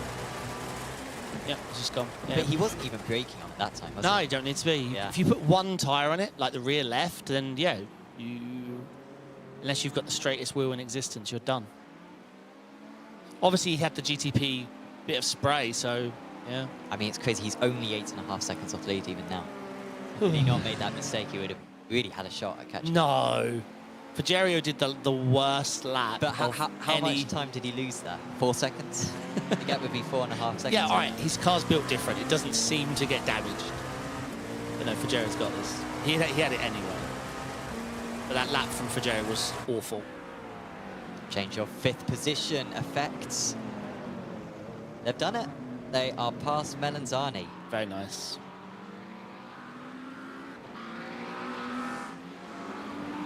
What the battles we've got there, yeah. Effect Melanzani are the close ones, and then in GTD, Sahara and Delta. Absolutely on it.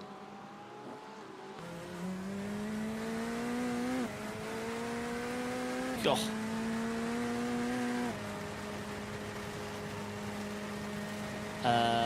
Aerokinetics red, a couple of off tracks. I'll keep an eye on them. Seems okay. Seems okay. Oh, effect have been repassed by Melanzani. Yeah, I thought that was just our timing screen lagging or something, but no, that is a re-overtake. Oh, I was right. Red have towed. Sorry. Aerokinetics red lit up a few times on my timing board. I think they've towed.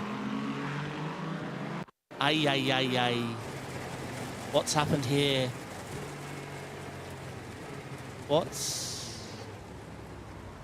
So why the tow? Has he beached? Don't know. He's not going to get beached or something on the grass, no?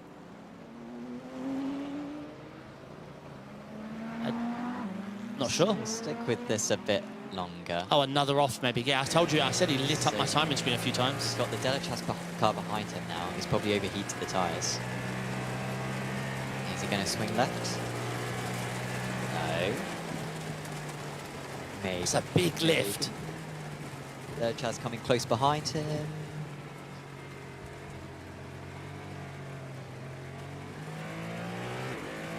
What happens?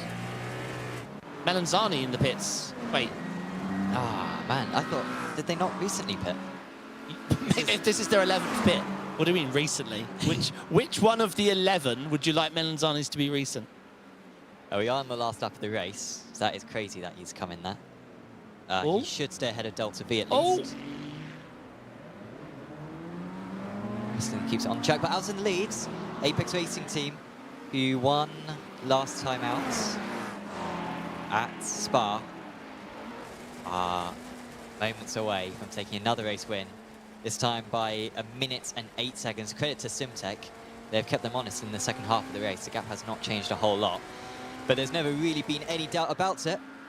Marshall Huber takes Apex Racing team to a second race win of the season in Apex Racing League Endurance 2025. RD will finish in 3rd place, which guarantees Simtech the 2nd place finish. There was a change of place. Delta V Racing did get past Melanzani when Melanzani made that pit stop. So up into... Oh no, Delta V have made a mistake though. And dropped back again, but out in the lead... Oh, sorry, the Effect cars has already crossed the line, apologies. Effect Simulators 201 win in the LMP2s. It seemed like they ran out of tyres at the end, but it was enough to hold back Delatrace. Alpha Esports will be gutted to finish in 3rd place. How did Delatrace only finish 4 seconds off the lead after that smash? Busby was saying in chat how their tyres were cooked. They didn't change tyres. Right, okay. Last pit stop, so... Alpha Esports, and what could have been for them 26 seconds off the lead. And Altitude are going to win by a lap. Yeah, that's amazing. Amazing. Everyone else has been lapped already. Yeah. No, they're a legit lap ahead of everyone. Yeah, they've lapped. Legit lap ahead. I mean, they had 50 seconds after 25 minutes in the race. What? That's going to hit the wall. What? Yeah. Yeah, you should hit the wall. You almost took out the GTD leader on the last corner of the race. So, Axel Slipsevich wins for the Altitude 388 car. There has been a late change. Sahara GT Motorsport are in a furious battle for 6th position. if we could get cameras on that, because I think cube controls were ahead of these guys a moment ago, but have made a mistake. And Delta V Racing might gain 2 places on the last lap here. We could have a run to the line. And they spin it, though! Oh, they were lining that up. Cyril Blondeau was so quick in those closing stages. But it will be Smail Labe to get a very good result for Sahara GT Motorsport and beats Cube Controls with Porto Cossa. I think Sahara then must have spun at the start of this lap, but held on. The 3 of them so close on that last lap, and there is the iLiveries car, low on fuel, but crucially, they weren't lapped by the GTP leader, so they were just able to limp around. Yeah. This is what happened to Smail Labe. This nearly lost them the position, ran wide at Curva Grande, hit the wall. There's a lot of action on last lap. But they managed to... Oh. Let's stick with this a bit longer, because... Oh, wow. Yeah, let's stick with this a bit longer, because you can see how the GTDs weren't far behind, but he managed to hold on to it, did Smail Labe. What, with no rear wing? Man, this guy deserves a medal if he keeps back all those cars with no rear wing in the last corner. I feel like he may have lost it, but then Cube Controls like overshot the Ascari chicane, I want to say. Look at all the other cars scared to go near him. And right so. I wonder if we found out what happened to Aerokinetics Red, because they had the off, but they definitely had a second off. And I think they towed. Yeah, they finished 2 laps down on the next car and then did Aerokinetics. So... Oh, so there's the move for Cube... No, for... Oh, and then they so he nearly blows lost it anyway. once, and then he blows it in the last corner of the car behind. Yeah. So that was Delta V got past Cube Controls, and they had such a good run here on Smail Labe. It really did look like they were going to be able to steal Just loops that it. 5th position. Yeah, 5th position. No, 6th position, my bad. And Lining it up. Oh yeah, it wasn't even under power, was it? It was as soon as he turned in.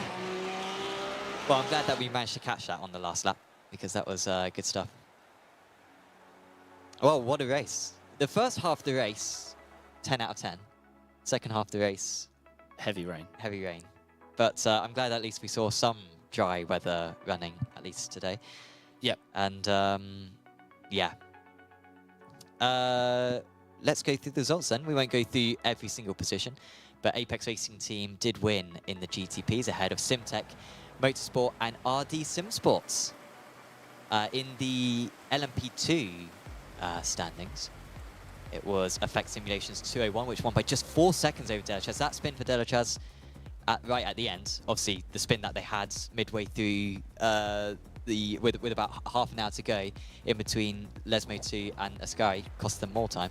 And of course Alpha Esports so unlucky to have their own crash and then be picked off by another car. 3 Simsport had a bit of a quiet time of it in the end, led in the early stages, but finished 4th place, and I think Ulquintech will probably take 5th place. They made a bad strategy call, I think, for wet tyres earlier on, but they finished a lonely 5th. In the GTDs, it was absolute domination for Altitude. They got a minute or 50-second lead thanks to picking the right tyres at the start, and then they just built on that as the race went on. Astral Esports, I don't think was second place for a whole lot of the race, but they still finished in that second place. Delta V Racing 314 were 3rd. King Racing recovering well to 4th. Do you want to have first dibs on the inchies? I do, yes, and I'm going to be very selfish. I'm going to drag 2 in. Is that allowed? I am. I can do anything I want, right? That's what you said. Yeah. I'm allowed a 2 for 1. Yeah, go for it. All right, 1 second then. Oh, can I not drag people? Okay. All right, I've dragged Paul and Tom. Hello, boys. Can you hear me okay? Yeah, all good. Yeah, all good, mate. Obviously, Tom, congratulations, mate. My pick for the race. What was harder, driving or watching? Probably watching. Again, congratulations, excellent race. I had to ask because I can't, because obviously you're in control when you're driving and you feel confident, but obviously you know your teammate can do all those things, but It's the fact you're sat there with no adrenaline and you're putting a lot of trust. But GG's, what a race. I'm trying to remember it, ups and downs. Yeah, talk me through it, how it went. Obviously started dry. You started on the wet tyres. Yeah, talk me through it, how your race went. So I'll start with quali. We were planned the monsoon, which we ended up getting, but Q kind of dried up really quick, so we had the choice between either our wet set or the dry set. So probably for Q, it was a bit too early for the dry set, which is what we put on, and then we gridded up, and I was just talking with Buzz about the tyres to go on. I was just like, it seems a bit early, and then 7 laps later, they turned on, and we were like, should have gone dries. But it's damned if you do, damned if you don't, because if we got it wrong, then we're in the wall lap 1, then it's pretty much race over. Yeah, 100%. And then the monsoon came, whacked the wing up, and kept it on the road. Yeah, you did. And the traffic, how was it? Was there a lot of cutting? Like, obviously, there were a lot of penalties handed out, so we tried to keep up with it all. But how was the slowdown system in general, like at T1 and everything? I think everyone stuck to the post-race, the pre-race kind of briefing on just give back the time and you'll be fine. And from what I saw, everyone was sticking to it, which was good to see. Oh, that's great. Yeah, no complaints on my end. Paul, Hello, I mate. read that you were glad. Hello, mate. I read that you were glad that this is the one you're sitting out, but after watching it, you wish you drove. You wish you drove. No. No, Yes, you I can do. assure Yes, you. you I can do. assure you, I did not want to be on that track today.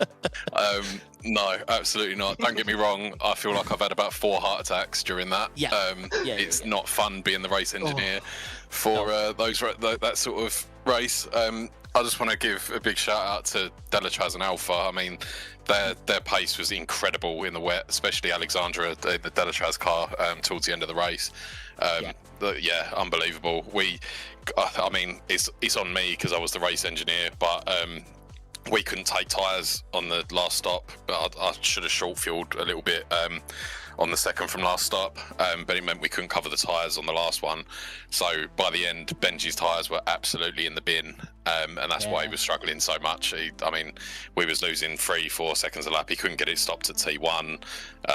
It was scary. To be honest, I think if Alexandra hadn't have binned it into T1, he would have got us, to be honest. So it just goes to show, doesn't it, in the rain it's all about just keeping it on the track, not getting any penalties and keeping the car clean, and you'll get a decent result, you know, because we definitely wasn't the quickest car on the track today. We was probably 3rd or 4th on pace. So yeah, really happy with the result. Couldn't have gone better. Yeah. 100%. I mean, I sit here, it's easy to be judgmental, you know, sat in the booth and I'm not driving, and sometimes I'm like, oh, Delatraz was pushing too hard, and that's what caused, he made like 2 fumbles in trying to catch you guys. But obviously, that's the reason he was catching, right? Because he was pushing, and it increases your chance of the risk. So him dialing it back may not have worked also. So it is, I say it's very... Yeah, it's a chicken and egg situation, right? It's one of those, exactly. You need to push, but I keep trying to drill this into the boys that, like, in the rain, it's not about driving at 100% the whole time, because as much as you might be a second, 2 seconds a lap quicker, sooner or later you're going to get caught out, because it's just, there is an element of RNG to it, and it's just, if you're going like that every single lap, it's going to bite you on the arse at some point, you know. So all good. Excellent. And Hockenheim, who's driving the Effect Tour 1 car? I think I'll be back in the car, assuming that we don't get some kind of sick Sam weather conditions. Honestly, what was that? Yeah. The rain wasn't bad, it was the spray. Yeah. Just couldn't see. Not sure on whether it'll be Tomo or Benji with me at the moment, but it'll be me and one other. I'm not sure. Cool. Looking forward to it. And again, congratulations. Really good run. Like, it was 3 hours of multi-class spray strategy. So I thought you boys did really well. And my pick, Sam. Well done. Thank you. Well done. Bam. I got bam.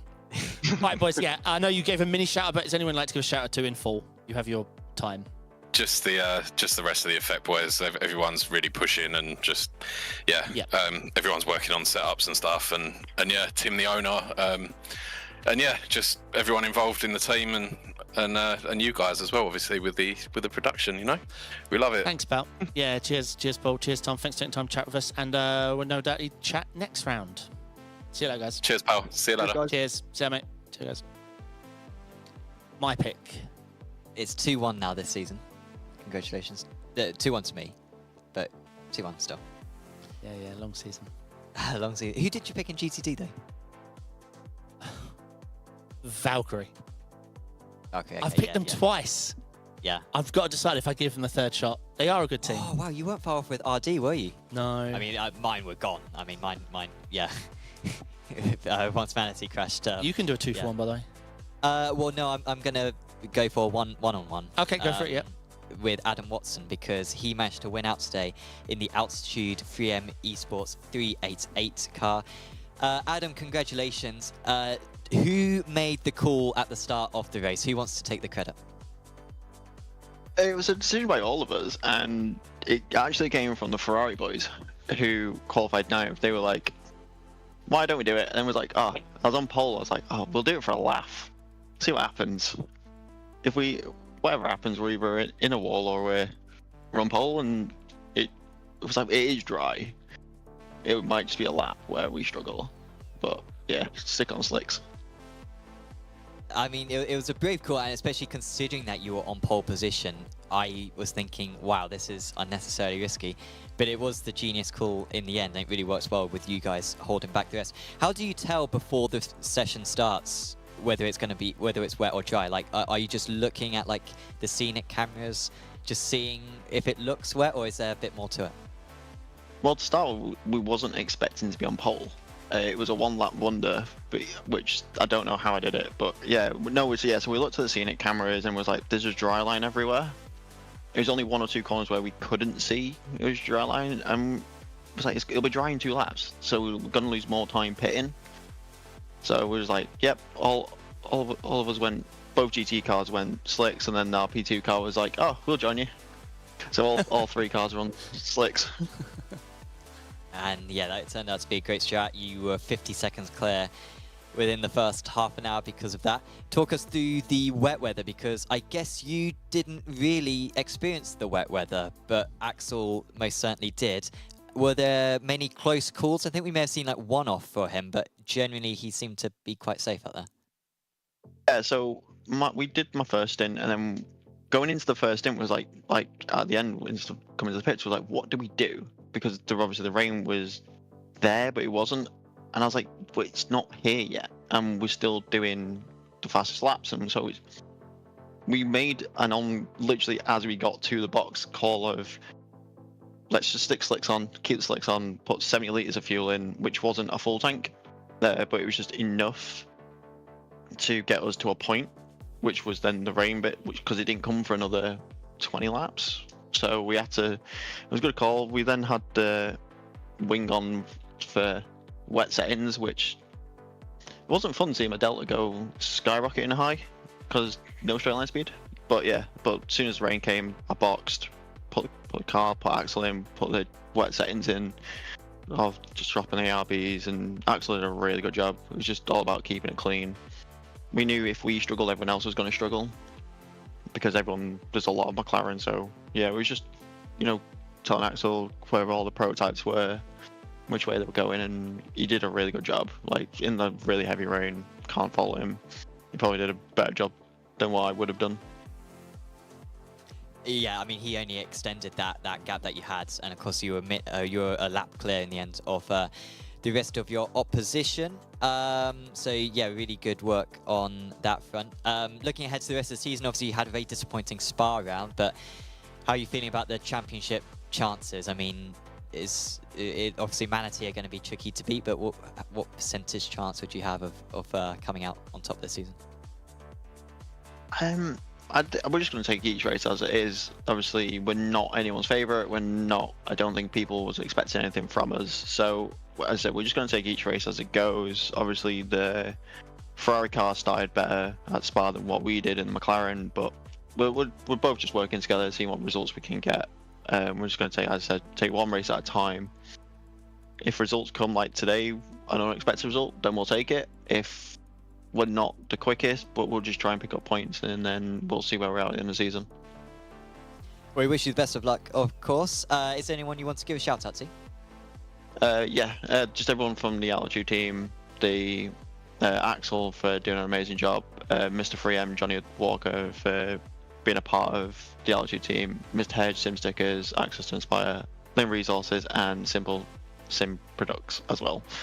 All of them help the team run, and it's really good for the team. Awesome. Well, thank you for having a chat with us, Adam, and yeah, best of luck in 2 weeks' time. Thank you.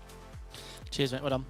Adam Watson there, your winner for Altitude 3M Esports What a drive. 388. Yeah, they had that one on lockdown. Yeah, And yeah. obviously, a couple of other teams. I guess They had such a lead. They must have been a bit nervous on just. They felt like we're due because we got such a lead. But even if they towed, Yeah. they would have still been in the running to win the Yeah, race. yeah. So. Have we got time for the RD boys? Yeah, go for it. Awesome. Hello, Archie and Oscar. Can you hear me okay? Yes, I can. Sorry. That's okay. My picks 2 rounds in a row. P3 in the very heavy rain in a very stacked field. I suppose that's the easiest way of putting it. How was your race? And again, congratulations on the podium. Thank you. Yeah, it was a bit of an eventful race. I would say that we kind of really didn't maximize. We made a couple of large errors. We had strategy right? that we... well, yeah, we had the pit speed. That was going to wets. Essentially, we pitted off of wets too late, which lost us a pit stop. And then we got back onto wets too late, which I just had no grip and sped in the pits on entry. So yeah, we probably lost about a minute and a half there, and it's really frustrating because the car was flying, especially in the heavy wet conditions. Of course, so you guys ran about 8-9 laps longer than anyone on the wet. I remember now. Yeah, that was a terrible idea, and it was my call, unfortunately. I think my strategy needs a bit of work, but there's always room for improvement. I mean, you collected it together, P3. I mean, like, so much happened. If you were to go back through and see the kind of things that happened to the other teams, I mean, I think we clocked Melanzani on 11 pits, like including drive-throughs and repits and reverse. Like, it was hard for everybody, and it looked like it was the hardest for GTP. We know they're not great in the wet. How was the racing, the strategy, and everything? How did you find it overall? I think it was interesting. The main thing for us was probably driving in the dry, because we hadn't done a single lap with the setup or just ourselves for ages in Monza at the dry. And the main thing I was worried about was brake bars. We had the brake bars set so far rearward, and then obviously in the dry you would just get rear locking instantly, so we just shoved it forward loads. Thankfully found a good setting straight away and just went with it, and we didn't lose too much time in the dry. But I'd definitely say that our setup really shined in the wet conditions. Yeah, Sure. No, I was very lucky because everything I did, it was pouring down for Archie. Obviously, he had to do it in the dry, and it was really difficult to watch because our setup just was not built for it. But I mean, we managed to hold on in the end and get to P3, so it was a good result in the end. And it was a solid result last round, I believe. It was a 3rd or 4th, I think, memory serves. Yeah, third as well. 3rd as well. So yeah, you're looking good. I mean, I've picked you 2 rounds in a row. I've never picked a team. If I ever picked a team 3 rounds in a row, I don't even know if Sam would allow it. But no, I thought you guys had a really good, strong chance, strong team, clear heads, and yeah, you proved it here in the weather. Are you looking forward to Hockenheim and it just being sunny and no rain? 100%, yeah. Yeah, hopefully. All right, awesome. Are you boys anyone like to give a shout out to? Probably, yeah, just Rob, team manager, and the guys at RD. Having a good time racing with them. I would like to apologise that I didn't get the paint sorted, because I'm sure we'll gain a few tenths per lap once that's on. So hopefully that's on in time for Hockenheim. Awesome. Yeah, again, congratulations on a very solid start to the season, and yeah, best of luck, and I hope to chat to you next round. Nice chatting with you guys. Cheers, thank you. Cheers, thanks. RD, my pick. I'm happy with my picks. Valkyrie again. Like, I know they've got it. It's just not coming together for them. What are you calculating? I've just seen that Adam Westlin has joined us. I'm just reminding myself where Mia Mika finished in the race. They were 4th. which I think is reason enough to have a chat with him. Adam Westlin joins us now. Congratulations, Adam. That was a topsy-turvy round for you guys. You were sometimes, I think, as high as 2nd place, but then dropped back a little bit, but ended up in 4th position. How do you feel after that one? I imagine quite tired. Yeah, luckily I only got to do the dry-ish parts of the race, so I'm not as tired as my colleague David Granes. But yeah, I'm a little bit tired. That's true. Definitely. Talk us through sort of that first part of the race, and when it came to the strategy of pitting for dry tyres and wet tyres. In a way, maybe for the GTPs, it was a bit easier than others in a way, because you all started on the wet tyres. You all had to start on the wet tyres. It was like wet enough. How was it when it came to changing back to the wet tyres later on in the race? Do you feel like you nailed those strategy decisions in that part of the race? Yeah, I think we did almost as good as we could do. Maybe we could pit 1 lap earlier for wets, but we also tried to go as far as we could on the dries to not having to do that extra stop for 1 lap of fuel in the end, which obviously it didn't work out for us. Because we tried to do that, but then I saw I'm losing like 6 seconds per lap, and at that point it's not worth going on the dries. Yeah, because you guys were so close to making. You were 5 minutes away, weren't you?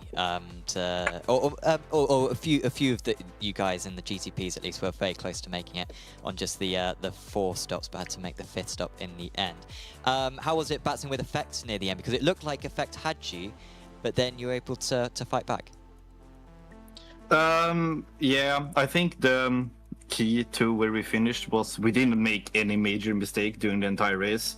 Sure, there was some we ran off in T1 or in the second chicane and stuff like that, but we didn't do any major mistakes, not any big contacts. We just stayed safe. And we were a little bit worried because we saw the BMWs catching us a lot in the rain, but in the end it all worked out because we played it safe. Yeah, that was certainly the way to go about it. You got a good haul of points because of it. Is there anyone you want to give a shout out to, Adam? Yeah, definitely my teammate David Granes.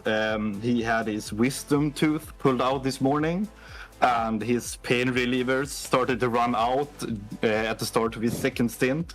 Oof. So the fact that he finished the race without, starting to cry, it really amazes me. Big shout out to him. Well, that's the commitment we like to hear. To do that. So, congratulations to him, congratulations to you, and best of luck. You can keep it up for round 3. Yeah, thank you very much. We'll see you. Yeah, GG's. Adam Westlin there for me and Mike, MA70 Esports. I think that's all our interviews. Yeah, me and Mike was GTP. That looked like it was the toughest of the classes on survival. Yeah, I think so, yeah. And yeah, just the fact that you got to keep on watching out for that block of spray and hope that there's not a GTD in there. Yeah. They did really well, did a lot of those drivers. Another word on Hockenheim then, next time out, one of the shorter circuits of the season. And yeah, I think that traffic element is going to be really significant. I mean, I think the stadium section on Datsy is tricky, but I think T1 as well is a real trouble spot when it comes to that stuff, with the way it's such a short radius corner and so narrow as well on the on the exit. And even lap 1 of the race, if we lose the Monza was very impressive, but if we lose someone in the inside curb or outside curb, just prototypes easy on the outside curb on cold tires, then it clusters really quick, because obviously GT3s enter with that with such commitment. You can't, you're heading towards the outside apex at an incredible speed. But let's see. The stadium section is multi-class is fine, but there has to be a rhythm. You get one starting to show nose and it all starts to go wrong. Well, of course, sign-ups are open for the championship. You can go to apexracingleague.com to sign up. You can also sign up for a couple of other championships. We've got our Fox Techer series, which is like a US time zone series in GT3 cars. You can try out that one. We've also got a few more rounds of GT3 Trophy as well on a Tuesday evening for Europeans. And we've also got our new series, the Apex Racing League Truck Series 2025. That will be 8 rounds in the NASCAR trucks and it should be really fun. It starts in 3.5 weeks. It will be on Monday evenings, and sign-ups are open for that. They opened a couple of hours ago, or a few hours ago, and we've already got some entries, so make sure to add your name to the 43 car list, because that's as many as we can do on ovals. But for now, from myself, Sam Fitzpatrick, from David Sampson, and everyone here at the Apex Racing TV esports studio, we're going to say goodbye, and we'll see you back next time for round 3 at Hockenheim. See you then. Ciao.